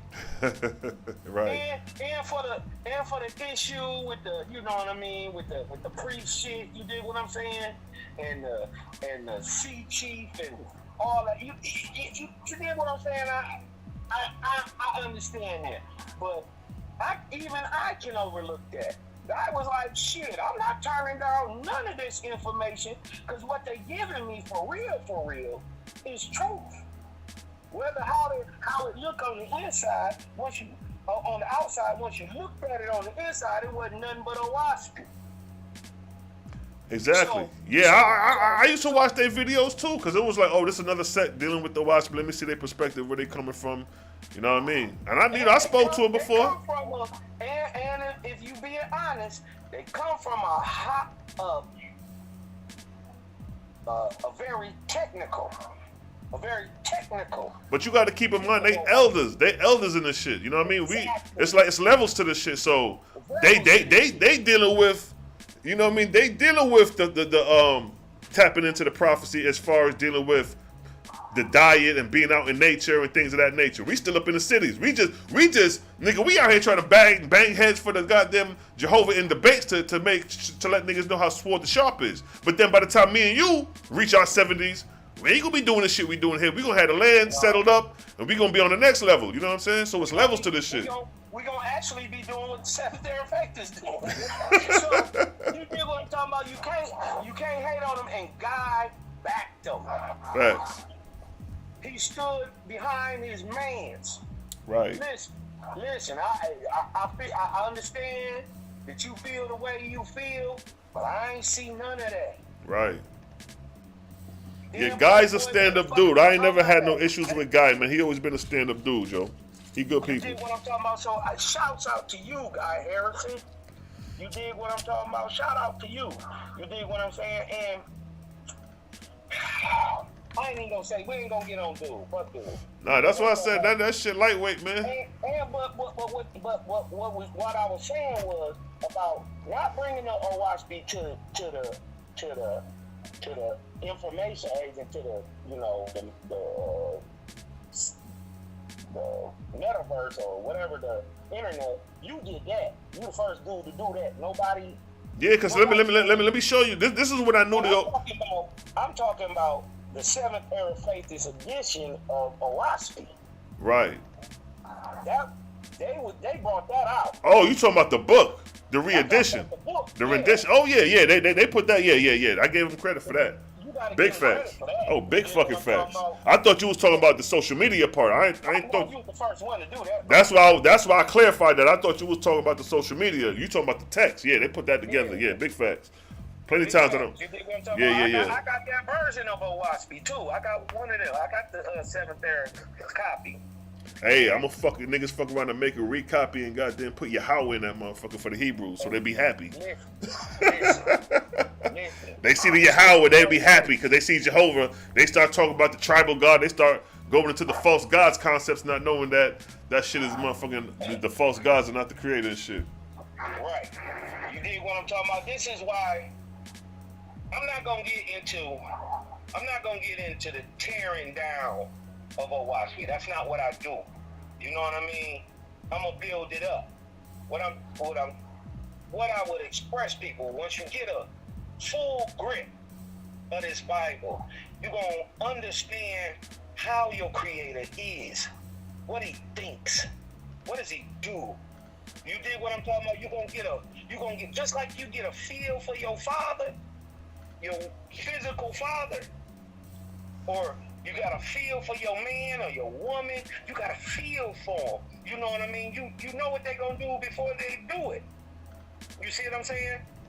You get that same thing with your spiritual father. You dig what I'm saying? You get that same feel. And just the overall look of Oahspe, I know for a fact that there's more to come. Not only just new revelations, the old revelations that was in Oahspe. I believe that there are books that are missing. But it's in this one, the Amazon one. They got them all in it. They got the book of knowledge, and the book of Shalom, and the other book of Urantia, or however you pronounce that shit. But it's all in there. It's in the latest edition. But then you remember it was a lot of other like illustrations and plates that got destroyed in New Mexico with the flood and shit. Exactly, like I was like, that shit was done on that shit wasn't by accident, yo. No, that was Druges. That shit was Druges. Bro, you can't get the second worst. Okay, the second worst. But you know what though? Hold up. We really can't say it was Drudges. We could say it was inspired by Drudges, but Jehovah had to let it go. He had to let it be.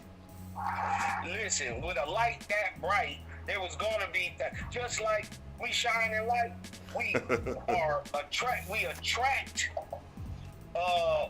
these riffraff.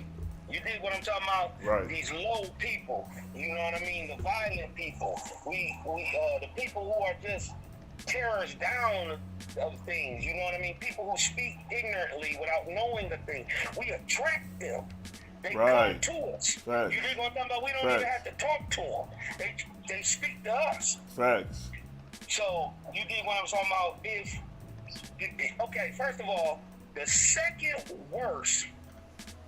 At the time, it was the first, but the second worst historically known bout of Spanish flu happened in only Shalom, New Mexico. Imagine that. You had the Spanish flu of 1919, right? 1920, right? Right. That's the worst. The second worst happened in Shalom, New Mexico, man. So that means some drudges done congregated over there and put some inoculating gases in it and poison. I wasn't gonna say it. I just let you put it together. Because the nigga said he died of pneumonia, so we already do. Do we need to pull that up real quick? Do we need to pull up how the angels can inoculate the breath and kill man? Listen. Died at 63, young. Yeah. Died at 63. But look at that. But hold up, look at that. 6'3", you add that, you got the 9. Come on. They go them timetables of prophecy, them 3, 6, and 9s. Yeah. You dig what I'm talking about? What they call that? The time of ether? 99? 99. Yep. It's what they say. Corpus is 0. 33 is Ajah. 66 is Jai. And 99 is ether. The time of light. And then Ajah is the time of war and epidemics. Yep. Jai is the time of Semi-light.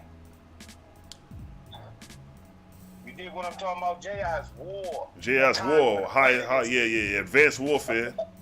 Yeah, a time where also we in a time of epidemics. That's exactly. We in Ajah right now.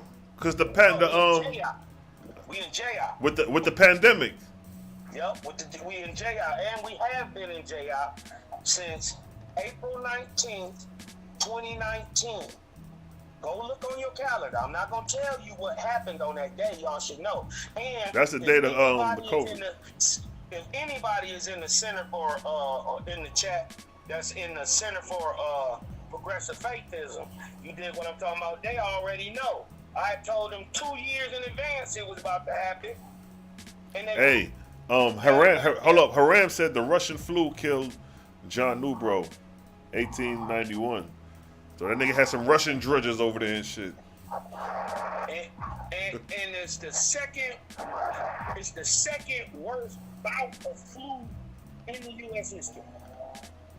I thought it was still Spanish flu. They called it Russian. Well, no, that's what the brother said he died from. That's what it was called, I guess. Okay, but it was the flu. I knew it was the flu. I read. Yeah. This ain't pneumonia and shit. Yeah. Yeah. You did what I'm talking about, but think about this, dog. He was only 63 years old. Had been a vegetarian 21 years. You did what I'm talking about? A healthy, strapping, big dude. He wasn't no little fella. You did what I'm talking about? And they got him up out of there, man. This is why it's important to know what's going on, who you with, and what you're doing, and how it's going to affect you in this life and the next. That shit is, listen, once you really get Oahspe, I ain't gonna lie. If you think you scared of your biblical God, you think you scared of your biblical God, you're going to be more terrified of yourself than what you can do. And you know for a fact what's coming to you. You did what I'm talking about? Exactly. You be more scared of what you going to do to a person than what they going to do to you. You did what I'm talking about? You be scared to kill a chicken and eat some fried chicken. You did what I'm talking about? And then the false gods, like you said, these are men. So the stories of the false, although we bang on the false gods, these are men.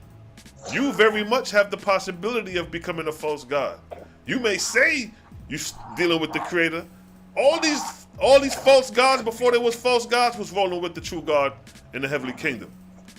But certain conditions came about that they disagree with true God, and they left. You heard about the 1/3 leaving heaven, that story. The disagreeables and the agreeables, if you deal with the holy tablets of Malachi.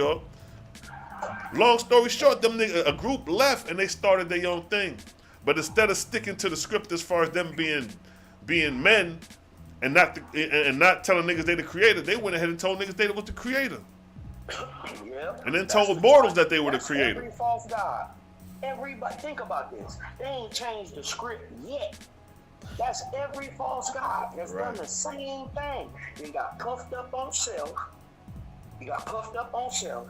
And said, man, I can do this better than Jehovah. You dig what I'm talking about? He lacking. You dig what I'm talking about? That's why it's a whole Christianity, Buddhism, and Brahmanism today for just that fact. You dig what I'm talking about? That they just got it in their mind that they could do it better. You know what I mean? And once you then start leading men and you can call yourself a leader, and the first one that go astray, you got to pay for it. You messed it up. So now you got to clean it up. And so now you bound. You know what I mean? Exactly. And if you in the line of rulership too, you know what I mean, and you doing things that are opposite the laws of nature, let alone the laws of creator, but the laws of nature. You know what I mean? They say they were doing some horrible things in Egypt. Animals, dogs. Man, Y'all was banging hard on Egypt earlier, man, because this dude came in talking crazy. I had to bang on Egypt. Listen, I mean, they you know, a lot of black folks want to be Egyptians. So you dig what I'm talking about? I told them they God Osiris and shit. Right. You dig what I'm talking about? They want to be Egyptians. They want to be Tahuti. You did what I'm talking about with the first nigga that got duped. You seen Sinetta earlier? He had Jabari. They had a ceremony, I guess, in the park. That must have been I forgot what park in Manhattan and shit. But they was all in the white garments. They was all in the white garbs in the circle. And I'm looking at they doing like a little ceremony. There's something that I forget. It's like he accomplished or graduated something with Jabari, but.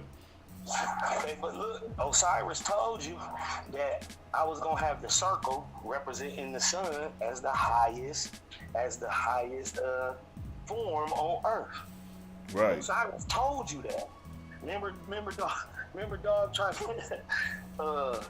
Yeremayahu, he read the verse all wrong. Man, he done for him, boy. That's exactly what Osiris was really explaining you in that verse. I'm giving you some new laws, but what Creator talking about. I'm giving you these new laws. The sun laws. And you gonna follow them or you gonna die. Who that sound like? Don't that sound like your God? Exactly. Don't that sound like your biblical God? Because they don't understand. Osiris is in the Bible. Anu is in the Bible. When he said, "Let there be light," that was Anu. That was Anu Hassaj. Try to tell him. That's Anu Hassaj speaking right there. The very first person in your book. Now, even though today the inspiration is under Luamon, the false Christ. You dig what I'm talking about? And we gotta get this. We just gotta kill this. Because, you know, people be thinking it's a difference when it's really not. The same God who inspired the Hebrew Israelites today is the same God who inspires the Jews.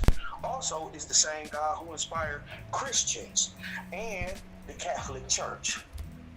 Oh, also, let me throw in there the Jesuits. That's all one God. His name is Luamon, a.k.a. the false Christ. Oh, The been false around for Christ. a long time, an old gangster God. And if you want to get a Godfather. He the Godfather. Like the Italian Godfather, he part of that shit too. Right, so think about it. During the time of Osiris, he was a true Lord in heaven, working for the Creator. You get what I'm talking about? Well, during the Ark of Bond, when the Ark of Bond started, 1553, his kingdom was overthrown. His lower heaven was overthrown. You dig what I'm talking about? For Right. about 100 or so years, they just mumbled around. You know what I mean? And they started gathering up people. You dig what I'm talking about? And then they came up with a thing because they felt they could do it better than Creator. So and they thought he was void and powerless, and so they called him Holy Ghost.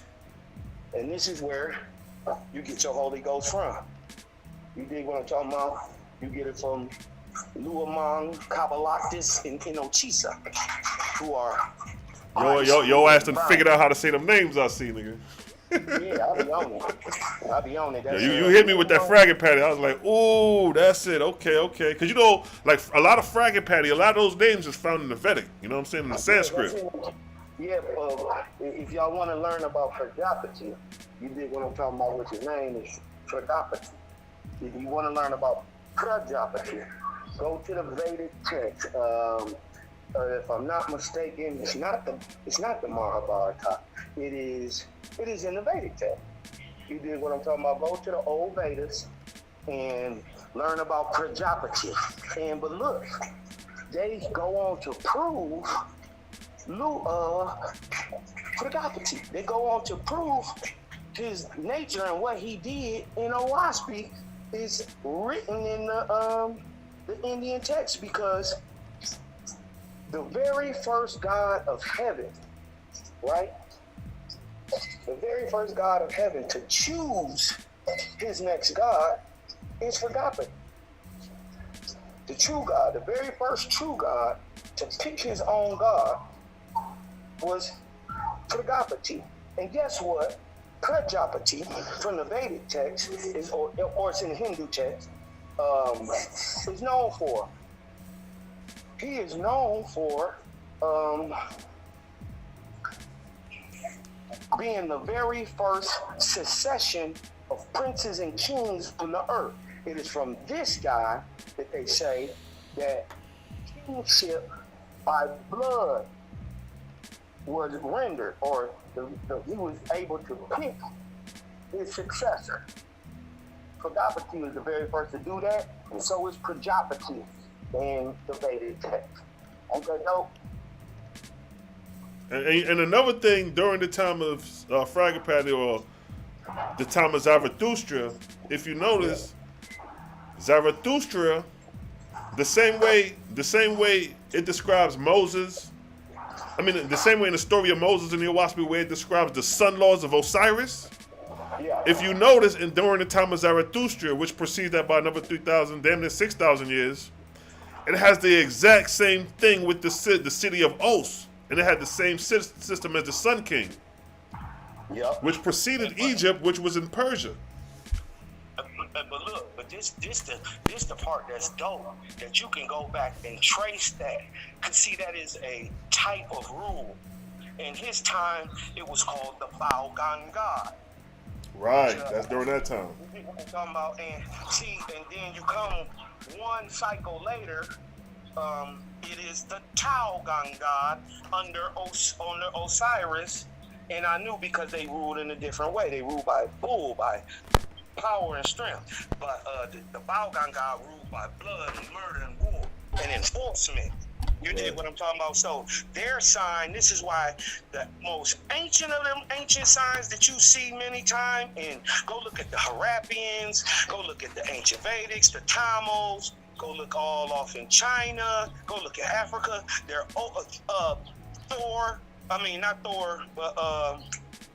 Hercules. Even Hercules is signed, who comes from the time of Zarathustra.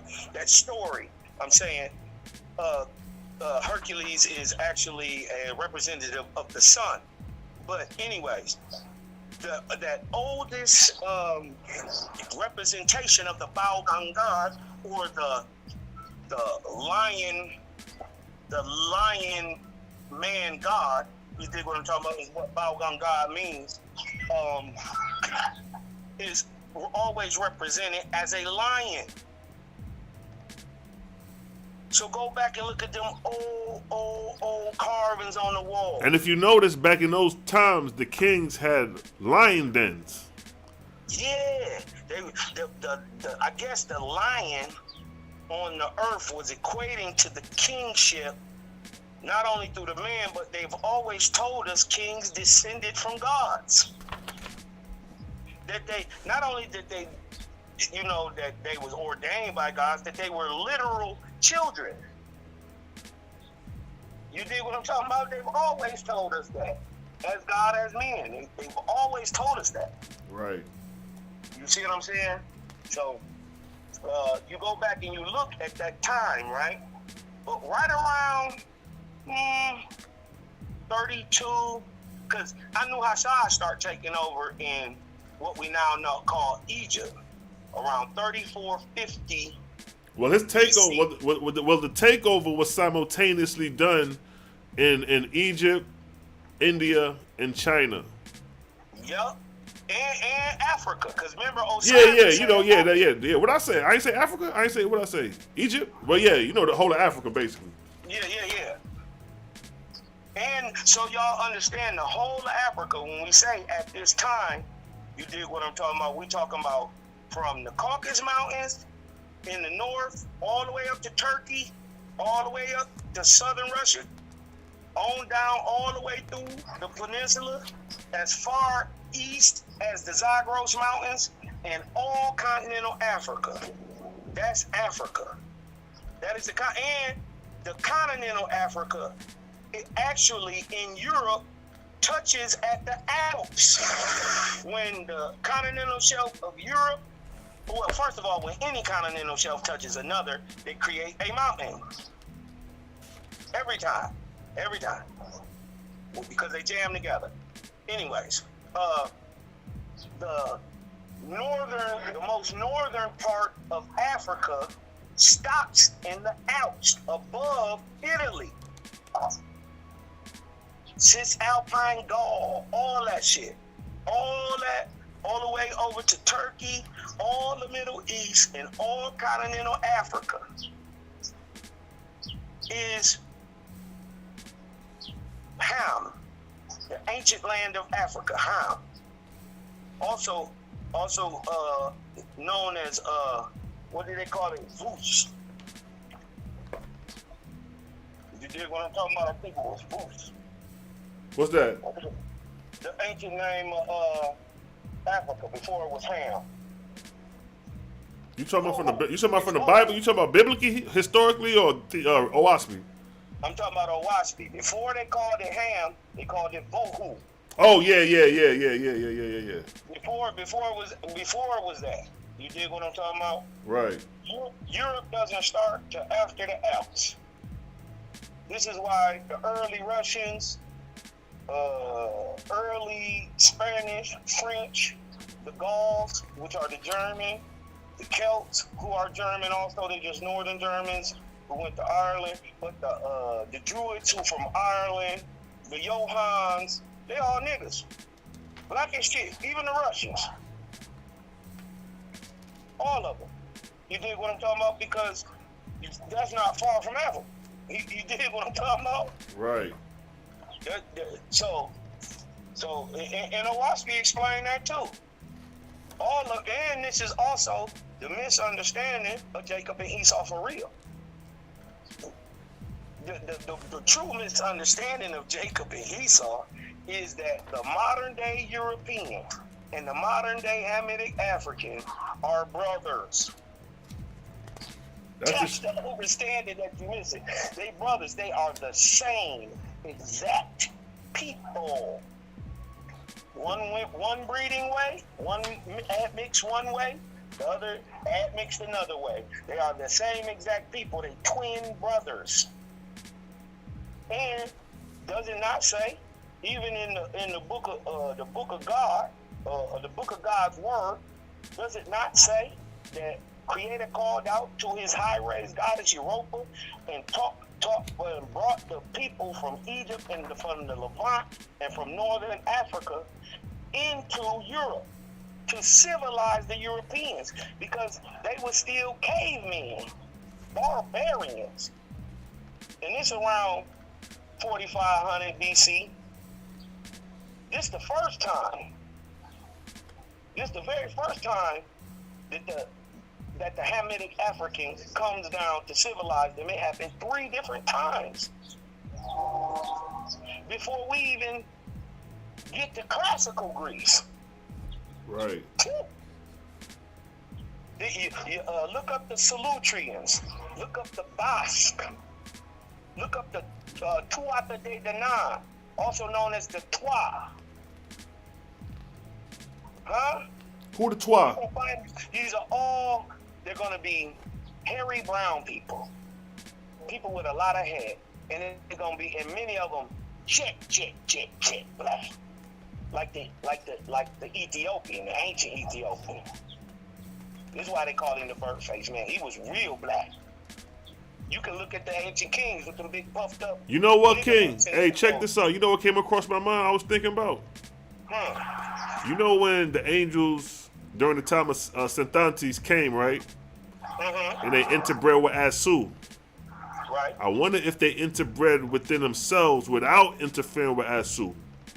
Because if they would have did that, that offspring would have damn near been 100%.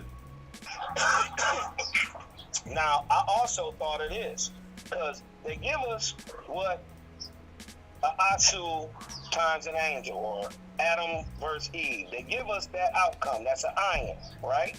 Right. Okay.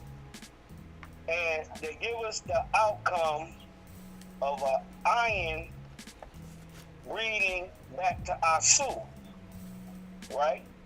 Right. Right. That's a drug, right? Right. Okay. But they never tell us what happens when an iron reads back to Eve. Breathe back into the angel. And see, that's what I'm saying. Who's to say the angel? Because the nigga landed with goddamn what? It was a host of like 4 million of them niggas.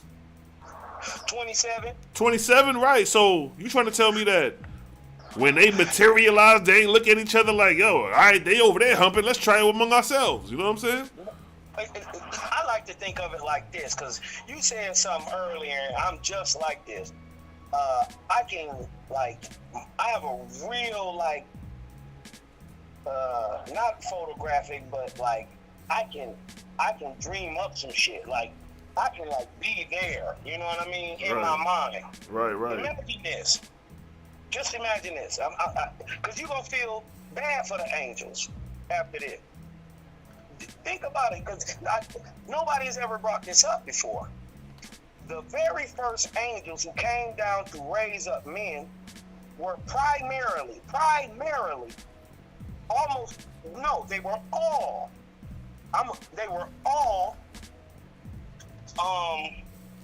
You talking about infant spirit babies?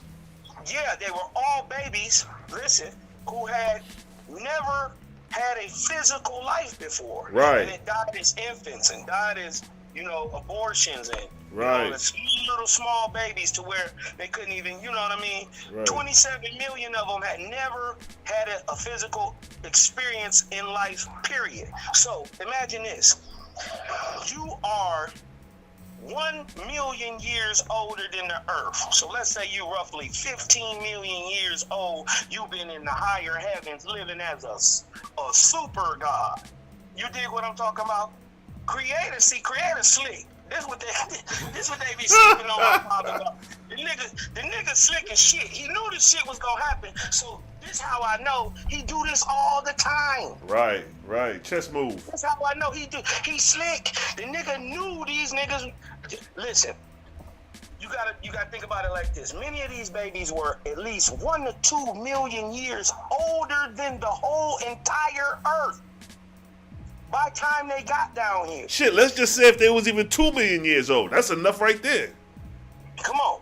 You 2 million years old. Think about it. Okay, you 2 million years old, right? You 2 million years old before you ever come back, and you at the time of Stimu, and it's the time where you can take on physical bodies with all the functions and feel of a physical body, right? So imagine this. You take on that physical body, but you ain't never had a physical feeling before. So could you imagine 2 million years worth of horny at once? Hold on. Could you imagine 2 million years worth of hungry all at once? You ain't never been hungry ever before in your life. And you get hungry, you don't even know what that is. My thing, I wanted to know if they understood what the fuck their body was like. Like, we understand. They didn't know what the fuck was going on. Now imagine, you try to stay away from your wife for 2 weeks. It's a problem. 2 million years. When you get back, you gonna explode. You gonna kill yourself. You dig what I'm talking? Imagine they're taking this on all at once. They've never been cold. They never had a cut. They don't know what it feels to be thirsty. Now let me interject, because this is interesting you say these points, because when I first read the book called The Forgotten Books of Eden, it's the extended story of Adam and Eve when they got exiled out the garden, and it describes exactly what you talk about, like Adam's first experience with everything. He didn't understand the rising sun. He thought the rising sun was a fireball coming to consume the earth. He ain't understand nothing when he exiled the garden. He had to learn everything from scratch. Right now, and that's just Adam. Adam at least had been cold before. Adam had slept outside once or twice. Right. He know what an apple tastes like. He know what it feels to rub the back of your hand. He snapped his fingers before. His ears have worked. Could you imagine 2 million years worth of sound at once? Or when them niggas went to sleep and woke up with their first erection, my nigga. They're like, God, what is going on here? What is this? Why am I feeling like this? Come on, man. And you got 2 million years worth of horny. I'm going to figure it out. I'm going to figure it out. You dig what I'm talking about? This is why there was so many monstrosities on the planet, because the angel was hitting everything. So my question is, when you mix an angel back with an iron, what would you get? And my mind draws right back to the Lord of the Rings. I would think a half angelic being and a half man, he would still be more magical. You dig what I'm talking about? Because now you 75% angel, 25% earth, so that makes you very small. What if, think about this, and Oahspe, this is my theory, Oahspe mentions sprites and fairies. What if the resulting birth or admixture between an iron and an angel, a 75 angel, 25% man, is the fairies and the sprites? Now, when you say fairies, keep in mind they depict fairies with like butterfly wings and shit. Okay. So you saying they have butterfly wings, or as far as the size as being even smaller than the irons? I'm saying that it would be much smaller than the irons, and they would super glow, just like they tell you that a fairy does. But what if a fairy doesn't fly? What if angels don't have wings? Neither do irons. So it don't make sense that a fairy flies. But what if it moves like thought, so it looks like it flies? So I can think myself in the tree, so it looks like I. Little Tinkerbells and shit running around this motherfucker. They always mention, go look on any sighting of a little person, a fairy, that they move very quick, and that it's like you can be looking at them, directly at them, not take your eye off of them, not blink, and they just fade away. But they got remains there. I done seen like little bodily remains of them little motherfuckers they done found, especially in like the Spanish countries in South America. Mm-hmm. They done found, you know what I mean, abnormal creatures that look humanoid. You know what I mean? These motherfucking Spanish motherfuckers that became across some of them shits. Yeah, it's called the Atacama man.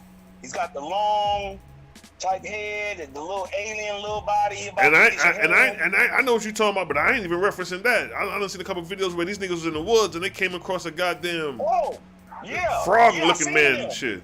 They call him the hold on, it's on the tip of my tongue. It's called a duende. They little people, but it don't surprise me down there, because when the little people got off the boats, where they get off at? Central America. Going south. And if they anywhere, they there. That's where you see them all through Honduras. I seen they had a special on the news some years back, and it was in Peru, and the special was a little village, and it was little people. They was like 3 feet tall, And the whole village was there. Still there. Yeah, exactly. They're still there. They got whole villages of these people, remnants, and they not like the funny built like midget type, with the. Now, would you think a midget would be a genetic mutation of an iron? Because we still, like you say, the Oahspe say we all still carry the genetics of all preceding ancestors. I believe that's where it come from, but it's twisted up with so much other stuff, and it just didn't mix right.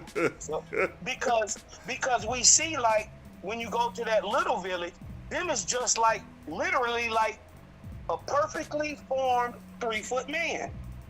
It's no different than us. We just bigger.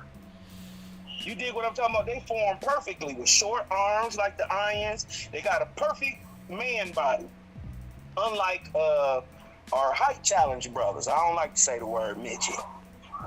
You dig what I'm talking about? Yeah, you know.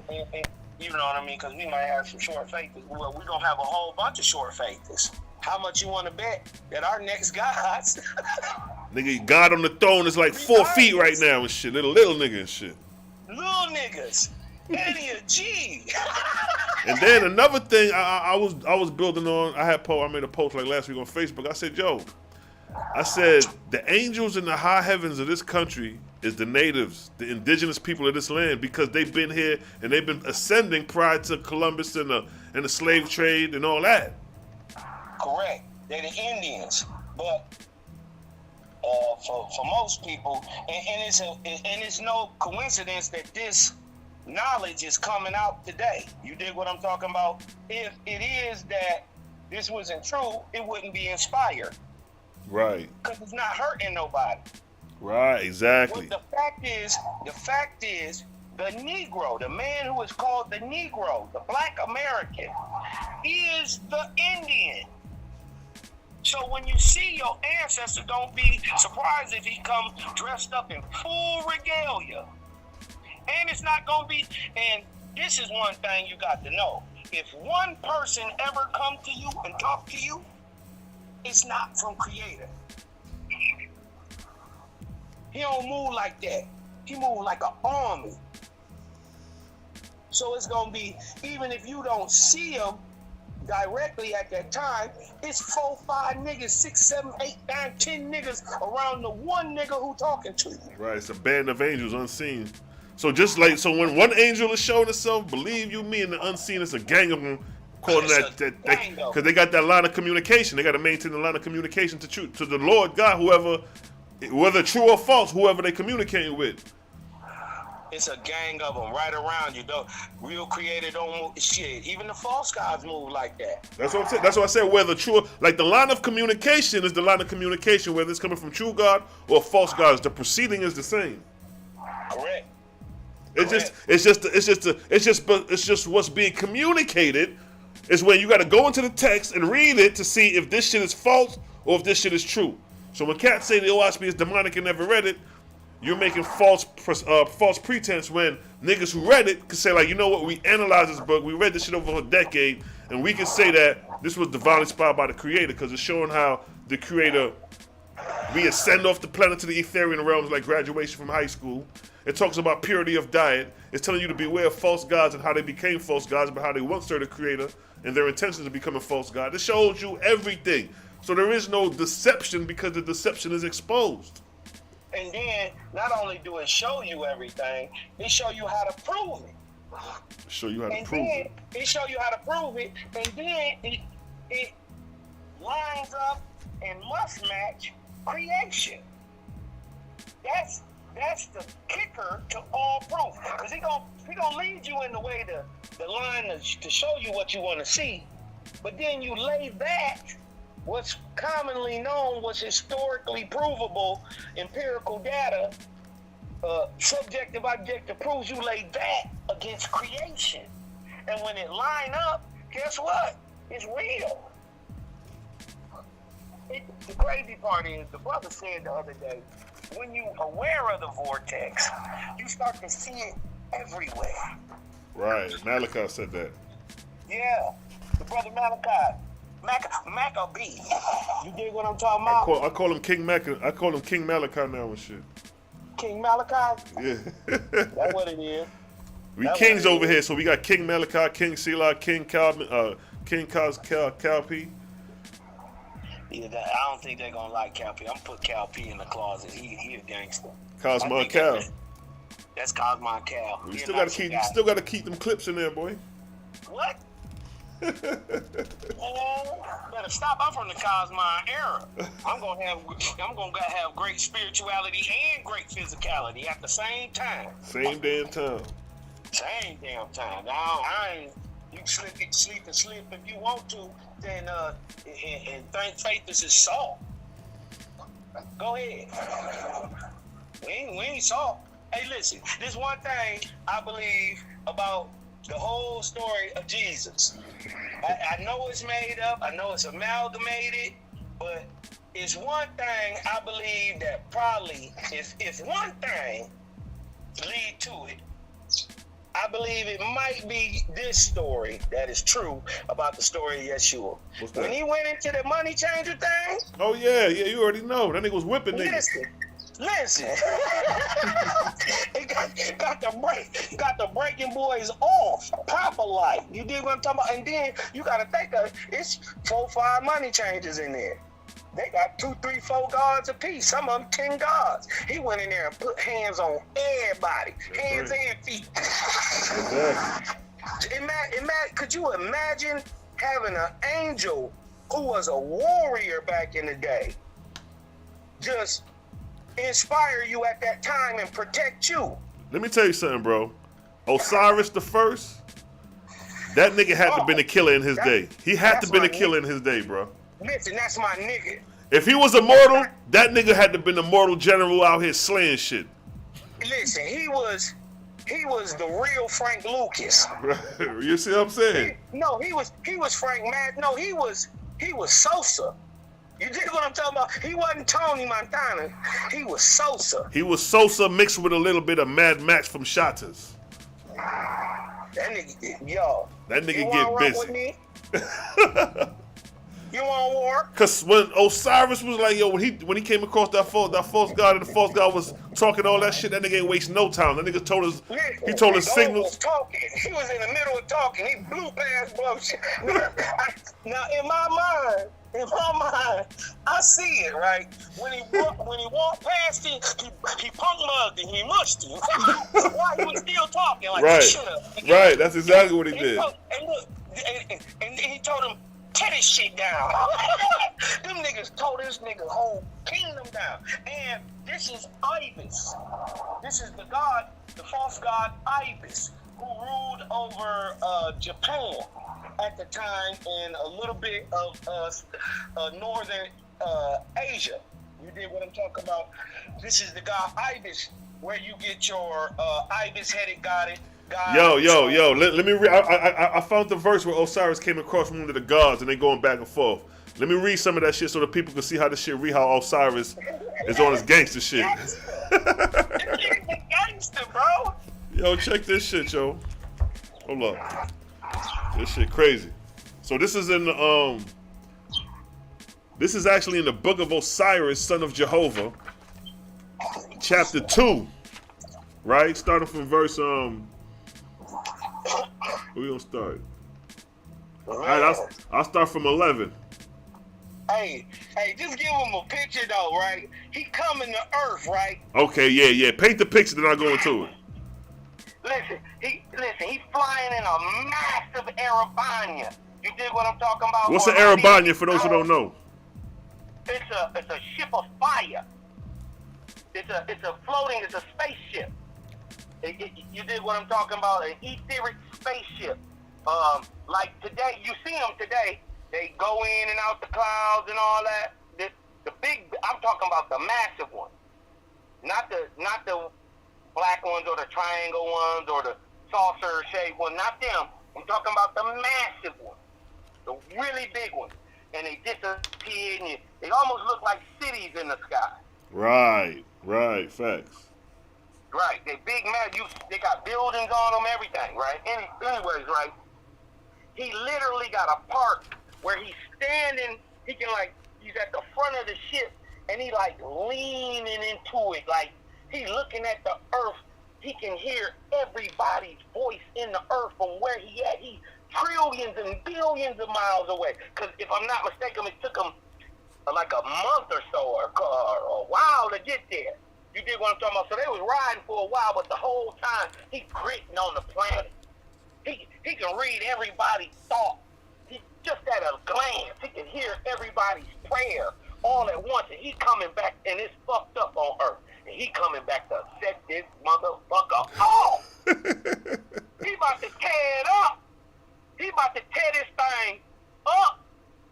You dig what I'm talking about? I mean, and imagine, you dig what I'm talking about? He got the, on street shit, he got the pistola on him. He gritting.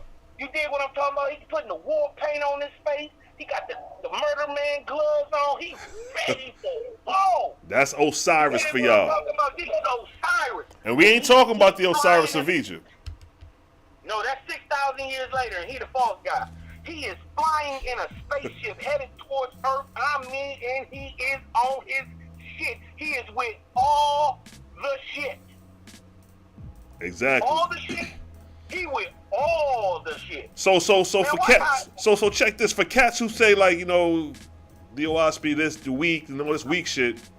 So check the fact that Jehovah sends out severe commanding gods at times when these false gods become unruly. So it's like the bully of the block get checked by an OG. And Osiris is that OG. So like in a book. No, go ahead.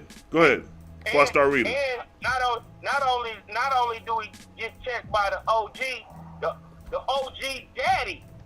He checked the OG daddy. Exactly. Of his age. You know what I mean? Right. Here's that. The nigga who messing with the little guy, he don't go get him, just him. He beat him up and his dad. This Osiris, this the true Osiris. He cold. He cold with this it. My nigga, when I read it, I said, whoa, this could be a good gangster movie. You get what I'm talking about? Like, no, let me tell you something. The hardest gangster movie, I ain't gonna hold no. And the hardest gangster movie, I fuck around and film this shit. I put this shit together too. I do the filming anyway. The hardest gangster movie that'll have to be put out is fucking the story of Luamung and Jabril, yo. Them is the hardest niggas as far as how they did their thing with that motherfucking Christianity and Islam, my nigga. And listen, you also, I gotta add this in there. I gotta add this nigga in here because he was a monster. The nigga Bob. Yeah, big facts. He's probably the coldest. He's probably the coldest one of them all, though. Between Ball, I knew Hassaj was cold, but he wasn't gangster as far as like that. But he just laid down the story, the fairy tale. But Ball on that gangster shit, yeah. But so the crazy thing about that, beloved, Ball was so gangster.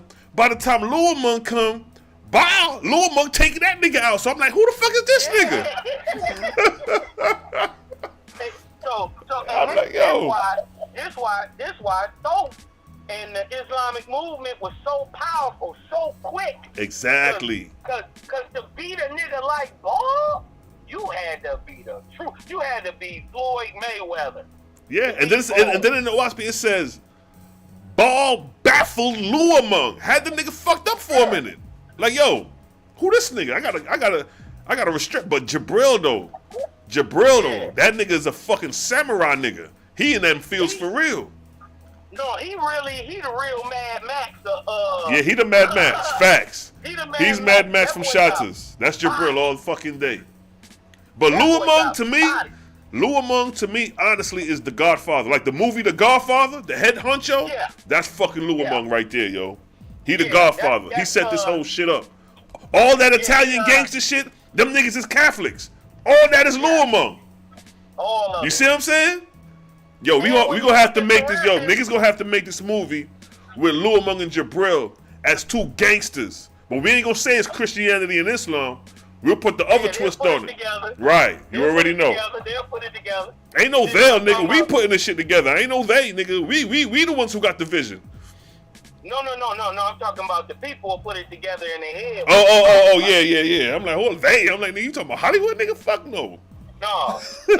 But no, I'm with you. The boy Thoth, Boy, Lil Amon, I can't lie, that'll be a dope story. That's what I'm saying, bro. Be a dope story. And the shit is already laid out. It ain't like niggas gotta rewrite the shit. It just like take portions and just, narrow it down or whatever. Listen, Thoth knocked off by himself. This without Lil Amon fighting. 700 gods. 700, my Thoth nigga. got 700 by himself. By his, man, come on on, his yo. own. With his warrior angels. That's Jason Bourne. He Jason Bourne. He born. You dig what I'm talking about? He a fool with it. You dig what I'm talking about? Yeah, his techniques had to be something fierce for that nigga to be taking niggas out the way he was, yo. Yeah, Allah ain't no hoe. You dig what I'm Yeah. But you gotta give it to Lil Amon. Allah, hold up, check it. Technically speaking, Allah took out Baal. Yeah. Technically speaking. Prior to Muhammad. Pre-Muhammad, Allah was at work. Correct. This nigga took out, that shit was cold-blooded when the nigga took out Baal. I was like, damn, that nigga Baal gone? And then look, dig this. Everywhere Baal was, Allah came and took. And is now still today an Islamic center. Look at Carthage. Look at Spain. You know what I mean? Look at Morocco. The Temple Mount, where they supposed to rebuild the third temple, Jibril got that shit. That's supposed to be Lil Amon. Right, but he took that. Right, exactly. The Islamic niggas got that. Yeah, that's what I'm saying. Jabril got a stronghold on Jerusalem. Not Jerusalem, but the Temple Mount. I'ma tell you, and science is going on to prove this and everything, that is not the Temple of Solomon. Oh, we know that. Your boy, Rabbi Yahushua in Israel in Iraq pointed out the real Jerusalem. He pointed that out. Yeah. Check him out. I don't know if you know about him. Huh? I ain't heard about him. I'm gonna send you the link. He lives in the land of Arad in Israel, and he does excavations and he deals with archaeology. And this nigga done found the goddamn real Jerusalem, and he's reading scripture to validate how Jerusalem is surrounded by mountains. And when you see it, he does tours up there and everything. It's right and exact. And because I reached out to him and I spoke to him before, and because I asked him about, well, if that's the real Jerusalem, well, what's that Jerusalem? You know what I mean? And he was like, yo, that's the Jerusalem during like the Roman times. Like Herod restored that Jerusalem that we see with the gold mount. But the real Jerusalem is a desolate in Arad. And then he got stories reading from David and passages and places where David was chilling. Where David said he was black as the tents of Kedar. You dig what I'm talking about? Yeah. He said he was black as the tents of Kedar. Do you know what Kedar is? That's Ishmael. Eastern Africa. Yeah. And those are the daughters of Ishmael, if I'm not mistaken. But yeah, though, this nigga done found the real Jerusalem, and that shit is desolate, just like the scripture said it'll be desolate, become desolate. Where is he saying this at? He live in Arad, so it's somewhere up there. I'm gonna send you a link. I'm gonna send you his Facebook. You can link with him. Arad. A-R-A-D. Matter of fact, I'm about to pull up a picture on it. Hold up. I'm gonna pull up a picture. We visual niggas. Say it again. I'm gonna pull up a picture and pull it up to show you what I'm talking about. Hold on. Matter of fact, what? I'm tripping. I'm gonna pull up the picture of the Jerusalem now. Let me get Tel Arad. It's in Tel Arad. The real Jerusalem is in Tel Arad. Tel Arad. Yeah. Okay. I'm gonna pull up the picture of the Jerusalem the real Jerusalem. I'm gonna pull that up that he's talking about because there's pictures of it. Okay, I got a little lag behind you, but Nah, you good. I ain't pull up the picture yet.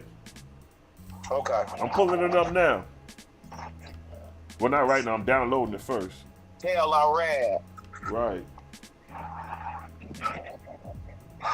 So he's saying it's in a more northern region than. Matter of fact, I just downloaded the picture of the Jerusalem sitting on the mount, but then I'm gonna give a geography scale of the map to see where it's at on the map. Yeah, man. I need to go into you know, because what be hiding a lot of this shit, people don't know that many natural events have happened, natural events have happened that have covered up this shit. Yeah, that's what I'm saying. Exactly. They don't know what they looking at. You dig what I'm talking about? You would look at many of these places and think that they're mountains when they're actually castles. And you know what? It's close. The Arad is closer to Masada, and Masada's where the goddamn Maccabees was at. So this kind of making a little more sense here. Well, Now, just freestyling and shit, just doing a quick research. Not saying it's right and exact, but yeah. no, I do think that nigga's right and exact with that New Jerusalem. I mean, with that being Jerusalem, though, I do think he right and exact with that because I've been watching the nigga for a minute, and I seen the nigga read script. Hold on. Arad is in the Sinai Peninsula. Nah, I'm pulling up the map right now. Nah, I'm gonna pull up the map and you don't see it. Now just pull up the picture of Jerusalem. This the real Jerusalem. It's desolate, just like the scripture said. It'll be desolate. It'll be a wilderness, and it'll be surrounded with mountains. And when you go on top of that and you look around, it's definitely surrounded with mountains. Now I'm gonna pick up a picture of Arad, the location where it's at. So we've been duped with this Jerusalem because the fake Jerusalem is goddamn. What we thinking is the real Jerusalem and shit. Hold up. Let me goddamn pull up that shit. Hold up. Where the shit ain't at? Man, cause I listen. When I'm done doing all this research, I'm bringing my Solomon theory out the box, man. I got some more information. Yeah. I want niggas to beat you up too early yet. You know what I mean? Get that shit solidified so niggas can goddamn. I mean, I think I can put up a plausible theory now, but I want. Well, you know what? If you say it like that, that's more respectable. Yeah, if you say a plausible theory, I can prove my theory now. Okay. You dig what I'm talking about? It's simply just using the Phoenician, Hebrew, Bantu language. You can easily show Solomon. It's called Shemut. Okay. Right there. All right, well, hold up. I just pulled up the picture of Arad. You can see the screen. Okay, I'm a little behind you. It's still showing the other picture. All right, hold on. Let me make it bigger. Oh, okay. So where you see Arad is where the real Jerusalem is. The fake Jerusalem is a little below this. I ain't get the picture of the other Jerusalem. Oh, it said it right there. So, but you see Masada right next to it. So Arad, that's where Jerusalem of that time, of the real Jerusalem, but the fake Jerusalem, they moved it down here or moved it further north. But the real Jerusalem was further south where the niggas in the south, crackers in the north, just hypothetically, talking shit. But Arad, according to what the brother was saying, is where the real Jerusalem at, and it sits on a mountain. You can see, and they actually got pictures within Jerusalem, up there on the mountaintop. They got pictures of inside. I can pull that up too. The funny part is, I can pull up all them cities in America too.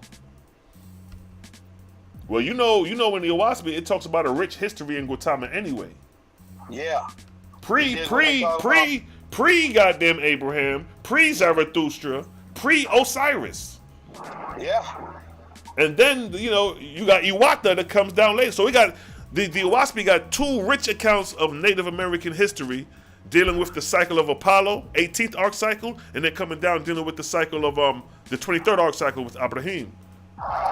And it's another map that I finished out using by the text. I mapped out the modern day areas of these great kings, and I mapped out the mountain regions, and I mapped out the waterways as numbered and named in Oahspe.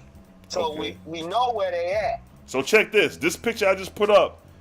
This is Jerusalem from above, from the top. Oh. And if you see like below, you see the below. It may have been some cities or whatever down there. But when you see it, they going up the mount up to Jerusalem. So when you was talking before, but Yahshua was whipping niggas, he was up there whipping niggas, right up there. Yep. And then remember, it's Jerusalem at top, but at the bottom is the city of David. So that got to be the city of David right there then. Right. That's what that would be. But then guess what? You go to IET, or to the Mount of God in Haiti, and you find the same thing. Jerusalem with the citadel of David at the bottom. Well, you know the Israelites say that, you know, the Haitians are the Levites. I've heard that. And you know what? I ain't gonna lie. I got a brother, a Hebrew Israelite brother. He stay in Brooklyn, and he hard body. He from Haiti. He's Haitian, but his parents are Voodoo priests, and he's a Hebrew Israelite. And he showed a lot of the Leviticus customs in the Voodoo priesthood. I was like, what? This nigga, bro. I told the nigga to come on, but he don't want to come on and shit. I'm like, bro, you bullshitting, bro. That knowledge you got on that level, nigga. The Hebrews need to hear that shit. Well, let me tie it up for him real quick. Let me put it together for him real quick. The so-called voodoo, hoodoo, you dig what I'm talking about, is the magic of the Leviticans. This is what I'm trying to get to tell you. At the time of Moses, they prayed to Eoah. They called his name Eloah. The creator was called Eloah. Who you talking about? What you talking about? Who was? I'm talking about during Moses' time, during the setup of the Levitical priesthood. They praised Eoah. They praised Eoah, the creator, under the name Eloah. Right, Eloah, yeah. Eloah. See, the original Allah was the creator in its essence, as far as not a deity, but they deified Eloah. That's a whole nother story, though. Yeah, it's a whole nother story. But at the time, they wasn't deifying creator. They called him secretly Eloah, like we say Eoah. Same thing. And then the Oahspe starts off talking about the all. You know, Allah is the all in all. You know what I mean? In that sense, the all. No, Moses wasn't praising like that. He wasn't saying Allah. No. I'm just dealing with some niggas who, because, you know, sometimes we do the esoteric and niggas will take things out of context just for esoteric purposes. And I go there with niggas too, you know what I mean? But we know that not the all in all in the sense of Allah, but just the way it expressed the all, the ALL aspect of it, you know what I mean? Well, look. Well, it ain't got nothing to do with that. Let me put it together real quick. Yeah, we already know that actual facts, right. But, you know, we freestyling. During the time of Moses, I'm telling you, Moses called the creator Eloah, right? That's revealed in Oahspe. But bring it back to the Haitian Revolution with Toussaint and Dessalines and all these, you dig what I'm talking about? All these guys coming up, and they use what they call voodoo or Levitican priests who called the spirit that they called on. This is proven historical data. Go look it up. The power that they called on was called Eloah. Right. Look it up. And that was the power of the wind. That was the power of the wind. I already did the research. I already proved it to myself. Nah, but I'm saying like the earliest forms of the use of Eloah was the wind, the power of the wind. Mm-hmm. Like when you read the story of Thor in the lower books, when it talks about creating the creator's name, it was Eoah. Yep. The sound the winds uttered. Facts. That's some other shit. Niggas like, what the hell they talking about? They ain't on the levels. Right, and then so it is not only plausible. I believe that's absolutely right. That's who they is. And secondly, who am I to tell them that they not? Right, thirdly, facts. History proving that they is. We know who they prayed to and what the name was. The same thing Moses, and they would have called it that. Because the law wouldn't have changed for them. You see what I'm talking about? The signal, the secret sign before the 400-year break, you dig what I'm talking about, would have been the same. Regardless if you got that, and that's also going to show that Israel got to America early. Very, very early. I'm gonna try to go ahead and prove once I'm done with this that Moses was in America. The man himself. You get what I'm talking about? Leading the Israelites. Producing people like Gullah Geechee. You dig what I'm talking about? Who got this strange history? Come just, you dig what I'm talking about? When you look into it, they got a different little type of thing going on. See, that's another thing niggas can bring out other traditional concepts and beliefs just to see where other nations and cultures is coming from. Yeah, because see, I'm not looking for the differences between the two. I'm looking for the things that are in complement with each other. Exactly. You dig what I'm talking about? Proving the creator. They call the creator Geechee. That proved that they was right there. Algonquin speaking people, well, not Algonquin. They spoke Yeehaw. That's the language. See, that's the like to say Native Indian is kind of erroneous because when you read the Oahspe, it breaks down so many different tribes that was thriving through this motherfucker. Right, and this is the place of the four crossings. So there was 4 different types of people here. Your Mongoloidal type was here. Your Negroidal type was here. Your European type, your Indian type, who is also a nigga, but your Persian type was here, who is a nigga too. That's them fleets of Gautama coming off them boats. Yup. And the only people in the world that got as much diversity, I'm talking about anciently and currently. You dig what I'm talking about? They got as much diversity within the populational stock than Egypt is America. And think about this. A lot of these people overlook this. All drunks are said to be brown and black, right? We in America have the only black drunk in the world. But you know what? I had to consider this too, though. You got to keep in mind when Atsu was around, he had more hair covering his skin conducive to the environment. Because if you notice, if you look at yourself, you see that your hair on your skins. You could tell that at one time prehistorically that this shit would have been a covering of hair on your skin and probably on your shin area. You know what I mean? More like a goddamn barefoot looking nigga because that's more conducive to the environment and for the prehistoric man. And when you look at the Bigfoots, they're brown and black. Yep. Look at gorillas and monkey. They 3/4 of their body is covered with hair, but they're brown and black as far as the hair covering the body. But when you shave the monkey, he's pale skinned. You know what I mean? And when I say drunk, especially anciently, I'm talking basically when I say that, caveman. Right. You dig what I'm talking about? Caveman. That's the barbarian. Yeah, that's basically what you're saying. You dig what I'm talking about? But we the only ones in the world. Everybody, even the Europeans, had a brown drunk. You dig what I'm talking about? Facts. Yeah, because they watch me say that all races got iron, copper colors.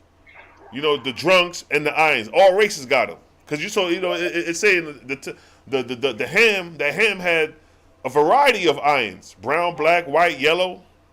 So did America. That's what I'm saying.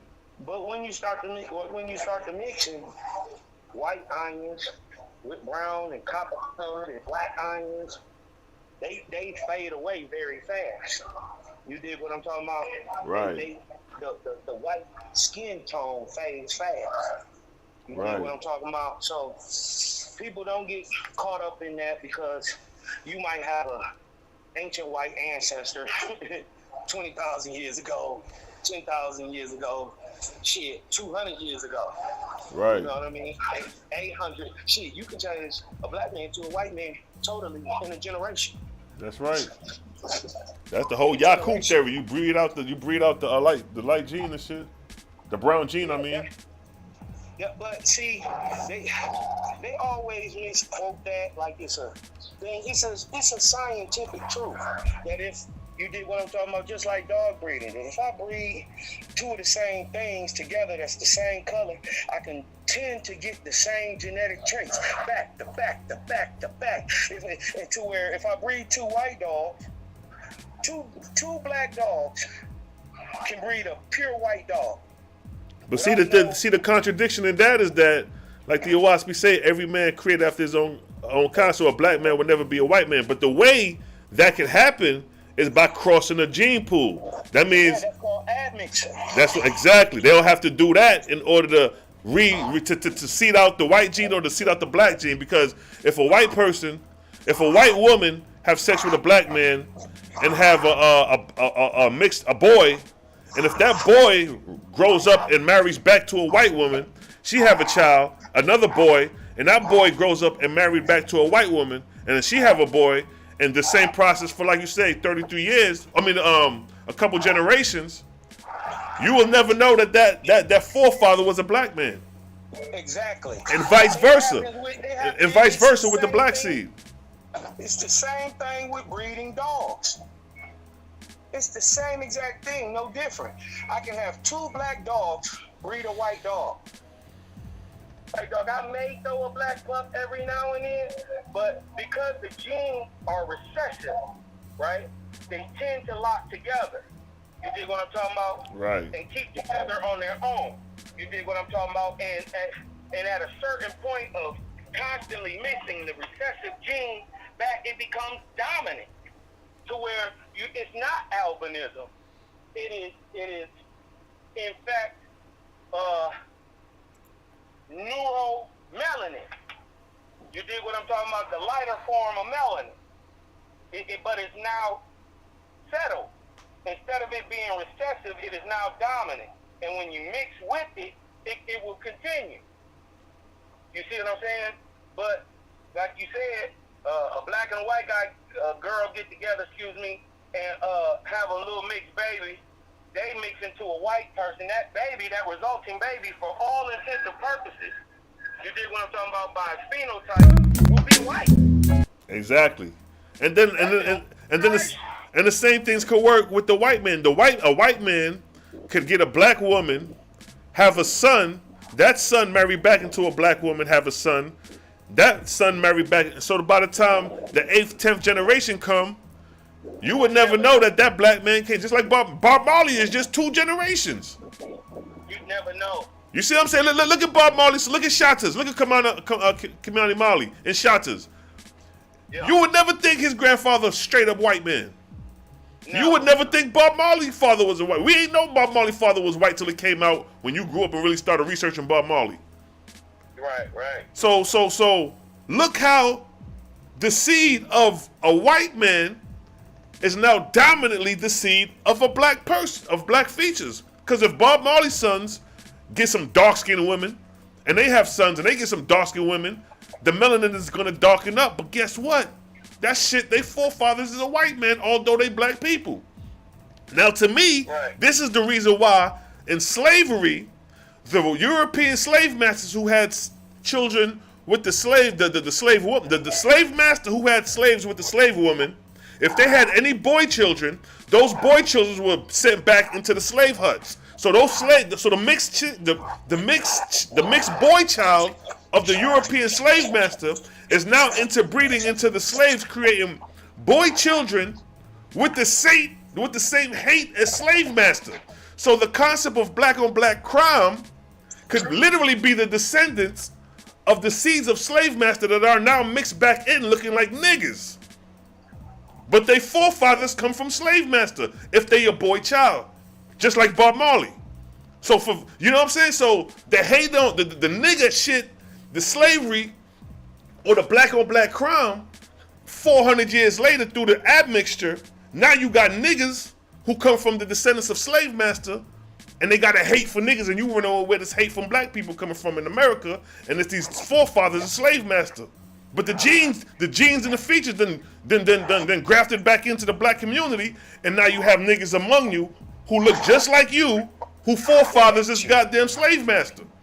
And they got the hate of slave master running through their veins. They call them Sambos. You see what I'm talking about? They mistakenly call them Uncle Sam's, but that's because people haven't read the book. Right.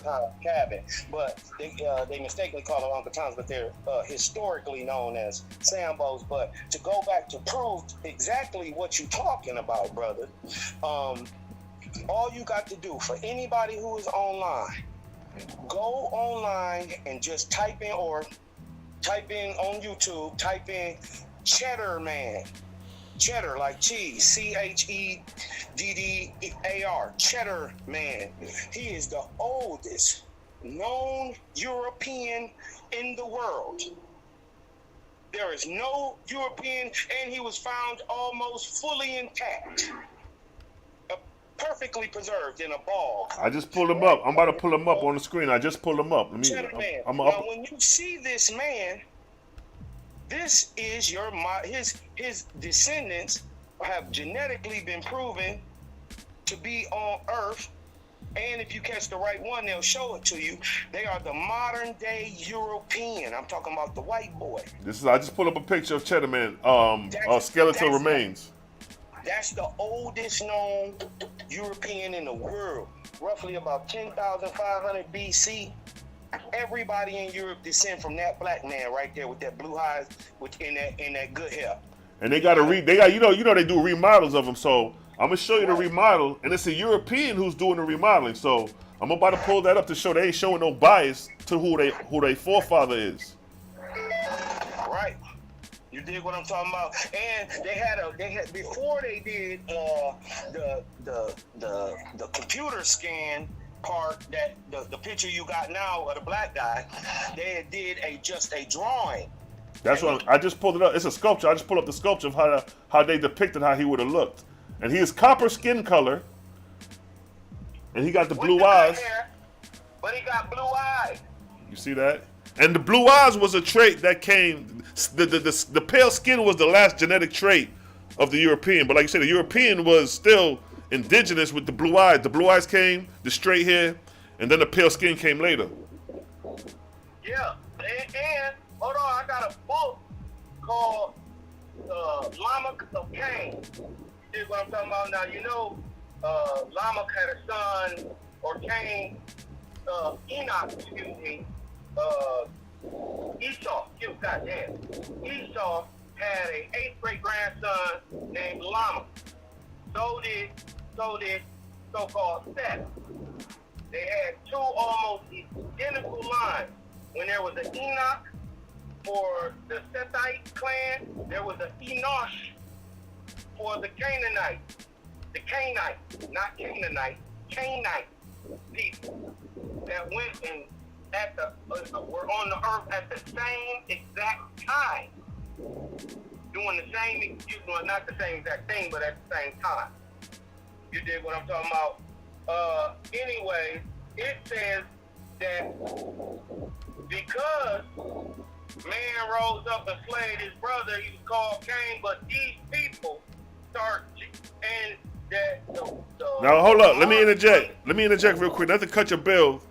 But I'm just doing the research on Cheddar Man, and they put his age at 9100 BP before present. That'll be like the time of Zarathustra during the time of Fragapatties around there. That's before that. That's 2,000 years before Zarathustra. Right. Because Zarathustra's 8,900. You're right. Yeah, exactly. So that's what I'm saying. That's probably So that's the 20th, the ending of the 20th arc cycle? I'm just telling you they was black. Not by my science. No, meaning to say that that's when they're recognized on the scene during the ending of the 20th arc cycle coming into the 21st with Zarathustra in there.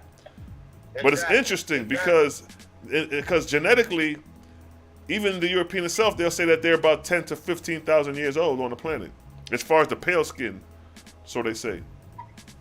I think that's more even modern. I think that's way more modern.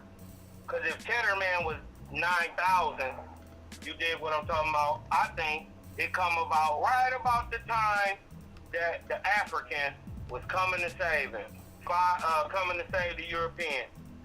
5,500 BC. This is an early picture of the skull of Cheddar Man. Time, I think it fixes in at that time, being that we know the skin is the last thing to actually, genetically bind itself. But what I was saying was, in the book of Lamech of Cain, it explains that the white skin was a genetic mark given to a black people, right? Originally, Cain was black, and that because he slew his brother, God literally put a mark on him, or Creator literally put a mark. Now, you speaking from the biblical point, or are you speaking from the biblical point or the Oahspe point? No, I'm talking about a book I read called. Oh! All right. Go ahead. Yeah, that I think is true. I got you. I follow you. I got you now. I think it has very good merit to it, and if anybody is out there can get it, I would recommend it as good reading material. It is utterly shocking. Got you. The stuff you about to learn in here is wait. Man, it's you dig what I'm talking about? And for everybody who want to know, it was brought out by a brother named John Dimon, who used to be a Catholic priest, but is now a... Hold up, you talking about John Denver who cracked the timetables of prophecy? Come on, man. Oh, that's the coldest motherfucker right there. Come on, bro, you gotta read. He also brought out the lost books of King Og. He got them released from the Vatican Library. Yeah, he died in 1996. He got. Hold on, dig this. It also say that this is why you gotta take it in jest or digest it, because even though Oahspe say that all flesh was corrupted, right? Lamech, who is the father of Noah, remember this? Remember, we know who Noah is, but historically, you can also look at Noah as all people on the earth. Now, don't get me wrong. Don't get me wrong. The names could have been actual people within the fleets of those ships. So it could have been a Lamech on the ship. It could have been a Cush on the ships of fleet in the fleets of Ham. It could have been, but just theorizing it. Yeah, but knowing the truth, it don't make sense. But if you put Noah as the remnant of the rest of the high-raised people left, then it makes sense. They also go on to explain that the white bird released by Noah and the black bird released by Noah were people. They were never birds. Get-go. You dig what I'm talking about? He also revealed that. Can you hear me, bro? Yeah, you good. Okay. And he also revealed that. So if you look at Noah as all people, you get what I'm talking about? Noah goes on to marry Nama, right? He has his first children by Nama. Not only does it say that, it goes on to say that, and Oahspe proves it, that all flesh was corrupted, but it also reveals that, just like it said, I said all flesh was corrupted, and that includes Noah. So that would, if Noah is a representative of all high-raised people at that time, the Ions, that means even the Ions were corrupted. Guess what corroborates that? The story of Eighth. Synopsis of 16 cycles. Yeah, all most that definitely. corroborates that they was already messed up. Because they was mixing back with the iron, they say the angelic host was still on the earth at that time. And then they was eating niggas. Then they was eating it and then cohabitating with these niggas. They said they was just full of vermin. The baby was born with it under their skin. Yeah, and it had to suffer in misery if it lived. If it lived, right? And then the crazy part is, if it didn't, they chopped the baby up and cooked it. And then the spirit of the baby is a cannibal spirit, and it latches and grafts back on mortals, creating more goddamn inspiration of evil and shit. Right. So they say Noah was corrupt too. So that killed the perfect in his generations. You dig what I'm talking about? Noah was corrupt. Because keep in mind, too. if only 12,420 people were saved, That means the rest of the people, regardless if they were Ahuins, Ions, drunks, them niggas is up out of here. Not only that, but they saying the Iron had drunk and Ahuin and all that already in them when they got on the boat. Yeah, because it says there was drunks after the flood. Where they come from then? Right, they was bred directly from the Iron blood. Or nobody else to breed with. Or And now unless a remnants of the motherfuckers survived. the crazy part is all this happened within the next.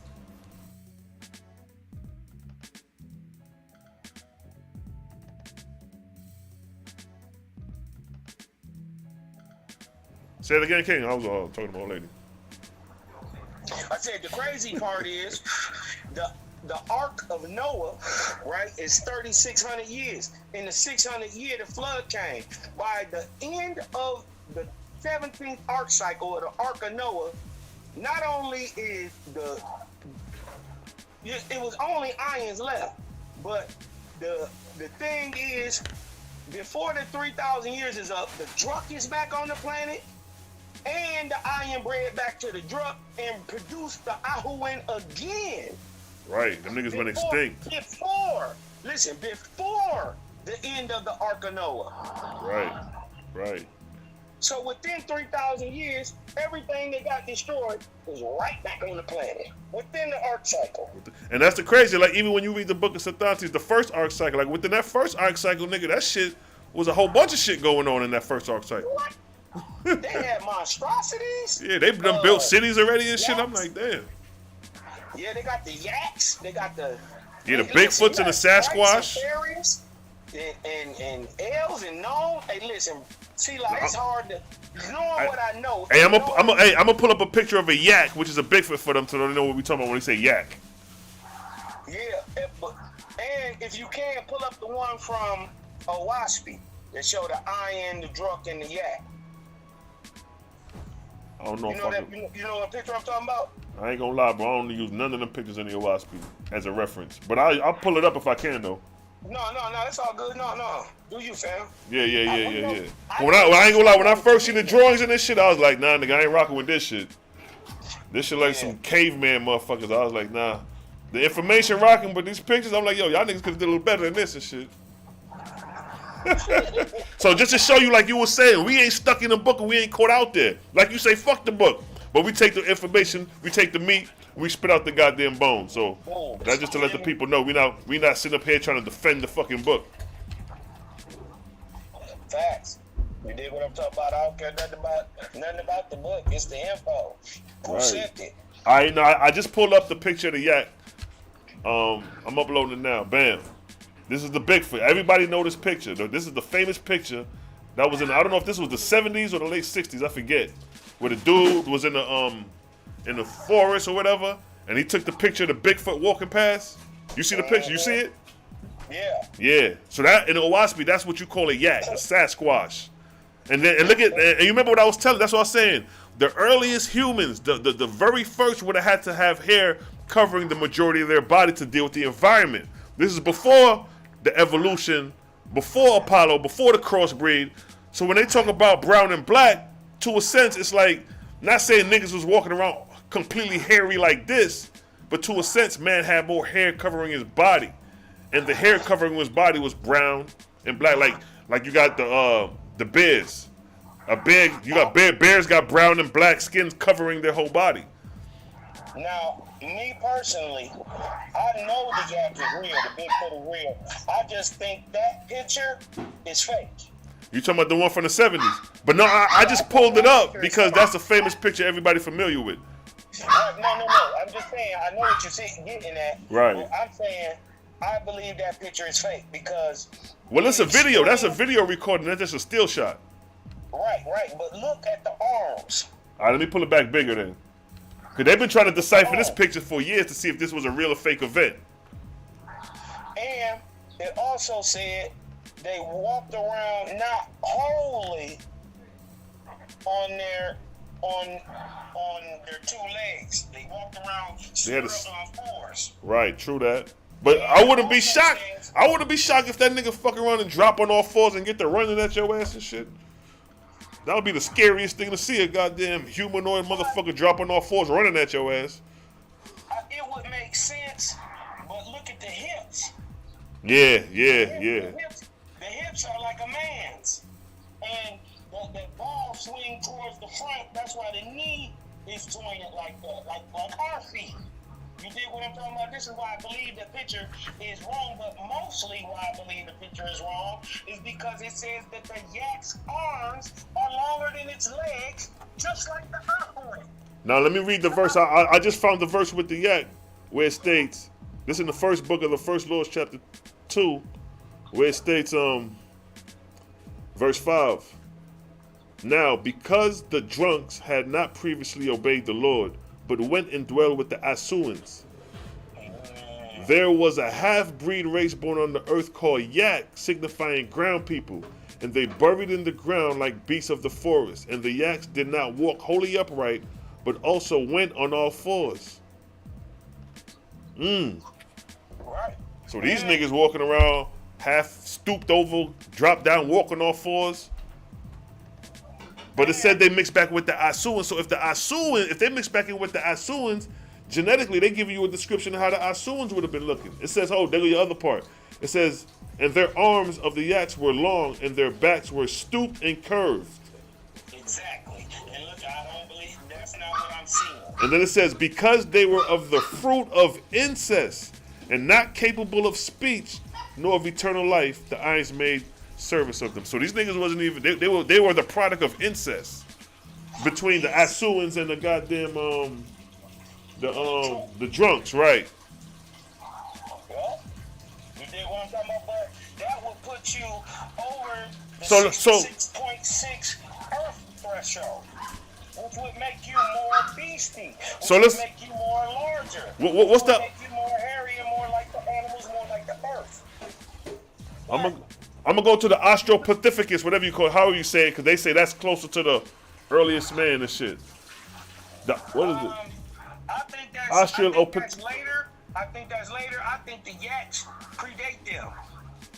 What's the other one? It's the Australopithecus. Ain't it the African one?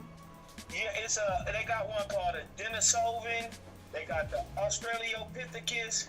Yeah, that's it, the Australopithecus. I'm saying this shit wrong. But that's what I'm saying. The Australopithecus, those will be considered. They saying the goddamn whatchamacallits, Asu. Yeah. What's the first? What comes before Homo erectus? Because the Homo erectus. Let me go to the hominin family. Hominin. Heidelbergensis. They got the Heidelberg man, the Heidelbergensis. But they come after though. I think they come later. The people they call the Hobbit. You dig what I'm talking about? The little people they've been finding lately. I think these are ancient people. You dig what I'm talking about? They've been finding their bones, the little hobbits, because they only like 2 feet tall. Right. And yeah, you know what? Yeah. That's the Homo florensis. They found in the cave. I forgot what over there. I think in Australia. No, not Australia. It was Indonesia. Say it again. I think it was Indonesia where they found them. The Homo floris. Let me make sure. It's Homo florensis. Yeah, Homo florensis. Right. Yeah, they found them over there in them islands, Southeast Asia somewhere. Right, exactly.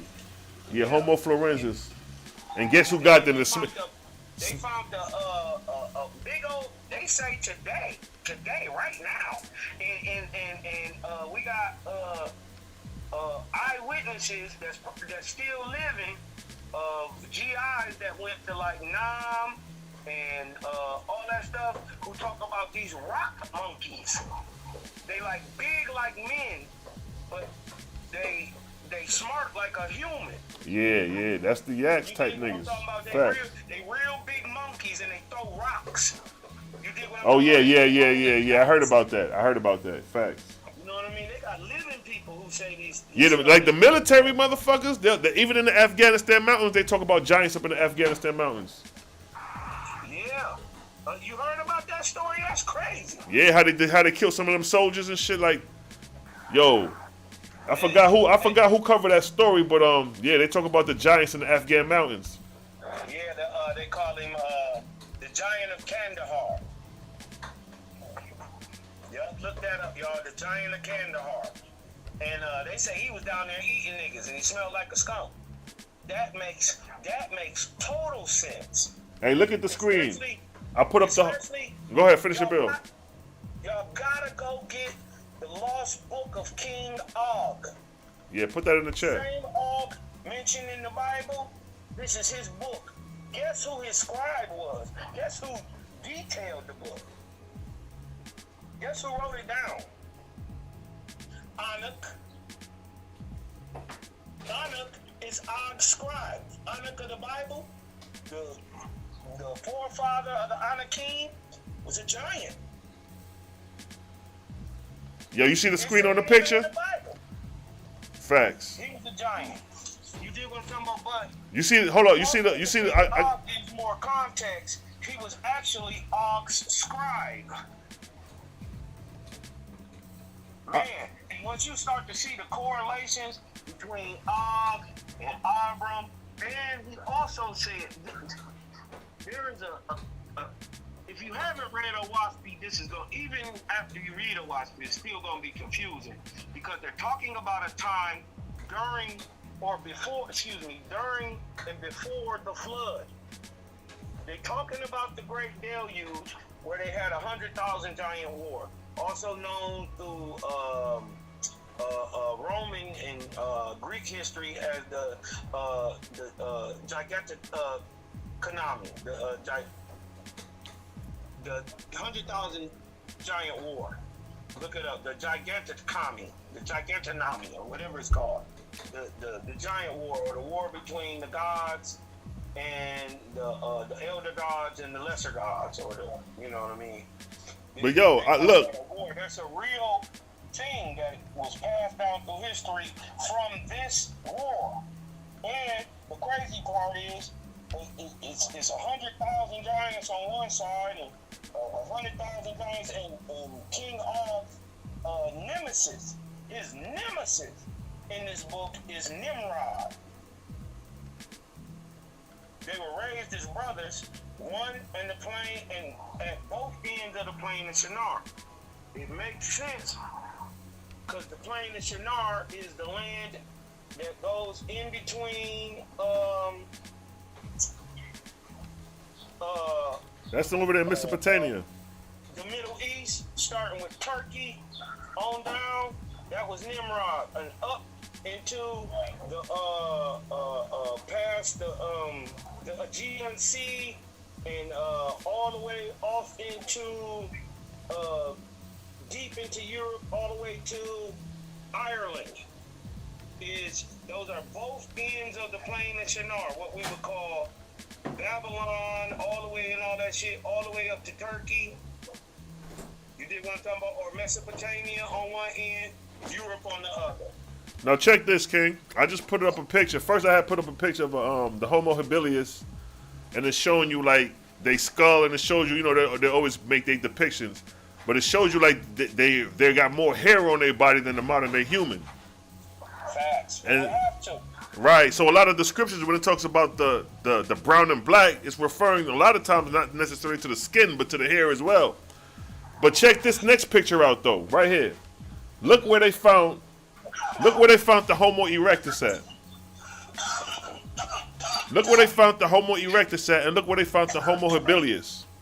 I mean the Homo florensis. They found it on the side of Pan. The Oahspe say Pan is where man first goddamn popped off at. Correct. So some of the oldest remains. And they say they got another half man, half monkey, or whatever type man over there called the Orang Putek. And Orang means man and Putek means wood. So they call it like a wood man. A man in the woods. Goddamn nigga out there chomping shit. Man, I got a lot of random bullshit knowledge that I know. No, that's cool. None of this shit made sense. None of it made sense till I got Oahspe. Right. When they talk about the different gene pools. I was able to decipher the great code or the great ages in cuneiform told in the stories of like Gilgamesh and the Enuma Elish and the stories of Anu Hassad. You know, they'll tell you a man lived 28,000 years. He ruled 28,000 years. Now, common sense, we know no man ruled 28,000 years. No man lived that long to actually rule. Right. And it makes no sense until you understand that their system was ran on 60. So what you do basically is you transfer the years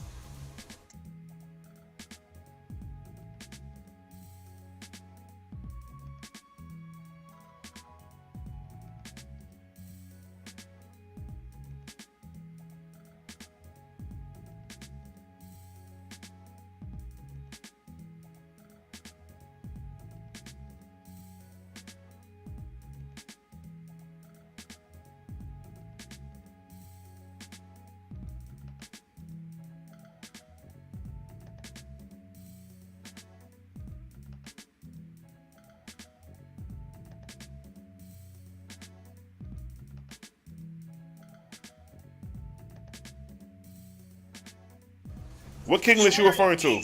Oh, yeah. Most definitely. You did what I'm talking about. It don't make sense. No man can live 38,000 years. No man can rule that long. Yeah, that's definitely coded. Here's the code. The code is that you go by 60s, right? So you chop it, it's one extra left. If you take them by days, it's one extra left. So you turn the year into a day, and then extrapolate. I can't get on my thing right now. Yo, the dude. When we was talking about the Afghan, when we was talking about the Afghan giants, it's called the Redhead Giant. Somebody in the comment just said it, and I'll pull up a picture of it. But go ahead, I'm gonna just pull up a picture while you're building. Yeah, the giant of Kandahar. You dig what I'm talking about? And this was in 2002, but don't be surprised. Right. Jehovah said, I'm gonna leave. Exactly. I'm gonna leave these niggas to the Cosmine era. You gonna see Aquan. Wait till you see a 15-foot nigga all the way proportioned, and he ain't buying nothing. As a matter of fact, he wanna eat you. There you go, the Redhead Giant. This was based on a true event that the Afghan soldiers went in the Afghan mountains and came across a goddamn giant. They killed the dude too, I think, but a couple U.S. soldiers got knocked off in the process. But like you said, you said 2003? That was 2002. 2002, okay. Yeah, because that's around the time that 9/11 popped off, so they was over there. Well, that's why they was there. They did that fake crashing into the building shit. Exactly, yeah. That wasn't real. That was, and the crazy part is, if anybody old enough to remember, right the month before that, almost 2 weeks before that, they put out a movie called Wags the Dog. Go look at it. Wags the Dog. It was a president that nobody liked that stole a presidency because his brother was a governor in Florida. Does that sound familiar? And then so he trumped up this fake event. I forget what it was though. It wasn't crashing into the buildings. It was some other fake type of event where they would go to war, and because he would have the worst approval ratings of all time at that time. Right. If anybody old enough to remember the early 2000s, you know exactly who I'm talking about. I ain't even got to say no name. During that time, a fake event, what do they call them?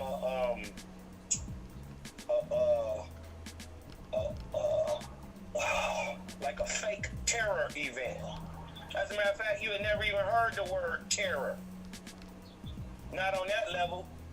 Not on this level that we hear it now. Before 2001. Yo, check this, right? You see the picture I just pulled up? Where I'm looking at it, you're not even sitting at the table. Oh, okay. I pulled up a picture of a giant and two dudes standing on the side, and they come to their waist, And I'm thinking about those two dudes are ordinary men. Now, if you was to stack those two dudes on top of each other's shoulder, they'll probably be the height of that giant. But then if you stack another person, huh? That's not a giant. No. I'm making a point here. I'm saying that if you was to stack those two men on top of each other, it'll be about the length of that giant. But if you put a third person on top, nigga, that's Zarathustra. And them little niggas. That's what I'm saying.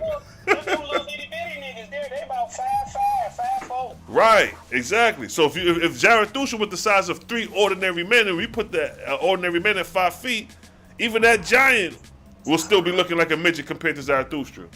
Cause that woman right there is about 8 feet tall, 8.5 feet tall, right? And that would be what we would call your very first. This is what your very first anguilles look like. I'm willing to bet that is a copper-colored woman with black coarse hair. Well, I got something better. I just pulled up a giant coming out of probably Japheth. This is like Japheth. This is like, because you know in Oahspe it talks about the giants of Japheth. That was the biggest. Exactly, which is Asia and China. So I just pulled up one of their pictures, you know, them old school black and white pictures, because you know niggas couldn't do no photoshopping back then and shit. Now they say it come from a movie, but they got this big giant nigga it do come from a movie. I investigated that shit. I seen the movie because I know exactly he was walking in like in a parade coming down, right? Yeah, his arms look real short. Yeah, that shit fake, yo. That shit fake. I researched that shit and I found out it was a movie and it was a costume and shit. I was like, damn, boy, they would have had niggas if that shit would have been real, boy. Right. But it's still in the reality though. What you say? What's funny is them the Kashmir giants, right? Nah, that's not even the Kashmir. Those are the giants of Shem. I mean, that's Shem Japheth. That's the Asia, the Asiatics. Okay, them the Asians. Now dig this. Ain't it funny how Oahspe said they bred the tallest people to ever live? But now on average they breed the shortest. Interesting. And look at this picture. This is Asia. They talk about the Asiatic black man. Look at that dude right next to the giant. He look like he's straight out of Africa. Yeah, that's what I'm saying. So the fleets of these boats when they landed had different nationalities within them ships. Correct. Although they was indigenous dark-skinned people. Correct. Cause like you say, the Kashmir giants, them niggas look like they straight out the Congo.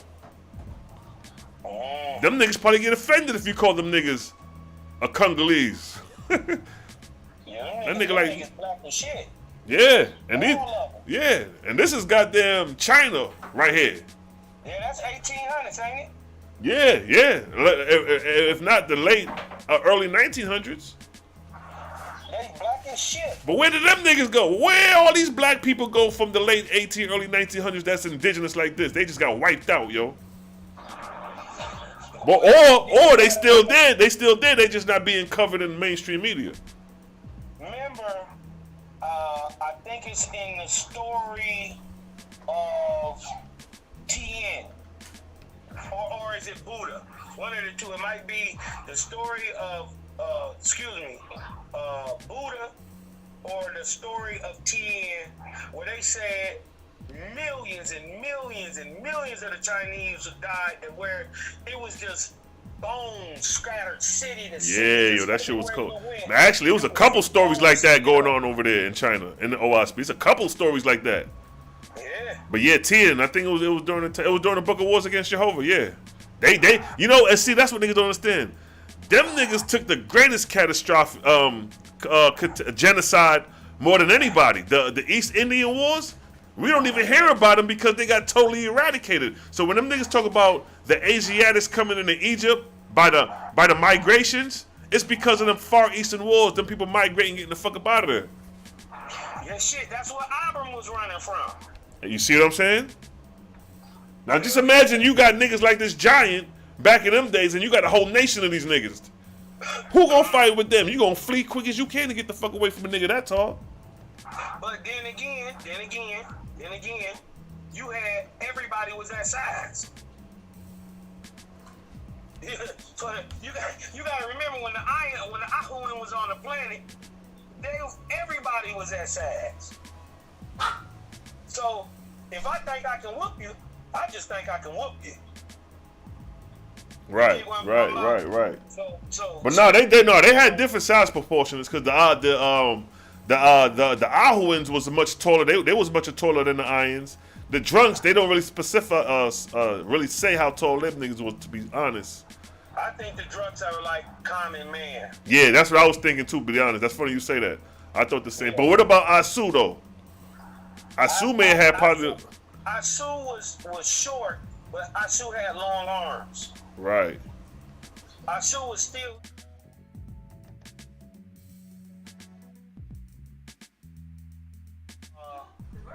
Oh shit. Hold on, let me get my birds out the rain real quick. Bred for being in the rocks, climbing trees, and digging holes. So having long arms would have been good, especially if you moving through trees and through rocky areas. You guys had to get my bird out the rain and shit. Shout out to the I'm here, I'm listening. Start y'all gang. Gang.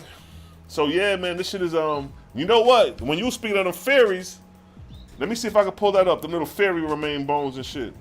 Cause I seen some of those. But also think of this too. Think of this. Many times during the time of Noah and during the time of ancient Egypt, they were crossbreeding men with animals. My question is... Hold on, say that. You said what now? At multiple times on the planet, during the Ark of Noah, during the time of Neph, and we know for a fact, also during the time of Egypt, they were genetically crossing men and beasts, creating these monstrosities again. Okay, you're right. Okay, so this was I believe one of the reasons Sodom and Gomorrah was also demolished, not just for like gay shit or nothing like that. But no, it had to do with them angels, because angels was over there. They had to make laws. The Bara, king of Sodom, had to make laws against man and angels. I was like, get the fuck out! These niggas walking around like that. So if something so simple as genetic splicing to an angel, right? Something very simple. You dig what I'm talking about? They would have been teaching that to man. And this is why he was into the weird stuff that he was into. You dig what I'm talking about? And it's because of them teachings and births of monstrosities and different type of things going on, Creator had to get them out of here. You dig what I'm talking about? Yeah, that's what I'm saying. The angels, they was walking around in flesh, bro. Like, that's what I'm saying. Can you imagine? And then, like, to the point, you remember that movie back in the day that came out I think it came out in the late 80s, early 90s. It was called Alienation. Alienation. Why that sound so familiar? Matter of fact, I'm gonna pull up the picture. It was called Alienations, where the aliens came to Earth and they was living among us. Oh, you don't remember that, my nigga? Oh, hold up. I know the movie. I know it. When I pull up, I'm gonna pull up a picture. I just pulled up the picture. I just pulled up a picture of it. Anybody in the chat who remember Alienation, you know what I mean? Give a heads up. Oh yeah, Alienation. They was reptiles. Yeah, they was fucking aliens and shit. Yeah, something like that. No. I'm talking about V. I'm thinking about V. V. You remember V? Yeah, I remember V. I remember when the lady ate the bird and shit. That's the remember. I always fucking. I remember that. I was tripped out, man. That's what made me goddamn be curious about this shit. I'm like, what the fuck is this motherfucker eating birds and shit? So this the movie right here, Alienation. This came out in the This was a movie. I mean, it wasn't a movie. It was a series. And it came out in the I can get the actual date, but I definitely know it was in the late 80s. And this movie was based off of extraterrestrial or aliens living among us, and they had laws and stipulations. Yeah, bro. So this is just Sodom and Gomorrah right here, because in Sodom and Gomorrah it said that the angels lived among men, and they were doing lustful acts among men.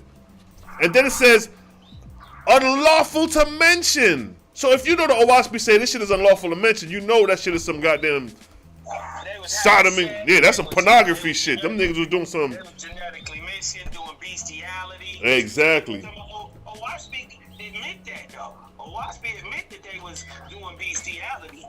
They said if we really told you about what was, we would have to include the donkeys, we would have to include the horses, we would have to include the dogs, and all the beasts of the field. That shit crazy, yo. That shit crazy, yo. They was. That shit wild, yo. Man, them niggas was thugging in Egypt, but I don't know what they was doing. And these niggas talking about Egypt, they always talk about the highlights, but they don't know how far down they descended as well. Because if it came from Jaja would have left it rocking out. But look how they left it desolate. Now check it. I got the first with Sodom and Gomorrah, where it states, this is in the first book of God, chapter 9, where it states, and Abraham and his people was commanded to go and visit Sodom and Gomorrah. And God spoke privately to Abraham, saying, I will destroy these cities, for they are as hells for evil spirits. But Lot shall escape for thy sake. So the purpose God is destroying the city is because of the hells of evil spirits. He got to get rid of these niggas. So verse 7 states, and when they came to Sodom, behold, angels walked among the people, like alienation. Just like Alienation, the movie, angels walked among the people. Hold on, let me pull up the other picture of the dude from Alienation, because I got another one I uploaded when they standing side by side. And I'm going to read the verse with them niggas standing side by side. What you say? Hold up. No idea. And it revealed that the city of Enoch is in America. But it makes sense when you figure out where it's at. They say the city is in Jehovih. The city of Enoch, right in Mexico. Oh, wow. Got him. Man, this is where they said the people who descended from Lama who turned white. You dig what I'm talking about? Right. But this is where they say they blew up at, you know what I mean? And they came up in the wickedest of wicked cities called Jehovih, the city of Enoch. And that's directly what Jehovih means. Right in the middle of Mexico. Imagine that, yo. You know what I'm talking about? Yeah, it was Check niggas. that out, man. That's dope. Big facts. You know what I'm talking about? But it revealed that's where the city of Enoch is. Now check this. They also say in the times, because they talking about Sodom and Gomorrah, or even before that, the angels and giants, they call them the sons of God. You dig what I'm talking about? Right. The angels and giants and men walking around on the earth all at the same time. So check it. I pulled up the picture of Alienation when the dude, the alien, he became a cop. So look what it say in the Oahspe. And Abraham and his people went as commanded by God and visited the cities of Sodom and Gomorrah. And God spoke privately to Abraham, saying, I will destroy these cities, for they are as hells for evil spirits. But Lot shall escape for thy sake. Verse 7. And when they came to Sodom, behold, angels walked among the people. And the people knew they were angels, but cared for them not. And there were laws made by Bera, king of Sodom, regarding the behavior between angels and men. Man, wait till I read the laws, the book of Lamech came. It talk about what was happening in the city with the angels and the people. You see, and even all that out. And if you don't believe nothing, just know at the end of the day, it came from a practice. You see that? And then check verse 8. Abraham being pressed by the presence of God. See, so Abraham come through and seeing this shit like, what the fuck? Just like me and you, we go to a city and we see aliens and motherfucking niggas walking around. We like, hold the fuck up, we pressed. So Abraham, being pressed by the presence of God, said unto his people, behold, there are angels that love to dwell in lust and partake with mortals, to eat with them, to lay down with them, and to partake in ungodly pleasure. God through his angels rained down fire and brimstone in Sodom and Gomorrah, and they were burnt and destroyed. The elder Lot escaped. So that's why Jaja destroyed, sent fire and brimstone, because these niggas was over here doing unlawful acts with human beings. And we got to reconsider what the fuck these angels is, because these niggas are walking around like terrestrial beings again. They not reincarnated, but they incarnated with flesh and bone, and they walking among niggas, like you say, with functional body parts. I don't know if these niggas busting blanks or what, but they got them doing something. Well, Are these niggas sterile? I'm gonna spoil it a little bit for you. Are these niggas sterile and shit?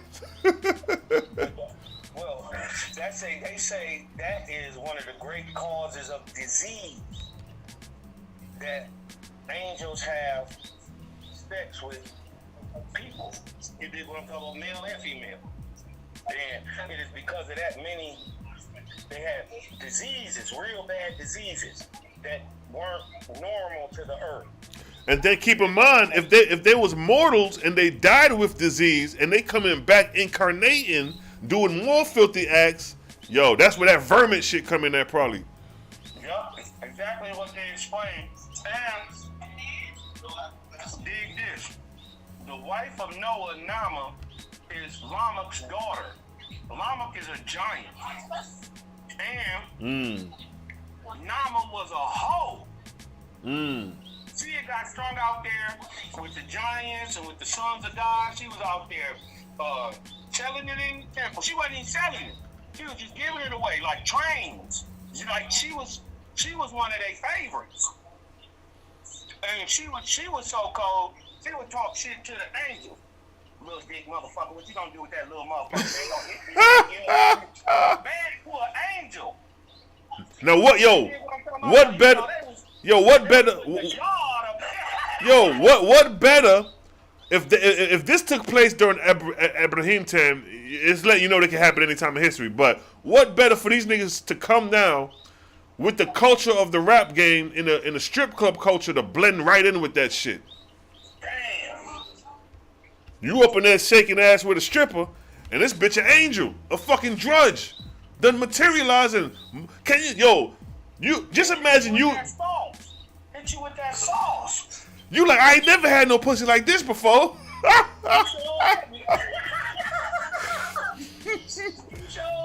You got you some spirit pussy, some angel pussy, nigga. That motherfucker, for real, you throw that thing in the air, it turn into sunshine. But that's deep though, because it turned into butterflies and peaches. You see what I'm talking about? And it's crazy because the angel, they know they angels, and they know like, but the crazy part is they say they knew. Yeah, that's what I was about to get back at. So it's not even. I could readily tell an angel just by walking up to him. I bet. How they explain it? Let me get in this book, man. Let me get in this book real quick. So if that's the case, who the hell's to say? And you know what? I'll be saying like them angels. If we was to get a glimpse of those angels, and kind of found out they look like they just another race of human beings. But we thinking they come from our gene pool, but these niggas is angels and they came by the thousands, looking like a race on planet Earth. Like, hold up.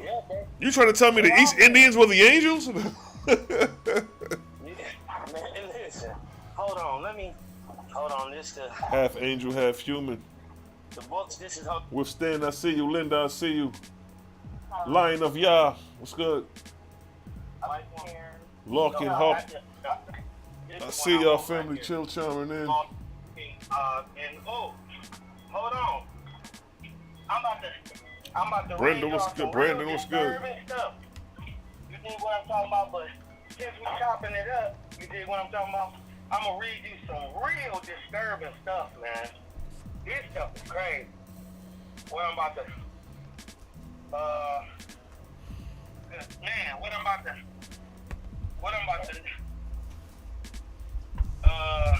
let me see. Now, y'all gotta know also, Lamech is the father of Tubal Cain. You dig what I'm talking about? You talking about the They said descendants of Lamech. Cain? You talking about the descendants of Cain? Correct. That Lamech. And that's supposed to be a whole different Lamech. line. They don't not well. The son of the descendant of Seth is Lamech. This is Lamech, the son of Cain. Remember, they had the exact same names almost. Damn right. That's crazy. Now, hold on. Okay. I'm about to read y'all some disturbing shit about the wife of Noah. Where's You dig this what book I'm coming talking from? about? This is the book of the king of Og you was talking about? No, this is the book of Lamech of Cain. Look it up. The book of Lamech of Cain from John Demmett. Faith. You did what I'm talking about? Gotcha. Yeah, and he did crack the timetables of prophecy. Yeah, he the one who cracked. That's the way I got it from. Man, cold. I just extended the motherfucker all the way down to the 11-year cycles. And remember, he was a Catholic priest before he became a faith. He got all this stuff while he was still as a Catholic. Wow. But it was so shocking. He got this release from the vaults of the Vatican. It's so shocking. Let me just tell you what's going on. Let me show you. Let me just tell you. Okay. This is chapter 8. This is called Nama's Secret. Nama is the wife of Noah. She gave birth to at least 2 of his first kids, if not all 3. Right? And Lamech had a daughter, or Lamech had a daughter by his wife Selah, named Nama. And Nama was born pale and not with the complete mark of the line of Cain. Now, remember, Cain was a nigger. He got a white mark, and the white mark people kept breeding with the white mark people, doing evil shit the whole goddamn time, killing, murdering, doing whatever they was doing. Right? Till they was, they was a blotchy people. Right? And then they started to be a little more white, but it was still like an albinism. It wasn't locked genetically in. What this book is about to reveal to you is that Nama, the wife of Noah, is the very first white person on the planet. I'm talking about pure white, as we call them today, European. Dig this. And Lamech had a daughter by his wife, Zillah. Go look in the Bible and see who Lamech's wife was. Named Nama. And Nama was born pale and not with the complete mark of the line of Cain. Nama was beautiful and pleasant before the eyes of all, and known in the city of Enoch for her singing. Lamech, Jubal, that should sound Jubal, and Tubal, Cain, then all warned Nama of the sons of God, or the angels. Next thing, chapter is called, or this is the second paragraph in the Hold on, let me ask you 8. this. Let me ask you this before you go on. Do that book reveal who the father of Cain was? Because it's a theory floating around that Cain is the descendant of the serpent and not the descendant of Adam, and that's why when you see the genealogy This one say he go back to Adam, because his great 8-time great grandfather is Cain. Cain is the son of Adam. But hold up, see that's the thing though. In the Bible, when you read the genealogy in chapter 4 of the descendants of Adam, it doesn't list Cain. It doesn't list Cain. It lists Cain as a separate genealogy from Adam. Correct, because they go on to be 2 different people doing 2 different things. So my thing is this: if Adam or if Cain is not the descendant of Adam, and the serpent and Eve and Adam was together, the serpent is what people are saying Cain descended from, is the seed of the serpent. That's what they talk about, the serpent seed. Well, that's it. You gotta. You haven't heard that theory before? Yes, I have. But what I'm Okay. saying is it don't logically make sense, because where does it say that Adam or Eve had sex with the serpent? That's the part when they say that, Again, you know, it she never gave explains- unto him, then she gave unto her husband. No, that's the reference that they're used for that. Okay, so she gave the devil some before she gave a snake some. Yeah, basically, By the she way. gave some to another nigga who's supposed to be a serpent and shit. A But snake, nah, but on the okay, real though, all right. when you Either look, way, when you look at the genealogy of Adam in chapter 4, when it breaks down his genealogy, because you know if he was his son, it'll say Adam, Cain and Abel, and then the genealogy goes, but it says Adam, Abel, Seth, and then it goes on to the other genealogy. But then it has Cain as a whole separate genealogy from the seed of Adam. So if Cain was really his son, it would have said Adam, Cain, Abel, Seth. But Cain is not even mentioned in the genealogy of Adam, and then it gives you a whole separate genealogy. That's why people say that he's the serpent seed. You know, not saying like, you know, I don't think this nigga was walking around a reptilian or whatever, but he could have been whatever. I don't, you know what I mean? It's a theoretical story, but they're just showing you where the serpent seed come from.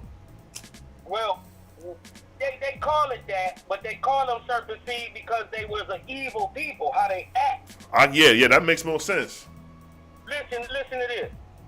Very first page. This is written by Father Ichabod Sargent, who is the man from the Hammerstein, London, who was a head priest over Demon. It's a student.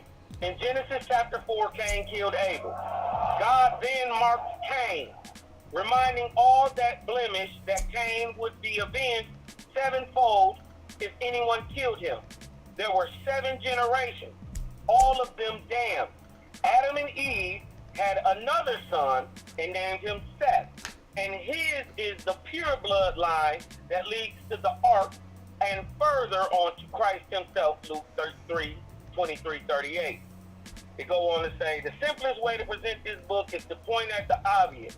There are 2 books of Lamech, one that is studied and one that isn't. One was mostly reassembled and tells a story about an antediluvian descendant of Seth named Lamech. However, the book Lamech of Cain follows an immoral descendant of Cain named Lamech. The book of Lamech is of Lamech of Cain that you hold in your hands right now is nothing short of great antediluvian treasure. When my colleague, Father Esau Martin, was working on his translation of the lost book of King Og, he sent me an invitation to meet the lead of his 7-person translation team for dinner, but Father Martin was not present for the meal. At dinner, Father Martin's translator then made his team services available to me. He then presented me with a briefcase full of microfiche.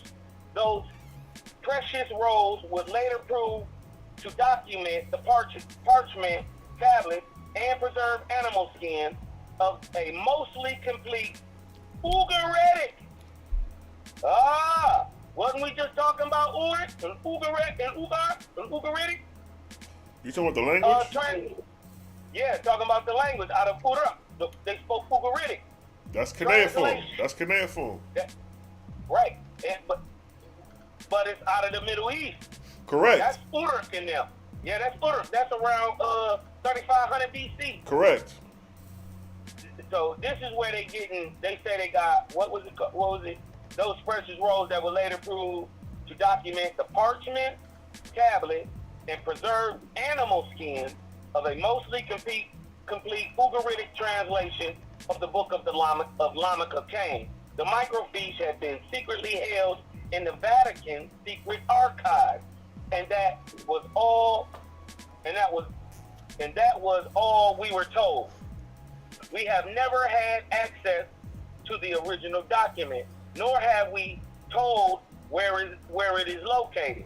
There is more, but there are no concrete answers to the more that I speak of.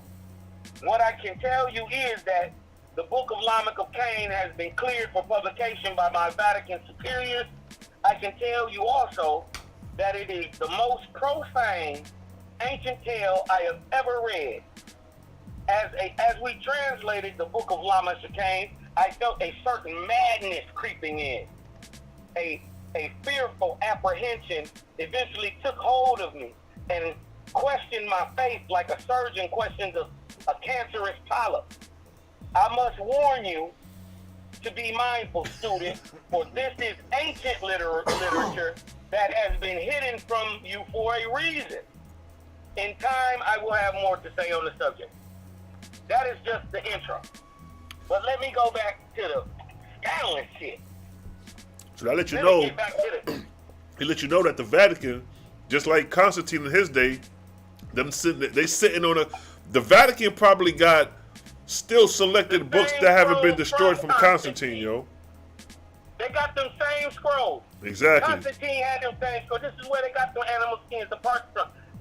Constantine, how many books they bring in? 2,200 something? Right, exactly. Okay, now look, second chapter. The sons of God in the city of Enoch. The city of Enoch is in America, y'all. It say that in the book? Listen, it make it simple for you. You got to put it together, but it makes the city. There is a city on earth today called the city of Enoch. But hold up though. You did what I'm talking about. But check this though. Check this. In the book of Enoch, it says the angels fell on Mount Hermon, which is found in Israel. Hold on, can you hear me? Yeah, I can hear you. Hold on, I gotta connect back up. All right, can you hear me? Yeah, I was saying that in the book of Enoch, the 200 angels that fell on the Mount Hermon. And the story of Enoch, in the book of Enoch, the encounter is in the land of Canaan or Israel, what we consider Israel today. Correct. Okay, but dig this. But like you say, if we dealing with selected scrolls, they amalgamated a lot of shit. Correct. Now listen though. This is called the sons of God in the city of Enoch. Who are the sons of God? Angels. And the sons of God. Hold up. Let me interject real quick. Not to cut your bill so fast. But in the forgotten books of Enoch, in the forgotten books of Eden, it shows that the sons of God were the children of Adam, and they lived on the mountaintop while the children of Cain lived at the bottom of the mountain. And the children of Cain were trying to convince the sons of Adam to come down from the mountaintop. And as if they was influenced, then they done fell. But that's like in the forgotten books of Eden, just coinciding with, or just showing the differentiations between the texts and shit. Yup. And it say, and the sons of God in the midst of the city of Enoch were mighty. They had power and authority, and they had their way with anyone they laid their hands upon. And the sons of God showed man how to mix the blood and other abominations in the city of Enoch. The sons of God were extravagant and ruled over the city of Enoch with misery, and there was no rest in their hatred. Spirits don't get tired. So this was a 24/7 thing with them. They didn't sleep. That's how you can tell if you're among an angel. If you're around a nigga that don't never sleep, you go to sleep, nigga still up all 5, 6 in the morning. Nigga, when do you sleep, my nigga? Yeah. Well, go ahead though. With this misery, they mocked men with songs, for the destruction of the wicked is singing. And don't they? Yo, that's the same thing. That's the same thing. The Forgotten Books of Eden say. It says the Canaanites was singing to the children of the sons of God to try to convince them to come down from the mountain through singing. My nigga, it say that even in the Forgotten Books of Eden. But it go on to say they mocked men with songs for the destruction. It shows why they were singing. For the destruction of the wicked is singing. Bitch, you ain't gonna do nothing. Na na na na na na. Irritating niggas. You feel what I'm talking about? when a girl about to get ready, when a girl about to get ready to fight, what she do? Bitch, you ain't gonna do nothing. You ain't gonna come over here and try to do nothing. That's singing. Because why? The destruction of the wicked is singing. That's the drill culture music right now and shit. Talk to me. Okay, now dig this. The evils and violence of the land. This is the 3rd chapter, or 3rd verse. Verse 10, it say, and there was violence on the earth, and violence in all things. For there were less women, and the men continually sought strange flesh for gratification. The wrath of living things was a force that the earth had never seen. It has in quotation, evil spread like locusts, resting upon every part of the land, and there never will be evil such as that again. So remember, this is pre-flood. This is pre-reasoning for the flood. Huh? These are the pre-reasons for the flood. Exactly. They're explaining exactly what was going on, which is given in the book of Amos, but they explaining it. Even in the book of Enoch, it gets detailed about the savagery of the angels and what they was crossbreeding and all the shit that they were doing.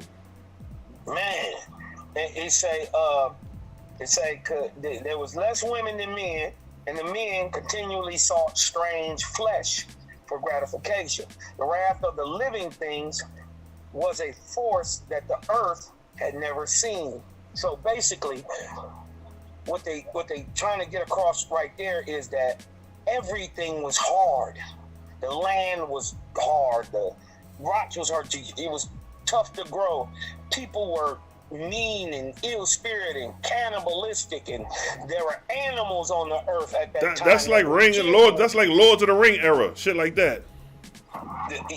Basically, where anything could possibly kill you. Think more. What's the planet where they got the big, the movie where they got the big blue people, and the planet is one planet altogether. Damn, I forget, yo. You ain't talking about? No, I know you ain't talking about no damn Planet of the Apes. No, they go into space, and they was mining this rock, and they put these people in these bodies that fit this planet. They were big giant blue. You talking about the Avatar? Ain't that Avatar? Avatar. You dig what I'm talking about? I ain't hear you. Now come up here. You dig what I'm talking about? Where a place like that where anything could kill you. Malachi Maccabee in the building. Peace to the God. Who that? Who's that? No, Malachi Maccabee. He just left Avatar in the chat. He in the building and shit. Yeah, King Malachi. King Malachi. Peace. He said, evil spread like locusts rested upon every part of the land, and there will never be evil such as this again, which is mentioned in the book of Amos.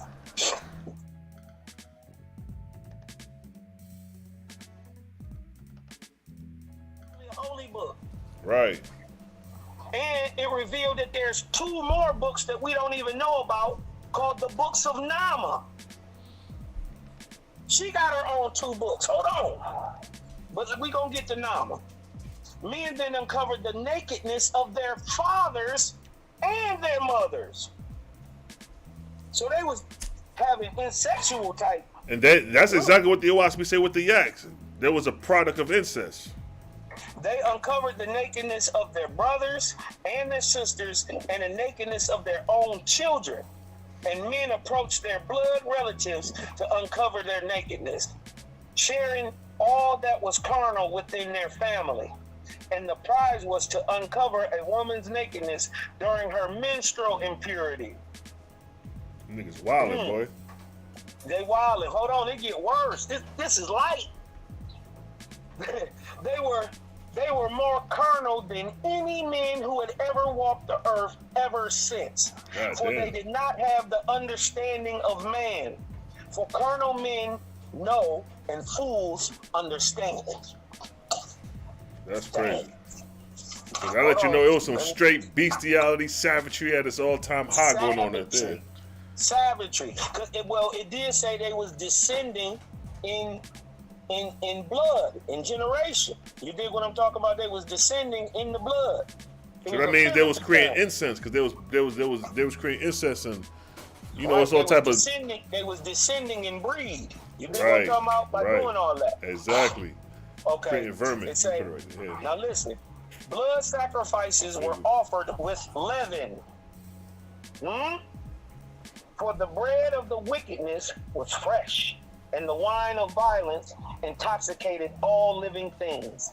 And curses fell from the mouths of men and into the earth throughout day and night. And the earth was burnt from the wickedness, and the desolation grew as men cursed all, cursing their fathers, and women cursed their mothers, and all that lived cursed and blasphemed all. For the wicked loved the violence with all their souls, and violence covered them like a garment. So reading that's letting us know that it was an all-time high of evil inspiration in man at the time. Yeah, and this is what's going on in the city of Enoch with live living angels who have come back, taking on semblances of flesh. You dig what I'm talking about? Walking around, and the men can't do nothing with them. So they could just grab you up in the middle of the street, like they say in, is that the Apocrypha Abram? You dig what I'm talking about? The Apocrypha Abram or the Revelation of Abram, one of the two. You said Apocrypha? Apocalypse. The Apocalypse. The Apocalypse. The men and just raping them in the street, right in broad daylight, in front of everybody. Yeah, since they get that, so once they get that impulse to goddamn want to do something, they just do it, like a fucking dog. You know, a dog will just hump another dog right in front of you, like they don't even care. They ain't conscious of it. Right in front of everybody, just rape a grown man. Come on, man. And okay, now this one is called Lamech warns Nama of the sons of God, and Lamech warned Nama of these words. Beware of the sons of God, my daughter. Stay away from them, for their intentions to you are not of this earth. And Nama said, you can tell this. You can tell this is a white girl too. Why was she about to say to her daddy? Watch this. And now he done told her, stay away from them goddamn angels, girl. I ain't gonna tell you again. Look what she said. And Nama said, do you not govern all of this land with your Leviathan? Because y'all missed that. We didn't read back. He had a Leviathan who did all the killing for him. So Lamech was a little bit better than everybody else because he didn't actually kill anybody. He had the Leviathan killer, which is an animal, okay? A big old, like, fucking half aquatic dinosaur. That's the best way I can explain it. Okay, he say, do you not govern all this land with your Leviathan?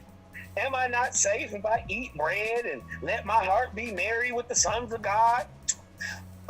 Basically what she said was, Dad, don't you own all this stuff out here? Why can't I just go play with who I want to? Who's my friends, Dad? Right. That's spoiled shit. That's how you can tell she was a white girl for real. That's that spoiled shit. and hold on, because it get worse. Because you know what happened when they catch Snow Bunny out there down bad. Watch this. It's called Nama and the Sons of God. And Nama was seduced by those whose genital organs were the size of a beast of the field, and whose ejaculate was that of a horse. And Nama, hold on, and Nama lusted after the sons of God, and Lamesh, Tubal Cain, Jabal, and Jubal all gnashed their teeth and ground their jaws and dreamed of death and revenge upon the Nephilim. This also reveals that it says Nephilim in paragraphs, but it's also revealed in the lost books of King Og that the only difference between a Raphaim and a Nephilim is the Nephilim circumcised themselves. And the Nephilim are the people of Nimrod. Didn't Abraham get Nimrod to circumcise himself? Okay. All right. And see, they couldn't do nothing. Lamech, Tubal, Cain, his sons, Jabal, Jubal, who were twins, they couldn't do nothing with the angels. So they was just gritting their teeth. They was hating. And Nama did worship the sons of God, as was the practice at that time. And she did practice divination, spells, and ... resurrection with them. And men in that time changed into beasts, and the beasts changed into men. And men yielded to the beast. Look at that. And the birds to lie with them. And the men were raped mightily. And those blank between the land and between the land of the living and the dead, and those who survived rested in a place between the land of the living and the dead. Right? Blank, that made it. Them as well. It's a blank part in there because it's an old text. And anybody who up on the old Vedic text, anybody who up on the Mahabharata, you dig what I'm talking about? Anybody on the old Brahmanism text, this gonna sound familiar. And the Gantikwa was amongst them. And blank men came to the blank beast of the field, and the beast came into the men, and the earth groaned for all of the sexual deviancy. And Nama chose to lay with them. And they treated her as a whore. And she became a whore of the daughters of Cain. And the price, and the price for the imperious whore was the price of a loaf of bread. And all of the sons of God committed fornication and lived deliciously with her. Dig this what it's about to say, said bro. Deliciously. Hold on. She's magically delicious, I nigga. Go back and read 39 so I can finish for it. And all the sons of God committed fornication and lived deliciously with her. For Nama was both a deep ditch and with a narrow pit. Hell no, get the fuck. Hold on. Hell no, nigga, you wild. For Nama was both a deep ditch and a narrow pit. So she had that bobcat. She had that lion, that tamer. You dig what I'm talking about? No gag reflex in this motherfucking shit. Boy, and he said, dig this. And as a whore deriding the gift, she mocked the Leviathan openly. You did one talking about who was her daddy. He was an animal, but he had it trained. It explains who taught him how to train the animals. A giant named Uval. Anyways, right? And one day Nama was in the open square, drunk with the blood of the sons of God. They was drinking the blood of angels. For they served it to her in ornate chalices. And Lamech saw her and wondered with great admiration. For giants and men, for giants and men and the sons of God all mingled with Nama. She wore her gold and pearls and sat upon the waters. That should sound familiar too. And she was loved by all, and none saw desolation when she was near, and those that wanted to tear her clothes from her and eat her flesh, all had a change of heart when they looked in her eyes. And she took a harp and walked about the city of Enoch, singing like a forgotten whore, and none remembered how she had sung before. Yo, nigga, that shit crazy as fuck. Now we seeing all the goddamn wickedness that was leading up to the flood. And why did I just say, sink this motherfucker? But listen, bro, it get worse. Hey, but check this though. I've been on this motherfucker for 5 hours and 21 minutes. I didn't even know I was on this goddamn long.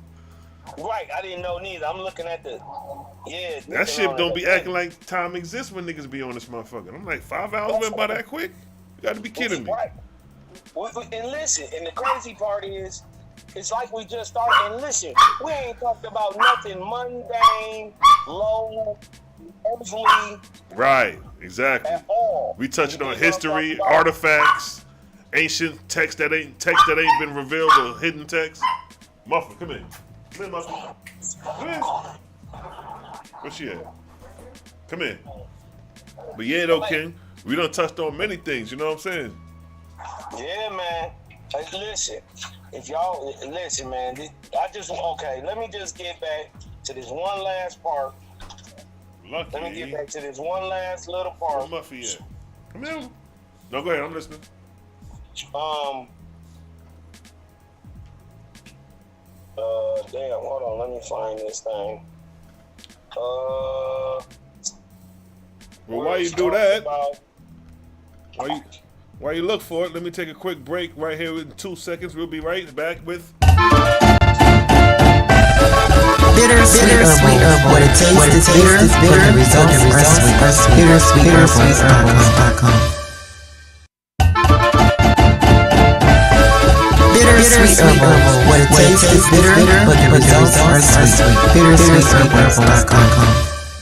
And there you have it. Make sure to get your bitters. Yeah, King. But go ahead and drop the last verse. We're gonna close it out, King. Where you there, Bedrin? Yeah, I'm here. Oh, okay. All right. Okay. I want to get to this part right here. Now, what's happening is Llama is he done tripped out about his daughter. He's seeing right in the middle open town the angels, regular men and giants running through his daughter. You know what I mean? He done went to this cave and laid down in these clothes, and it's crazy, right? But I want to get to this part about Noah. You dig what I'm talking about? Okay, it say, in all of her fornication with the sons of God, Nama never conceived, and she was never killed, bearing a giant, which was what women did in that time. So either that could go either way. Either she didn't conceive and she didn't bear, and she didn't die because she didn't bear a giant, or she did bear a giant and just didn't die. You dig what I'm talking about? Right. And she was never killed bearing a giant, which means she could have bared a giant, which was what women did in that time. Nama's flesh was then corrupted, for the ways of the sons of God are not man's ways. ... Nama eventually put away childish things, and then later she met Noah. Before Noah and Nama wed, Lama instructed her not to tell Noah that she had lain with the sons of God in her youth. Time enough had passed, and Noah did not know of whom Nama had lain with. For Noah sought a wife that was upright and pure, and Nama was not those things, and none of those things were available to Noah at the time. Nor was Noah upright and pure, for all was corrupted. So goddamn, nigga, if Anu Hassaj put that shit together, He couldn't have. This is Ugaritic test. This is before Anu Hassaj even jumped off. He was still acting like a true God at this time. He was still acting like the true Lord God. He didn't put this. He didn't put this down. It's before him. Ugaritic is before the Sumerian. but it still falls within that same scale and time period, because the only nigga who came with that account of Noah being a person was Anu Hassaj. There's nobody else before him that referenced that. So it may be an earlier text than like the Amuna Elish and the Epic of Gilgamesh and things of those texts, but it still falls in line with that time period. Yeah, but even they come later than this. Yeah, that's what I'm saying. So, because keep in mind, you know, you got text, you got the originals, and then you got the primaries that get modified down through the ages. Like you got Utnapishtim, you know, he's the Noah of the Epic, and then you got Gilgamesh, and then you know what I mean. So you got different accounts within the time period of various various, maybe 2, 3, 4, 5, even 1,000 years apart from each other, but it's coinciding with this flood. But this is a crazy ass story though. This shit crazy as a motherfucker. It's crazy. He say, for Noah saw the wife that was upright and pure, and Nama was not those things, and none of those things were available to Noah at that time. Nor was Noah upright and pure, for all was corrupted. And Noah and Nama had 3 sons, Ham, Shem, and Japheth. And Ham was and listen to this was going to kill you too. Mm-hmm. And Ham was the palest of her children from the mark that he carried, from that Canaanite ancestry. And the corruption that Nama fostered in secret from Noah and other times, are they not told in the first book of Nama? So that means not only is there a book of Nama, there's a second book of Nama. We don't know nothing about it. That shit was savagery back then. I know that. Man, they said Ham was the palest of the sun. Now, hold that thought. We just spoke earlier when we just broke down genetically how a white motherfucker could turn into a black by interbreeding with black women and keep the gene pool going back in the black seed, and vice versa with the black man interbreeding with the white woman and introverting the male seed back into the white gene pool. And it just said he was the palest. That don't mean he wasn't copper colored. But well, Europeans are still they just are like you said, a dried out copper. Because I use I use charcoal as an example, like charcoal that you have a barbecue with. So charcoal is all carbon. When you light the fire, it turns translucent. It turns pale. Correct. But like you say, they still carbon copper based people. They electrons are stripped. They got high nitrogen in their skin. Right. They got high nitrogen in their skin. They have a more positive charge than a negative charge. And I'm gonna fuck y'all up because I'm gonna say some shit that y'all probably not gonna agree with when I say it at first. Hey, it's controversial. When you get an understanding of Oahspe, I'm gonna tell y'all the truth. The white man is the true people of the sun, not the black man. Oh, nigga, you about to catch hell for that one, nigga. I'm about to catch hell for this. Man, see what that Oahspe Bible got niggas thinking and shit? It's true. The white man uses the sun. His pale skin redoubles the sun down on itself so he can master and conquer cold regions. It takes less light. You dig what I'm talking about? Actual sunlight. And this is why white people, they got polar bear clubs. They be out, they be in that ice. Yeah, they be in that ice. Swimming naked. Yeah, they be in that ice, yeah. Got they flip-flops on. There's 5 feet of snow out. You dig what I'm talking about? They are the true people of the sun. They dominate cold regions. Nah, nigga, they're the true people of the cold. They're the true people of the cold because they dominate that cold region. We dominate that sunlight. They dominate that cold. We don't dominate sunlight. We it reflects off our skin. No, we absorb it. It reflects off their skin. That's what the Oahspe was breaking down. We absorb the vortex in creation. They say it redoubles on itself because it is pale. It reflects because just like a white shirt reflects light and a black shirt absorbs light, it's the same thing with the black and the white skin complexion. Right. Oahspe touches on that. And if that was the case, if it didn't redouble the sun, how can a white person burn in 5 minutes and a nigga stay outside 5 days? But nah though. But as far as them being in that cold region, as far as them being in that cold region and dipping in that water, that's something definitely indigenous African nigga can't do. We'll be done died trying to jump in some 30 below waters. Antarctica waters. Yeah, they be up there swimming every year. But see that's a miracle in itself because the same way they're not conducive to our environment, we're not conducive to their environment. Just like the polar bear, and the gorilla, like Dr. Sebi like to use, because the polar bear can't live out in the jungles of Africa, and the gorilla can't live out in the jungle. So it's a unique creation in its environmental regions. Correct. So we use the sun different. This is why. Hey, Guy Harris say the people of the sun is the Chinese, and they symbol is the sun. Well, Japan, really, they symbol is the sun. But no, go ahead though.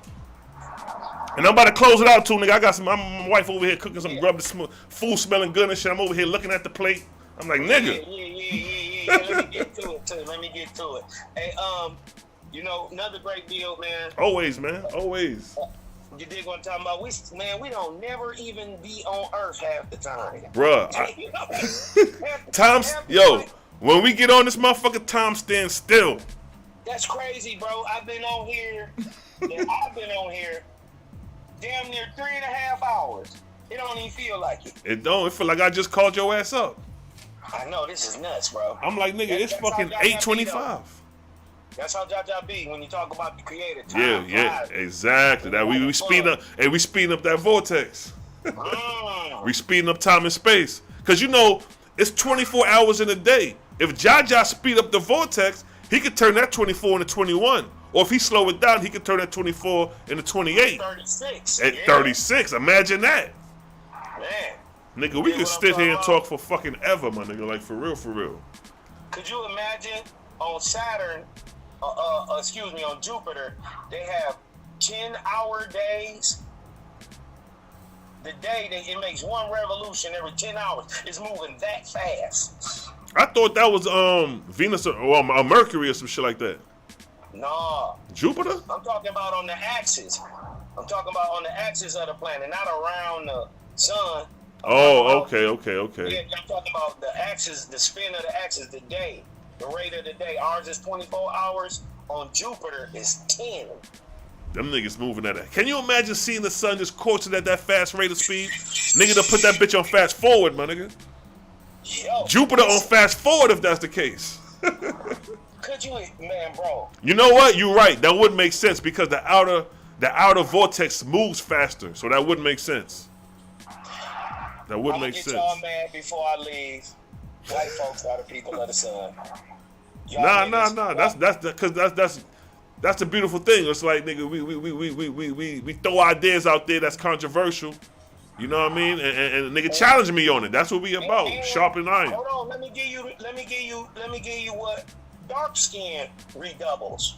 Dark skin, if pale skin redoubles the sunlight, melanated skin redoubles etheria or ether. Ooh. This is why at night when you go up to them high regions at night, you can feel that vortex here. At night, even, especially on a Sabbath, go out where it ain't nothing but some trees or something, and you can go just sit on top of your car. You know what? You're right. In the summertime when it get real hot, and if you stay out all day, when the night comes, you can feel that shit radiating off you, bro. And then in the middle of the night, boy, that I'm telling you, you manifest ether. You redouble ether. That's a good one. That's a good one. That's a good one. John didn't leave you out. He just made you different. Right. That's nigga said we absorbing in that ether. All right, I can fuck with that. I ain't gonna argue that one. Bro, we redouble etheria. That's why at night you feel that vibe. That's why even at night. See, you got somebody challenging you in the text. You got Kaba Arua explain how white people are the true people of light. But we ain't gonna do that right now because nigga, I'm about to go. We gonna explain that nighttime. We that could be something we could discuss on the next session. We could touch on that. But let me close out, bro, because we're going to be here all night. I know if we get to talking again, my food going to get cold. Baby. So, King, good shit, my nigga. Always good bringing you through. We got Malachi coming Tuesday. We're going to go ahead and put the post up. I think he's going to be talking about the dietary law. Well, not necessarily the dietary law. What's the name of the... consequences of eating flesh. Yeah, something about... Yeah, we're going to be talking about the eating meat. Is it eating meat lawful or something like that? But we're going to get the head title. I'm going to put it together. And then... We're gonna do this again the next time, and then the brother Quaba, if you tune in, he can answer your question, explain why how white people are the people of the sun. Yeah, you're going to catch heat for that one, boy. But as you know, I don't care. I know. You know how we rock. It is what it is. Yeah. But check it. I ain't saying nothing I can't prove. That's what I'm saying. It's always good to, because we can revert back to science. Yeah. Because when we say white people, it's one thing. But if we go to the mineral makeup, what makes up, when we talk about carbon, and we keep it on the scientific level, we're playing on a different playing ground now. But And what is their melanin called? Neuromelanin, based in nitrogen. all right, so do this. Put together a presentation for that concept right there, and next time we get on, you can present that for the people and see how they feel about that. But go ahead and sign out, my nigga, because I'm about to close out. My nigga Cal P. Cosmon Cal, man. Tap in Cosmon Cal TV. Come log on to Cosmon Cal TV. Sub, like, share right there. Check out the videos that's up there. I got more stuff coming. The Jehovah Chronicles is coming soon. We're going to have a debate with the brother I Did a Dab on Friday on humility and honor and humility STL with young King Malachi Maccabee. You dig what I'm talking about? And we're going to get into the authorship of the Bible and authorship of Oahspe. Yes, my brother. Yes, my brother. So that's King Cosmon Cal. We putting the kings on our names over here. You know what I mean? We kings of the Creator over here. We don't worship kings. We are the kings, and the Creator is the most omnipotent. The Creator is the Creator. So with that, Cosmon P signing out. Selah Shalom about to sign out, and you know what I mean? We're gonna do this another day, another time. You never know. Just pop up and you see us, and we on. You dig? Hey, Selah. What's good? It's a bite. What you doing with my food? Don't leave it right there. Oh, all right. All right. Wifey trying to run off with my plate. Like, hold up now. It's a vibes. Yes, my brother. It's always a vibe. It's always good. You know, big up yourself, large up yourself. And we going to link up next time, King. You know, we're going to talk in a messenger chat after this anyway, so you know how that go. All right, so shalom aleichem, my brethren. Shalom, shalom. And we out. Cosmon Cal out. You know what I mean? And yo, that goes for anybody in the chat who deal with the Oahspe. If you want to come talk and drop your knowledge, you always welcome to call in on the line, and we could drop it. Or if you want to go on StreamYard and come face like how I'm live with y'all, we could do it like that too. You dig? So with that, it's always a vibes. You know what I mean? We're gonna close it out. We're gonna take it to the cosmos, and we up out of here. You dig? Cause it's a vibes. Selah Shalom signing out. Let's get up out of here.